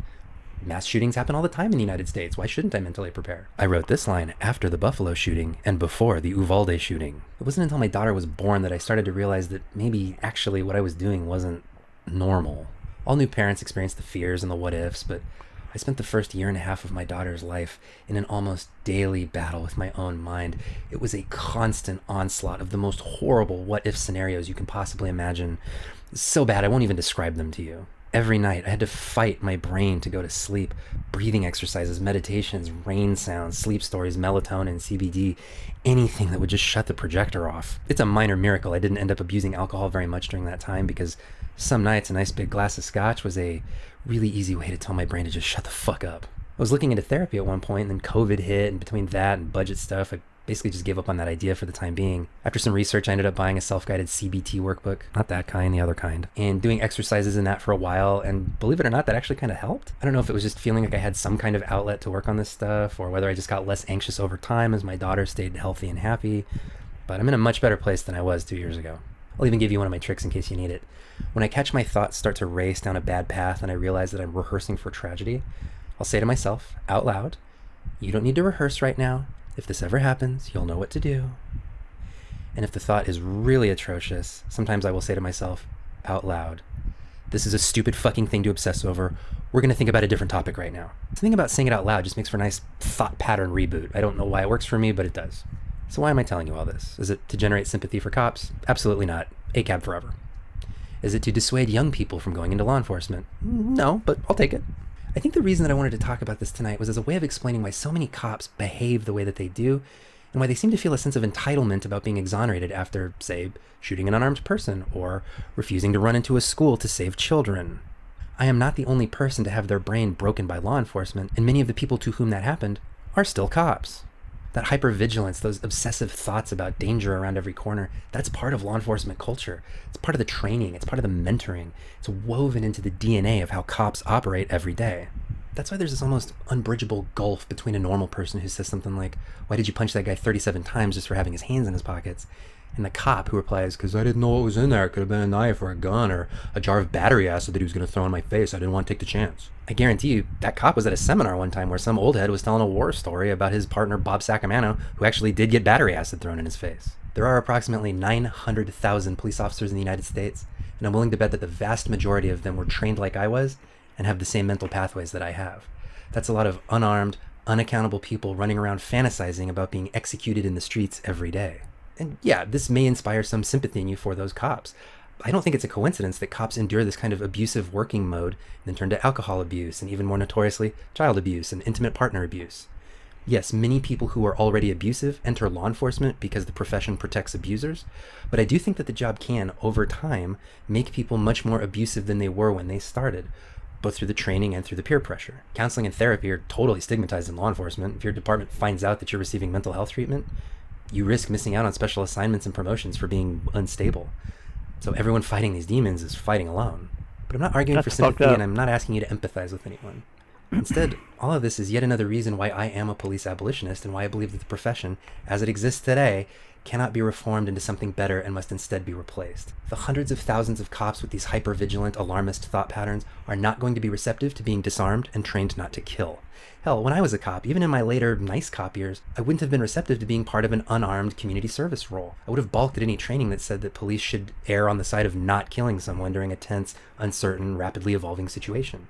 I would have told you that it was dangerous to dissuade cops from killing because it means that they will hesitate when that day comes. Any training or policy that put civilian lives ahead of police officer lives would have been killed off by a massive mobilization of angry officers. Among the 900,000 cops out there, are there caring, compassionate officers who just want their community to be safe? Sure.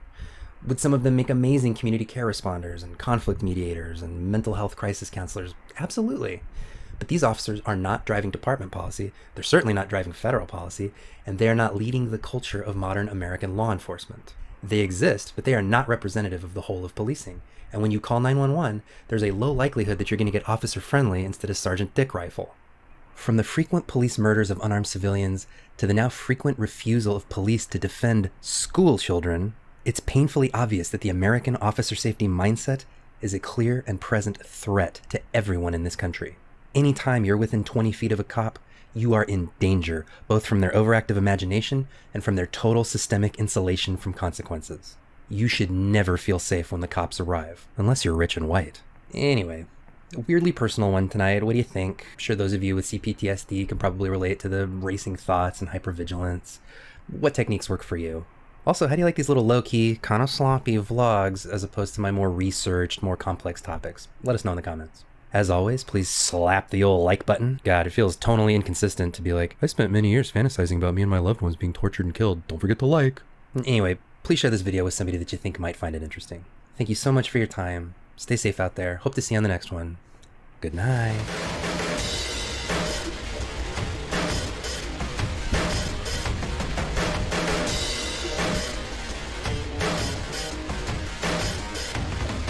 Yeah, that was pretty good. I appreciate that.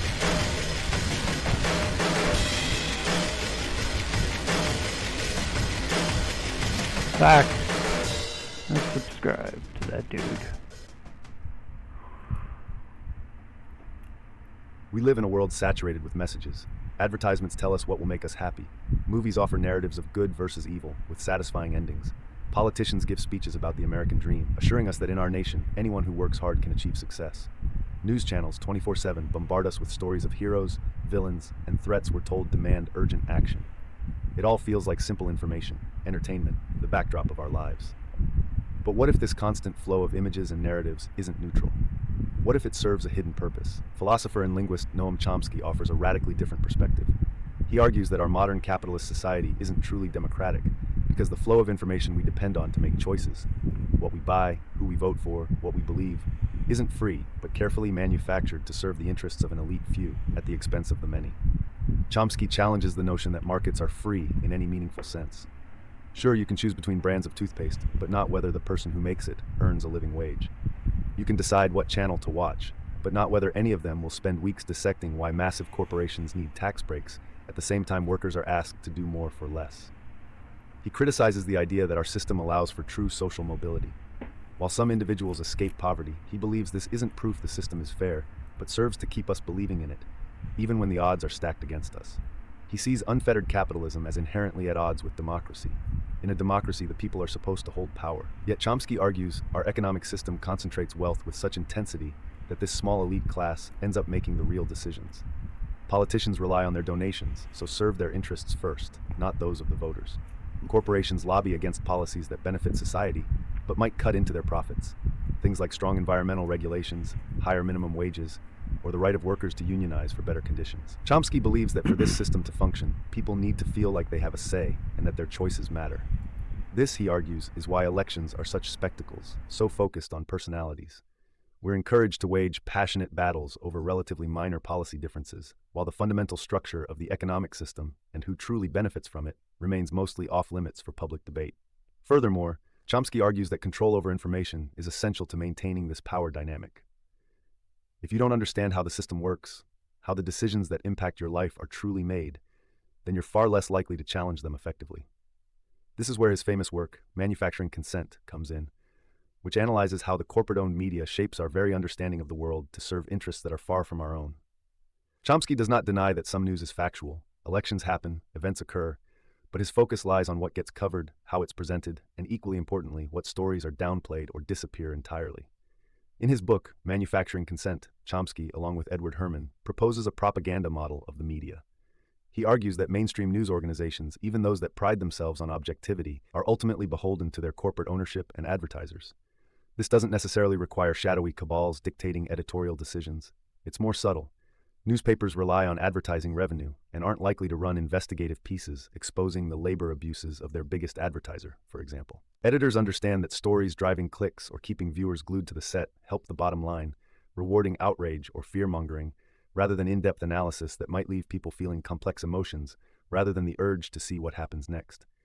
Chomsky believes there are also filters determining what counts as news. Actions of official enemies get scrutinized far more than those of allies, for example. He argues there's a focus on individual failings, distracting from systematic problems. So we get endless coverage of a single person scamming the welfare system, but scant reporting on how corporate tax loopholes cost society billions. The goal, Chomsky suggests, isn't so much to make us believe blatant lies, but to shape the boundaries of acceptable debate. So, while you'll have left and right-leaning outlets, what they rarely question is the idea that unfettered capitalism is the best possible system, or that military interventions overseas are sometimes justified for humanitarian reasons. The overall effect, Chomsky believes, is to pacify the population, making us feel informed and engaged, while in reality the decisions that truly determine the shape of our lives are made behind closed doors, driven by the relentless pursuit of profit and the interests of a wealthy minority. Chomsky's analysis paints a bleak picture, a rigged system where the pursuit of profit by a powerful minority undermines not just our economic well-being, but warps our sense of fairness and possibility. He suggests that inequality isn't an error the system needs to fix, but a key tool of control. When some people have unimaginable wealth, it's easier to convince those struggling to make ends meet that their own problems aren't caused by policies that favor the rich, but by laziness or bad decisions. The constant bombardment of advertisements telling us happiness lies in the next purchase further distracts us from questioning why, even working incredibly hard, a decent, secure life often feels out of reach. Environmental devastation, too, isn't an unfortunate side effect of capitalism in Chomsky's view, but a logical consequence.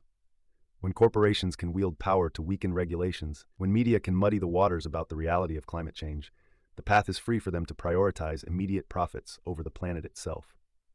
While we're urged to make individual eco-friendly choices, Chomsky would argue that no amount of recycling can make up for the systemic damage of an economic model based on endless consumption and planned obsolescence. Perhaps Chomsky's most challenging idea is that the very freedoms most of us cherish are the greatest obstacle to enacting change. Believing our fate lies solely in our own hands can blind us to the forces stacked against us.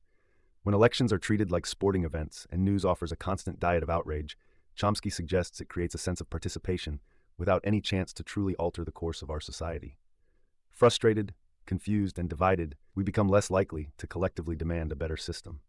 Chomsky isn't asking us to be cynical, but aware. He believes the first act of rebellion is to understand how power truly operates. Only then can we stop wasting our energy on staged political fights or seeking fulfillment through endless buying, and begin the difficult work of creating a democracy that serves everyone. It's about recognizing that real freedom means more than the ability to pick a flavor of ice cream, but the power to collectively shape society such that everyone can live a dignified life on a sustainable planet. Noam Chomsky's work can leave us feeling both angry and powerless.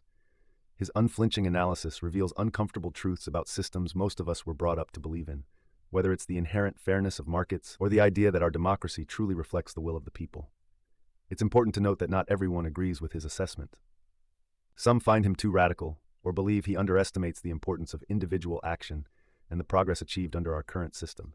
Yet, even Chomsky's critics likely agree that the questions he raises deserve our attention. Do corporations wield too much influence in politics and in shaping the information we receive?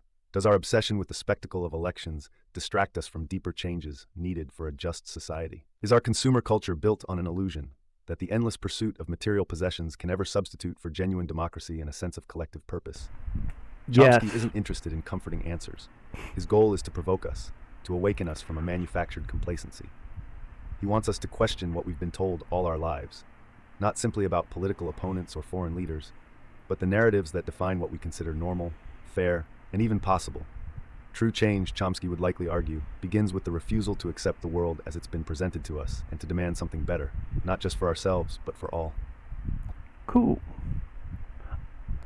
However deep our theoretical commitment to serenity, in the course of an average day, we're likely to encounter a number of extremely well-crafted we're getting invitations down to the use our wire. tempers badly. Last Our partner couple. will press a well-flagged nuclear button related, let's imagine, to their views on our mother or our career choice. At work, a colleague may deliberately not answer a very simple question to which we urgently need an answer. A shop attendant may give us a bored, insolent shrug. Someone in the supermarket may falsely accuse us of standing in the wrong line. What we're apt to miss at such moments of blatant provocation, as we get swallowed up in fears of humiliation, illogicality, and injustice, is just how much many people enjoy having arguments, indeed crave them, in order to re-find their equilibrium and appease their psychic discomforts. We're tricked into imagining that there may be genuine issues that require our wholehearted engagement, but thereby lose sight of the true psychological motivations at play. A person is trying to get us into a fight, not because they have a sincere complaint against us, but because they're feeling overwhelmed by the intensity of their own aggression, which they hope to placate by spoiling a portion of our lives. Placate. By goading us into battle, they're looking for a way to evacuate their fury into us, to use us as a receptacle for their emotional waste, to employ a skirmish with us to distract themselves from their own intractable conflicts and muted sorrows, to seduce us into joining them in their sadness and entanglements so that they might feel less alone and less bereft. We should resist such enthusiastic and subtly crafted invitations by recognizing them for what they are. Attempts by the other party to rescue themselves from unbearable feelings. We might, if we're feeling exceptionally generous, pity them for their despair, but we don't in any way need to join them in their gladiatorial quests. What may at times provoke us to a particular pitch of excitement is a puzzlement as to why others are behaving as they are. Why on earth, we wonder in a strangled way, have they once again mentioned something we implored them to leave alone? Why are they being almost deliberately slow or rude or surly? Why is someone who should be kind and surly is a good suddenly word. so offhand and cruel? It's our wide-eyed quest for sensible answers that ends up fanning our upheaval. We should answer our bafflement with far greater simplicity and therapeutic rigor. There aren't any good reasons for the discord. It's just that our interlocutor is in a very bad way and has concluded, not incorrectly alas, that they may feel significantly better once we have started to raise our voice, redden, and call them horrible names we'll later regret with intensity. We should work out the clever game and refuse to play any further rounds of it, whether the invitee is our spouse, a stranger, our child, or a colleague. We're not being kind by leaving them to it. We're not being pacific or eerily grown up. It's just there is so much else that needs our attention. We have to hold on to our thoughts, repair our wounds, appease our turmoils, and discover our own routes to happiness. We must sidestep the many dragnets because we have so many other, truly more important things to do. What happened before the Big Bang? I got this question on Twitter and thought, well, the answer is that we don't know. Now, I'm quite fond of short videos, but that's a little too short even for my taste. Then I saw that Brian Cox has supposedly debunked the Big Bang with a creation story, and I thought, he did what? Then I watched the clip that's narrated by Brian Cox, and I think I know what happened there. Let me explain. Observations tell us that the universe expands. If we use those observations and take the equations that Einstein gave us, we can calculate what happened in the distant past. Since the universe expands, in the past matter must have been more concentrated. Indeed, if we trace the equations back, then the density of matter just increases and increases until it's infinitely large. This infinite density happens at a finite time of about 13.8 billion years, and is what we usually refer to as the Big Bang. Mathematically, this Big Bang is a singularity in several measurable quantities, like the energy density of matter, but also the curvature of space-time. The first relevant thing to note is that doesn't mean there wasn't anything before the Big Bang. It's just that if there was something before the Big Bang, it isn't in any way connected to what happened after, so we'd never know of it. To see what I mean, take a super simple example of a singularity, that in the function 1 over x squared when x goes to 0. It's not like there's no curve for x smaller than 0, it's just that there's no connection between the two parts. The same could be the case for the Big Bang singularity. There was something before it, but it's not in any way connected to us, so we'd never know. That said, most physicists don't think that the singularity is even there to begin with. That's because in all other cases where we have a singularity in a physically measurable quantity, it just means that the theory breaks down and we need to use a better one. A good example is hydrodynamics that describes how liquids behave. Surfaces of drops can have points with infinite curvature, like when a drop of water pinches off a tap. That pinch-off point is the singularity. But of course, if you look at the drop on the scale of a single atom, there's nothing singular about it. It's just that if we approximate all those atoms with a smooth fluid, that those singularities appear. They're a consequence of this approximation. That's why physicists think the Big Bang singularity just tells us that we need a better theory. We don't have that theory, so the smart thing to do would be to just leave it at that. But of course that's no fun, so physicists have come up with a lot of speculations for what might have happened instead of a Big Bang singularity. And there's very little data in the way of their speculations. The young galaxies that the Webb telescope sees were probably created a few 100 million years after the Big Bang. The cosmic microwave background was created approximately 300,000 years after the Big Bang, and we have no observations from earlier on. Physicists have used particle colliders to study what highly compressed matter does, and we can use this data to extrapolate back to somewhat before the creation of the cosmic microwave background to around the time when the Higgs field condensed. But this still doesn't get us anywhere near the Big Bang. This is why, in theoretical physics, you find many alternative ideas for the beginning of the universe, depending on how you change the equations, because there's no data to tell those ideas apart. And this brings me back to Brian Cox's supposed debunking of the Big Bang. In this clip from the BBC, he's clearly talking about the currently most popular theory for what happened before the Big Bang. It's called eternal inflation. In eternal inflation, the creation of our universe is not singular, so strictly speaking, there isn't any bang. According to this theory, our universe is created by a quantum fluctuation in a field called the inflaton. The inflaton creates this fluctuation, and that creates a bubble, which then rapidly inflates, hence the name. At some point, the inflation stops, and all the energy from the inflaton field is converted into matter. All the matter around us is created only at that point when the inflaton field dumps its energy. In the literature, this event is usually referred to as reheating. What happened with Brian Cox's explanation is that he made it sound as if the reheating is the Big Bang. I mean, listen to it yourself. As inflation ended, the ocean of energy was converted into matter. At the Big Bang.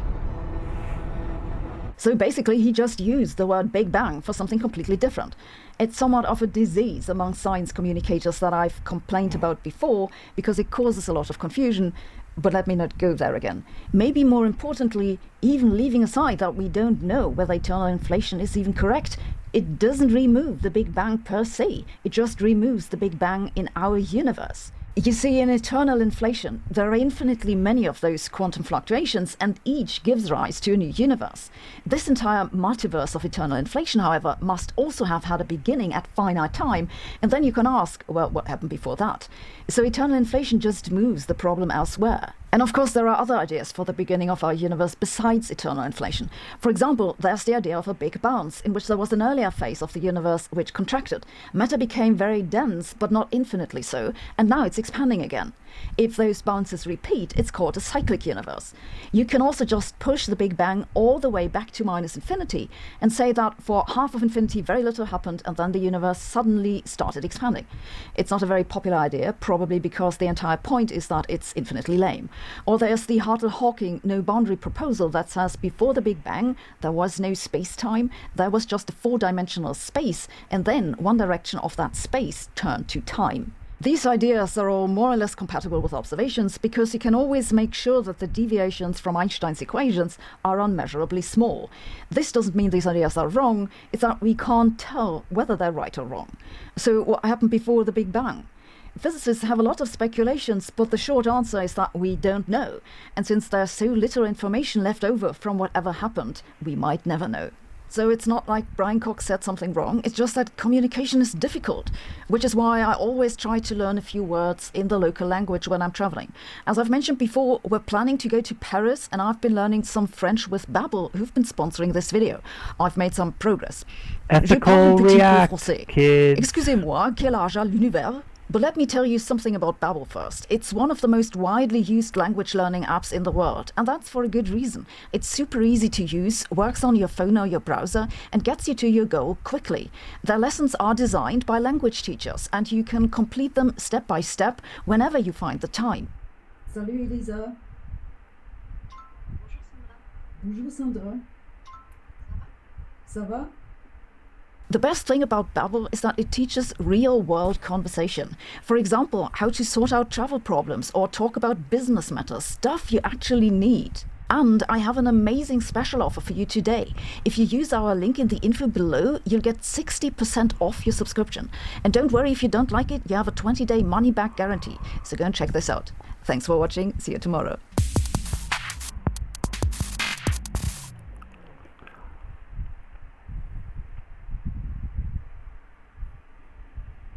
What if there are thousands of alien empires in the Milky Way, each spanning a few to maybe tens of star systems, chatting, trading, sometimes shooting or ignoring each other politely? And if so, why is nobody visiting us? While the Milky Way is ancient and gigantic, even traveling at 10% the speed of light, any civilization could take over the whole galaxy within 1 million years. But we haven't seen anybody yet. So it seems we're alone in the Milky Way.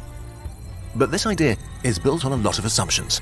Usually, when scientists speculate where all the alien civilizations are, they assume technology will progress to a point where colonizing all of space becomes kind of easy. But what if we're thinking about this the wrong way?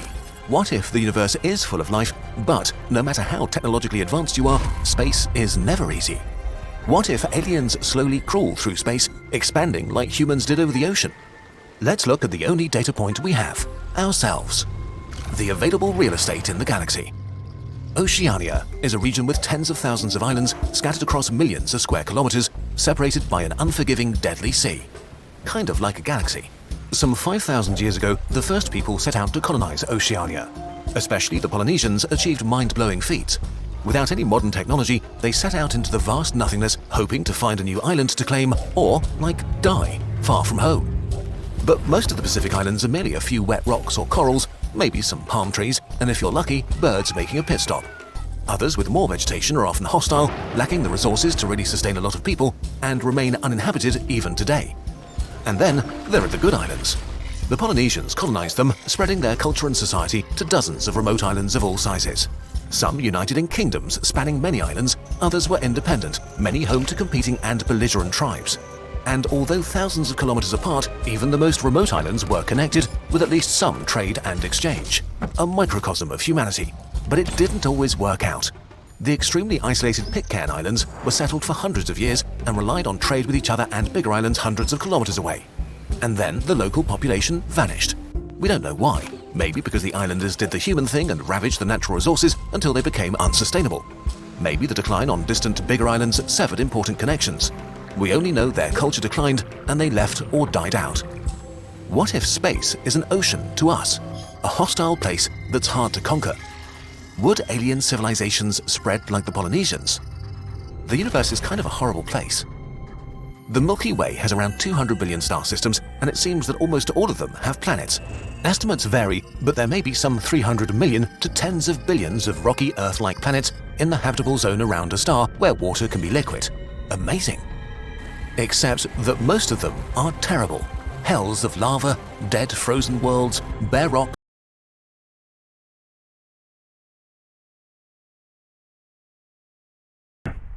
Oh.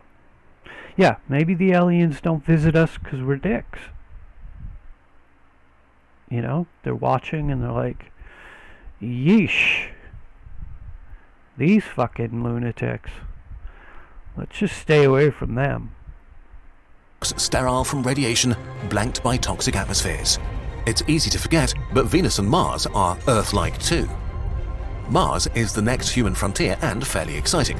But Mars dust is poison, and deadly radiation and low gravity will make you sick. Mars is the worst. Except Venus is even worse, crushing you to death, burning and dissolving you in acid. If humanity was really motivated and had the resources and energy, both could be terraformed within maybe 1,000 years. We showed how in other videos. But the thing is, we already have a planet that's pretty great, so currently, humanity's motivation is not very strong.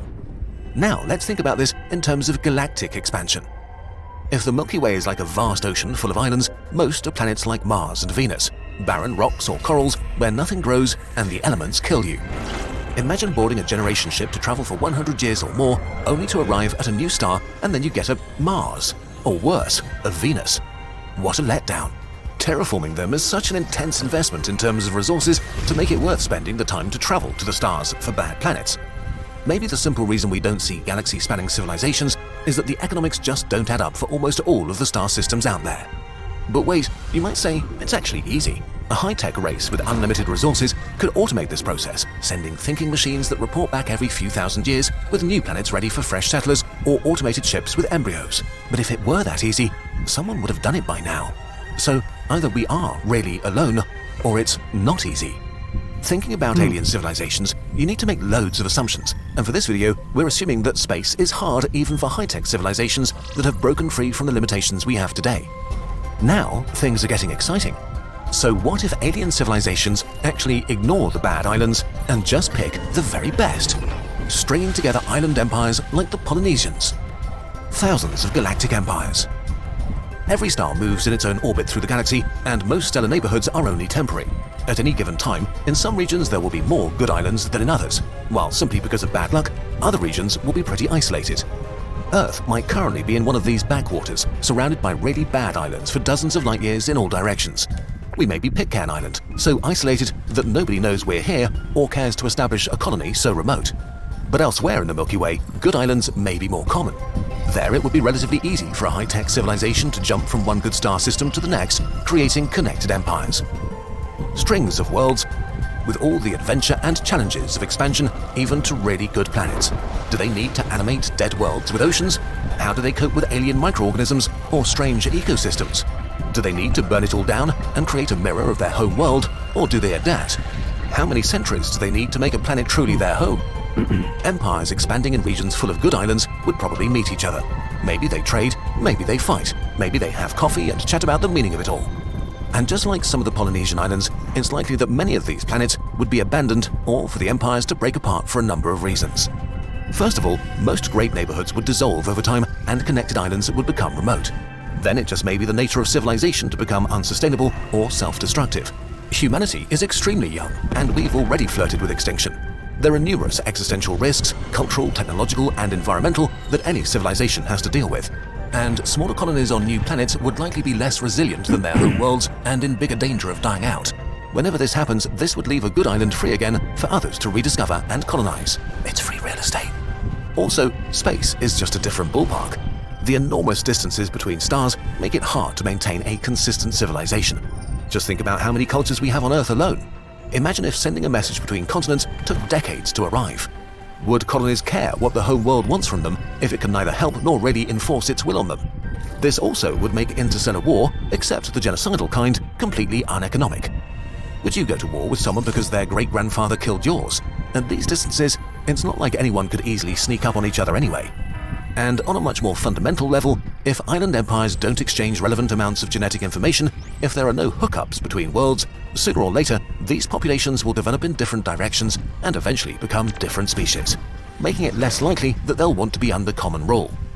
So the idea of enormously big, connected empires may just not be feasible if the galaxy is an ocean where good islands are few and far between.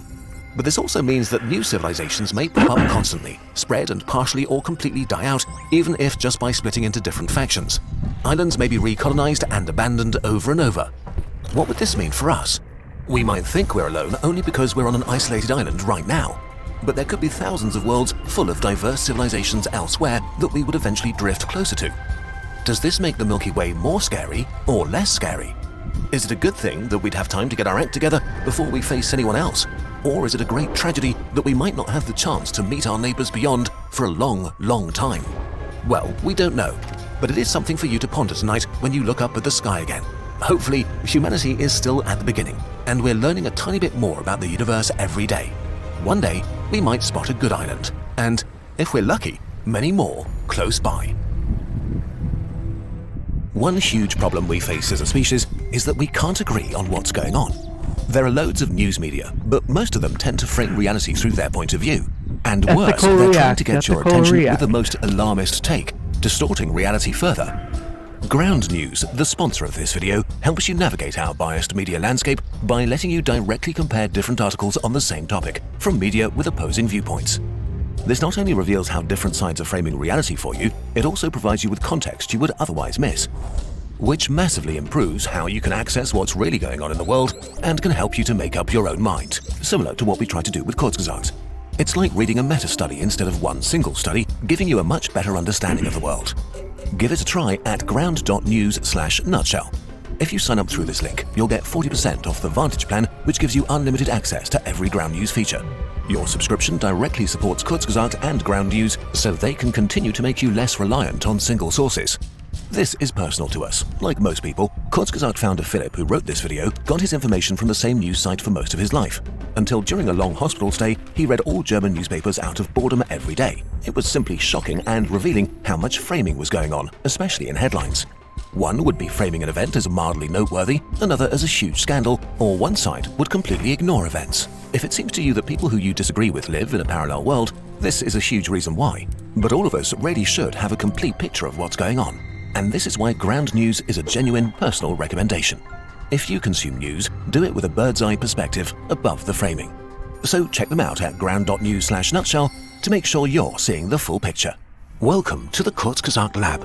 let's conduct a few stellar experiments. We'll first add some more mass to this protostar. More. A bit more. Wow, we've just created a blue giant, a star with 10 times the mass of our sun. Let's now add a couple of million years and see what happens. A supernova. Breathtaking. And look, it leaves behind a black hole. Fascinating stuff. Now we record our findings. Be careful to preserve the sparkle. It's now time for Duck's final inspection. This one is always a nail-biter. He has incredibly high standards. Luckily for us, our work is scientifically accurate, offers an overview of important astrophysical processes, and is a real stunner. Duck approves. Looks like it's ready to be shared with the world as a poster. A very special piece of Kurzgesagt you can take home and touch. You can get this very special poster along with many other sciencey and spacey things created with love and care from our shop. Every Kurzgesagt product you buy directly funds another moment we get to spend working on our videos. Thank you so much for being a part of our story and for making this channel possible.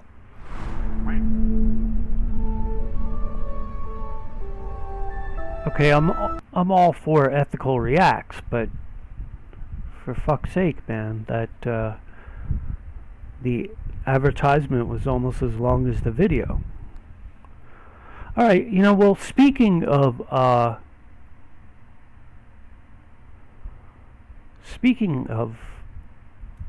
advertisements, can I do one real quick? Let me just say I'm about to wrap up here. It's getting late, and but wait a minute. teamcarlos.threadless.com. I hear there's good stuff there. Holy, 35% off everything. Look at that. That's amazing. What an amazing deal. Look at, oh my God, look at these shirts. Look at these designs. They're incredible. They have Carlos B. Dog on them. The great, wonderful canine legend Carlos B. Dog. These are awesome. I would buy all of them, except I already have them because Carlos is my dog. I'm lucky. And I designed these, so. These are a few of my favorites here. All of them.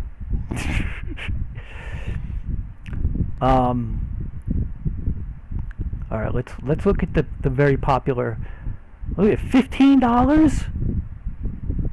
$15 fucking dollars. The extra soft, which is like amazing. It's extra soft. It's only $15. Look at that dope ass shirt. Why wouldn't you want that shirt? I don't know. You should. So head to teamcarlos.threadless.com. And this sale is only for 5 more days, okay? So get your fucking acting gear, you slacking bastard. Let me put that in, I'll put that in the chat even. Because no one's here anyway, I don't think. I think everyone's gone to bed, but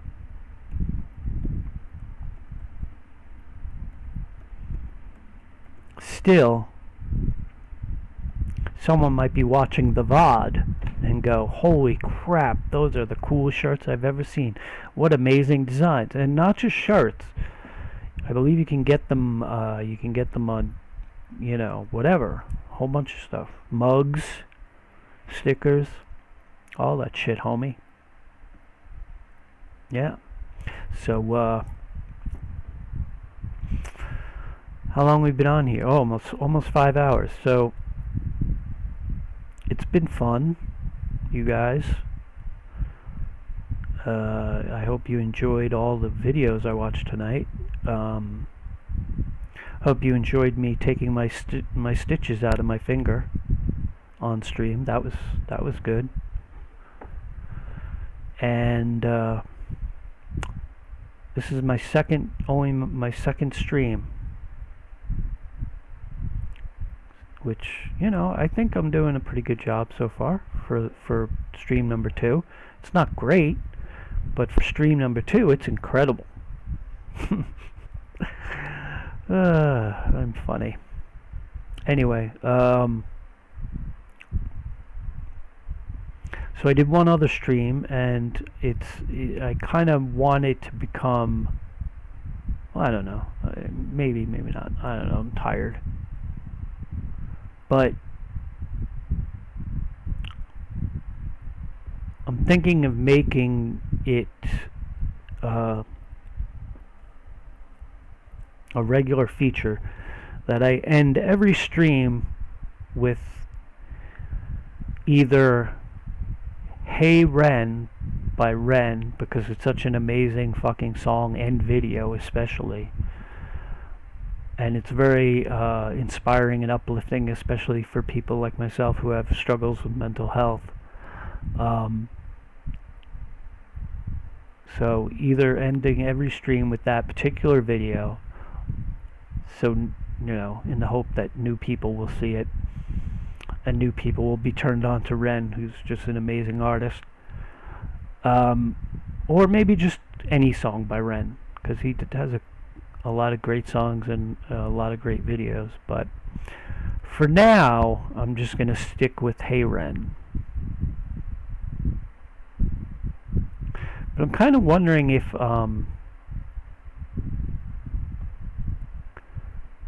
I don't know, if should I be on, I feel like I should just not do it. I should be off camera, maybe, so I don't, my stupid face doesn't distract you from the amazing video. You know what I'm saying there, Bubba? Alright. No, I'll just chill. I'll just chill. Hey Ren by Ren. Enjoy it.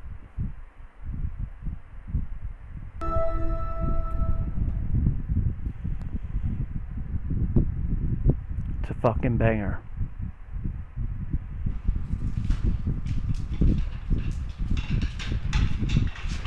Wait, let me just make sure I don't have it on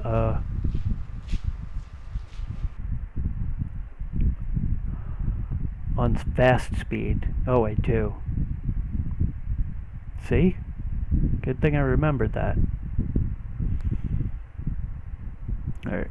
Hey Ren by Ren. Take 2.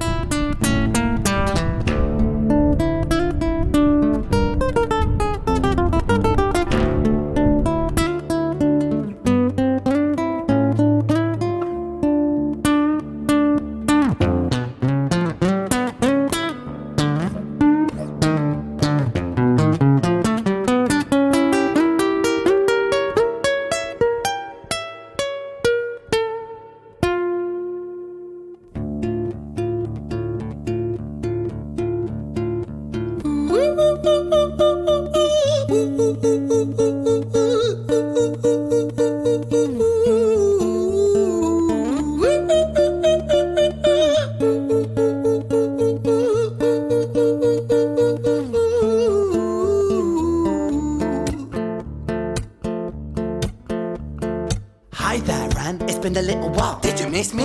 You thought you buried me, didn't you? Risky. Cause I always come back. Deep down, you know that. Deep down, you know I'm always in periphery. Ran, on your pleased to see me. It's been weeks since we spoke, bro. I know you need me. You're the sheep, I'm the shepherd. Not your place to lead me. Not your place to be biting off the hand that feeds me. Hi, Ran. I've been taking some time to be distant. I've been taking some time to be still. I've been taking some time to be by myself since my therapist told me I'm ill. And I've been making some progress lately. And I've learned some new coping skills. So I haven't really needed you much, man. I think we need to just step back and chill. Ren, you sound more insane than I do. You think that those doctors are really there to guide you? Been through this a million times. Your civilian mind is so perfect to always being lied to. Okay, take another pill, boy. Drown yourself in the sound of white noise. Follow this 10-step program, rejoice. All your problems will be gone. Fucking dumb boy. Nah, mate. This time is different, man. Trust me. I feel like things might be falling in place. And my music's been kinda doing bits too. Like I actually might do something great. And when I'm gone, maybe I'll be remembered for doing something special with myself. That's why I don't think that we should talk, man. Cause when you're with me, it never seems to help. You think that you can amputate me? I am you, you are me, you are I am we are one. Split in two, that makes one. So you see, you gotta kill you if you wanna kill me. I'm not leftover dinner, I'm not scraps on the side. Oh, your music is thriving, delusional guy. Where's your top 10 hit? Where's your interview with Oprah? Where are your Grammys, Ren? Nowhere. Yeah, but my music's not commercial like that. I never chase numbers, statistics or stats. I never write hooks for the radio, they never even play me, so why would I concern myself with that? But my music is really connecting, and the people who find it respect it. And for me that's enough, cause this life's been tough, so it gives me a purpose I can rest in. Man, you sound so pretentious. Ren, your music is so self-centered. No one wants to hear another song about how much you hate yourself. Trust me. You should be so lucky, having me inside you to guide you, remind you to manage expectations, provide you perspective. That thing you neglected, I get it. You wanna be a big deal, next Jimi Hendrix, forget it. Man, it's not like that. Man, it's just like that. I'm inside you, you twat. No, it's not, man, you're wrong. When I write, I belong. Let me break the fourth wall by acknowledging this song. Ren sits down, has a stroke of genius. He wants to write a song that was not done previous. A battle with the subconscious, Eminem did it. Played on guitar, Plan B did it. Man, you're not original, you criminal rip-off artist. The pinnacle of your success is stealing other people's material. Ren, mate, we've heard it all before. She sells seashells on the seashore. Fuck you, I don't need you, I don't need to hear this. Cause I'm fine by myself, I'm a genius. And I will be great, and I will make waves, and I'll shake up the whole world beneath us. That's right, speak your truth, your fucking God complex leaks out of you. It's refreshing to ask for you, say it instead of downplay it. Music is all about the creative process, and if people can find something to relate to within that, then that's just a bonus. Fuck you, I'ma fucking kill you, Ren. Well, fucking kill me then, let's fucking have you, Ren. I'ma do it, watch me prove it. Who are you to doubt my music? Cause I call the shots I choose if you die. Yeah, I call the shots and so I choose who survives. I'll tie you up in knots when I lock you inside. Newsflash. I was created at the dawn of creation. I am temptation. I am the snake in Eden. I am the reason for treason, beheading all kings. I am sin, with no rhyme or reason. Son of the morning, Lucifer, Antichrist, father of lies. Mephistopheles, truth in a blender, deceitful pretender, the banished avenger, the righteous surrender. When standing in front of my solar eclipse, my name is stitched to your lips. So you see, I won't bow to the will of a mortal, feeble and normal. You wanna kill me? I'm eternal immortal. I live in every decision that catalyzes chaos, that causes division. I live inside death, the beginning of end. I am you, you are me, I am you, Ren.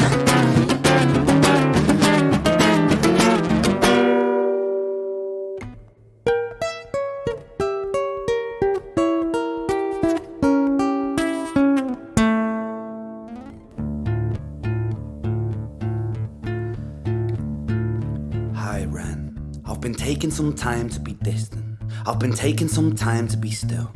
I've been taking some time to be by myself, and I've spent half my life ill. But just as sure as the tide starts turning, just as sure as the night has dawned, just as sure as the rain falls soon runs dry when you stand in an eye of a storm. I was made to be tested and twisted. I was made to be broken and beat. I was made by his hand, it's all part of his plan that I stand on my own 2 feet. And you know me, my will is eternal. And you know me, you've met me before. Face to face with a beast, I will rise from the east and I'll settle on the ocean floor. And I go by many names also. Some people know me as hope. Some people know me as the voice that you hear when you loosen the noose on the rope. And you know how I know that I'll prosper? Cause I stand here beside you today. I have stood in the flames that cremated my brain, and I didn't once flinch or shake. So cower at the man I've become when I sing from the top of my lungs. That I won't retire, I'll stand in your fire, inspire that me to be strong. And when I am gone I will rise in the music that I left behind. Ferocious, persistent, immortal like you, we're a climate to different sides.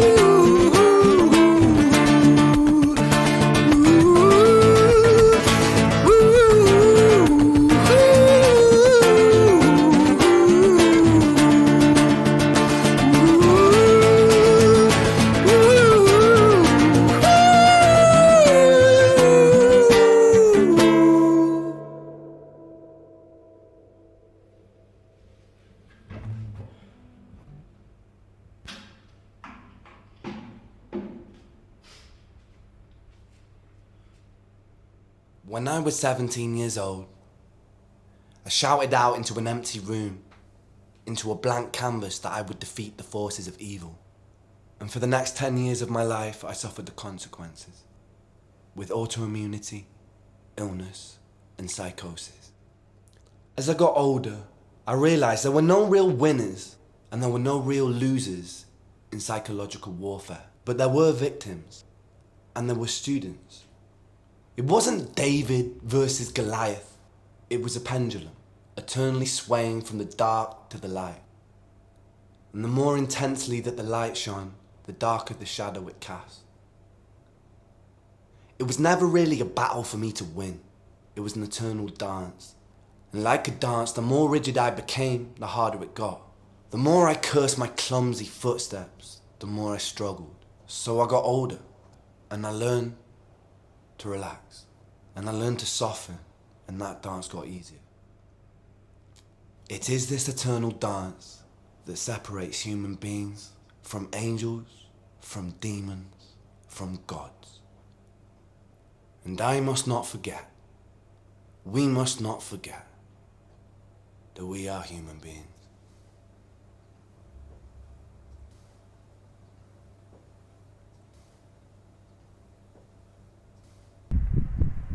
Fucking bars.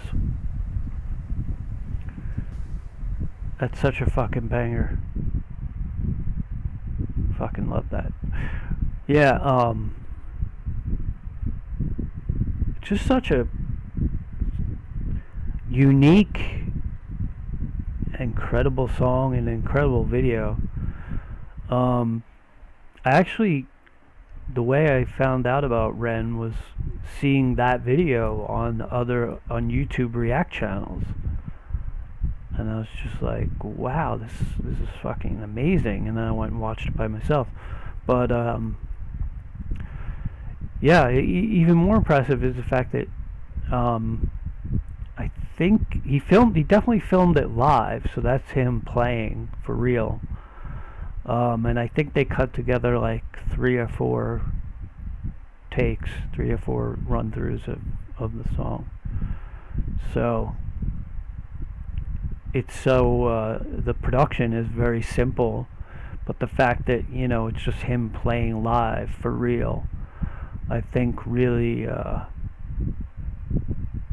adds to the performance. The performance adds to the song and the video and the emotion, and it's one of those songs that I think a lot of people will, if they're sort of closed off and they want to think they're too fucking cool for school, they'll be like, oh, it's corny, or it's, emo, or whatever dumb shit they'll say. And the fact is, it's fucking powerful, man. It's powerful, and it's inspiring, and it's moving. And if you're too fucking cool to admit that, because you don't want to be, you want to be fucking badass or punk rock or whatever the fuck, and you don't like Ren's haircut or whatever, then I feel sorry for you, man. Anyway, here we are. Stream number 2 in the books. Thanks for hanging around, if you did, at any point. If you're watching this on the VOD, like, subscribe, whatever the fuck. Well, you can't subscribe yet, but I'm gonna get there. I'm gonna get there, boys.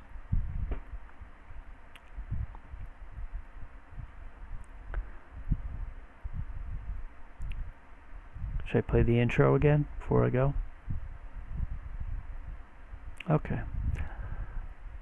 I'll have the intro play us out, and thanks for coming by. Thanks for the support, and if you're watching the VOD, thanks for watching the VOD. Hopefully, I don't really have a set schedule, but I'm thinking maybe Wednesday, Friday, Saturday. and then one other day maybe, but I haven't figured out what it is. But probably Wednesday, Friday, and Saturday will be like the days. Whenever Hassan gets off, I'll come online. No, I mean, yeah, kind of, but you know, probably around 8 o'clock, give or take. So, come by. I'll see you around.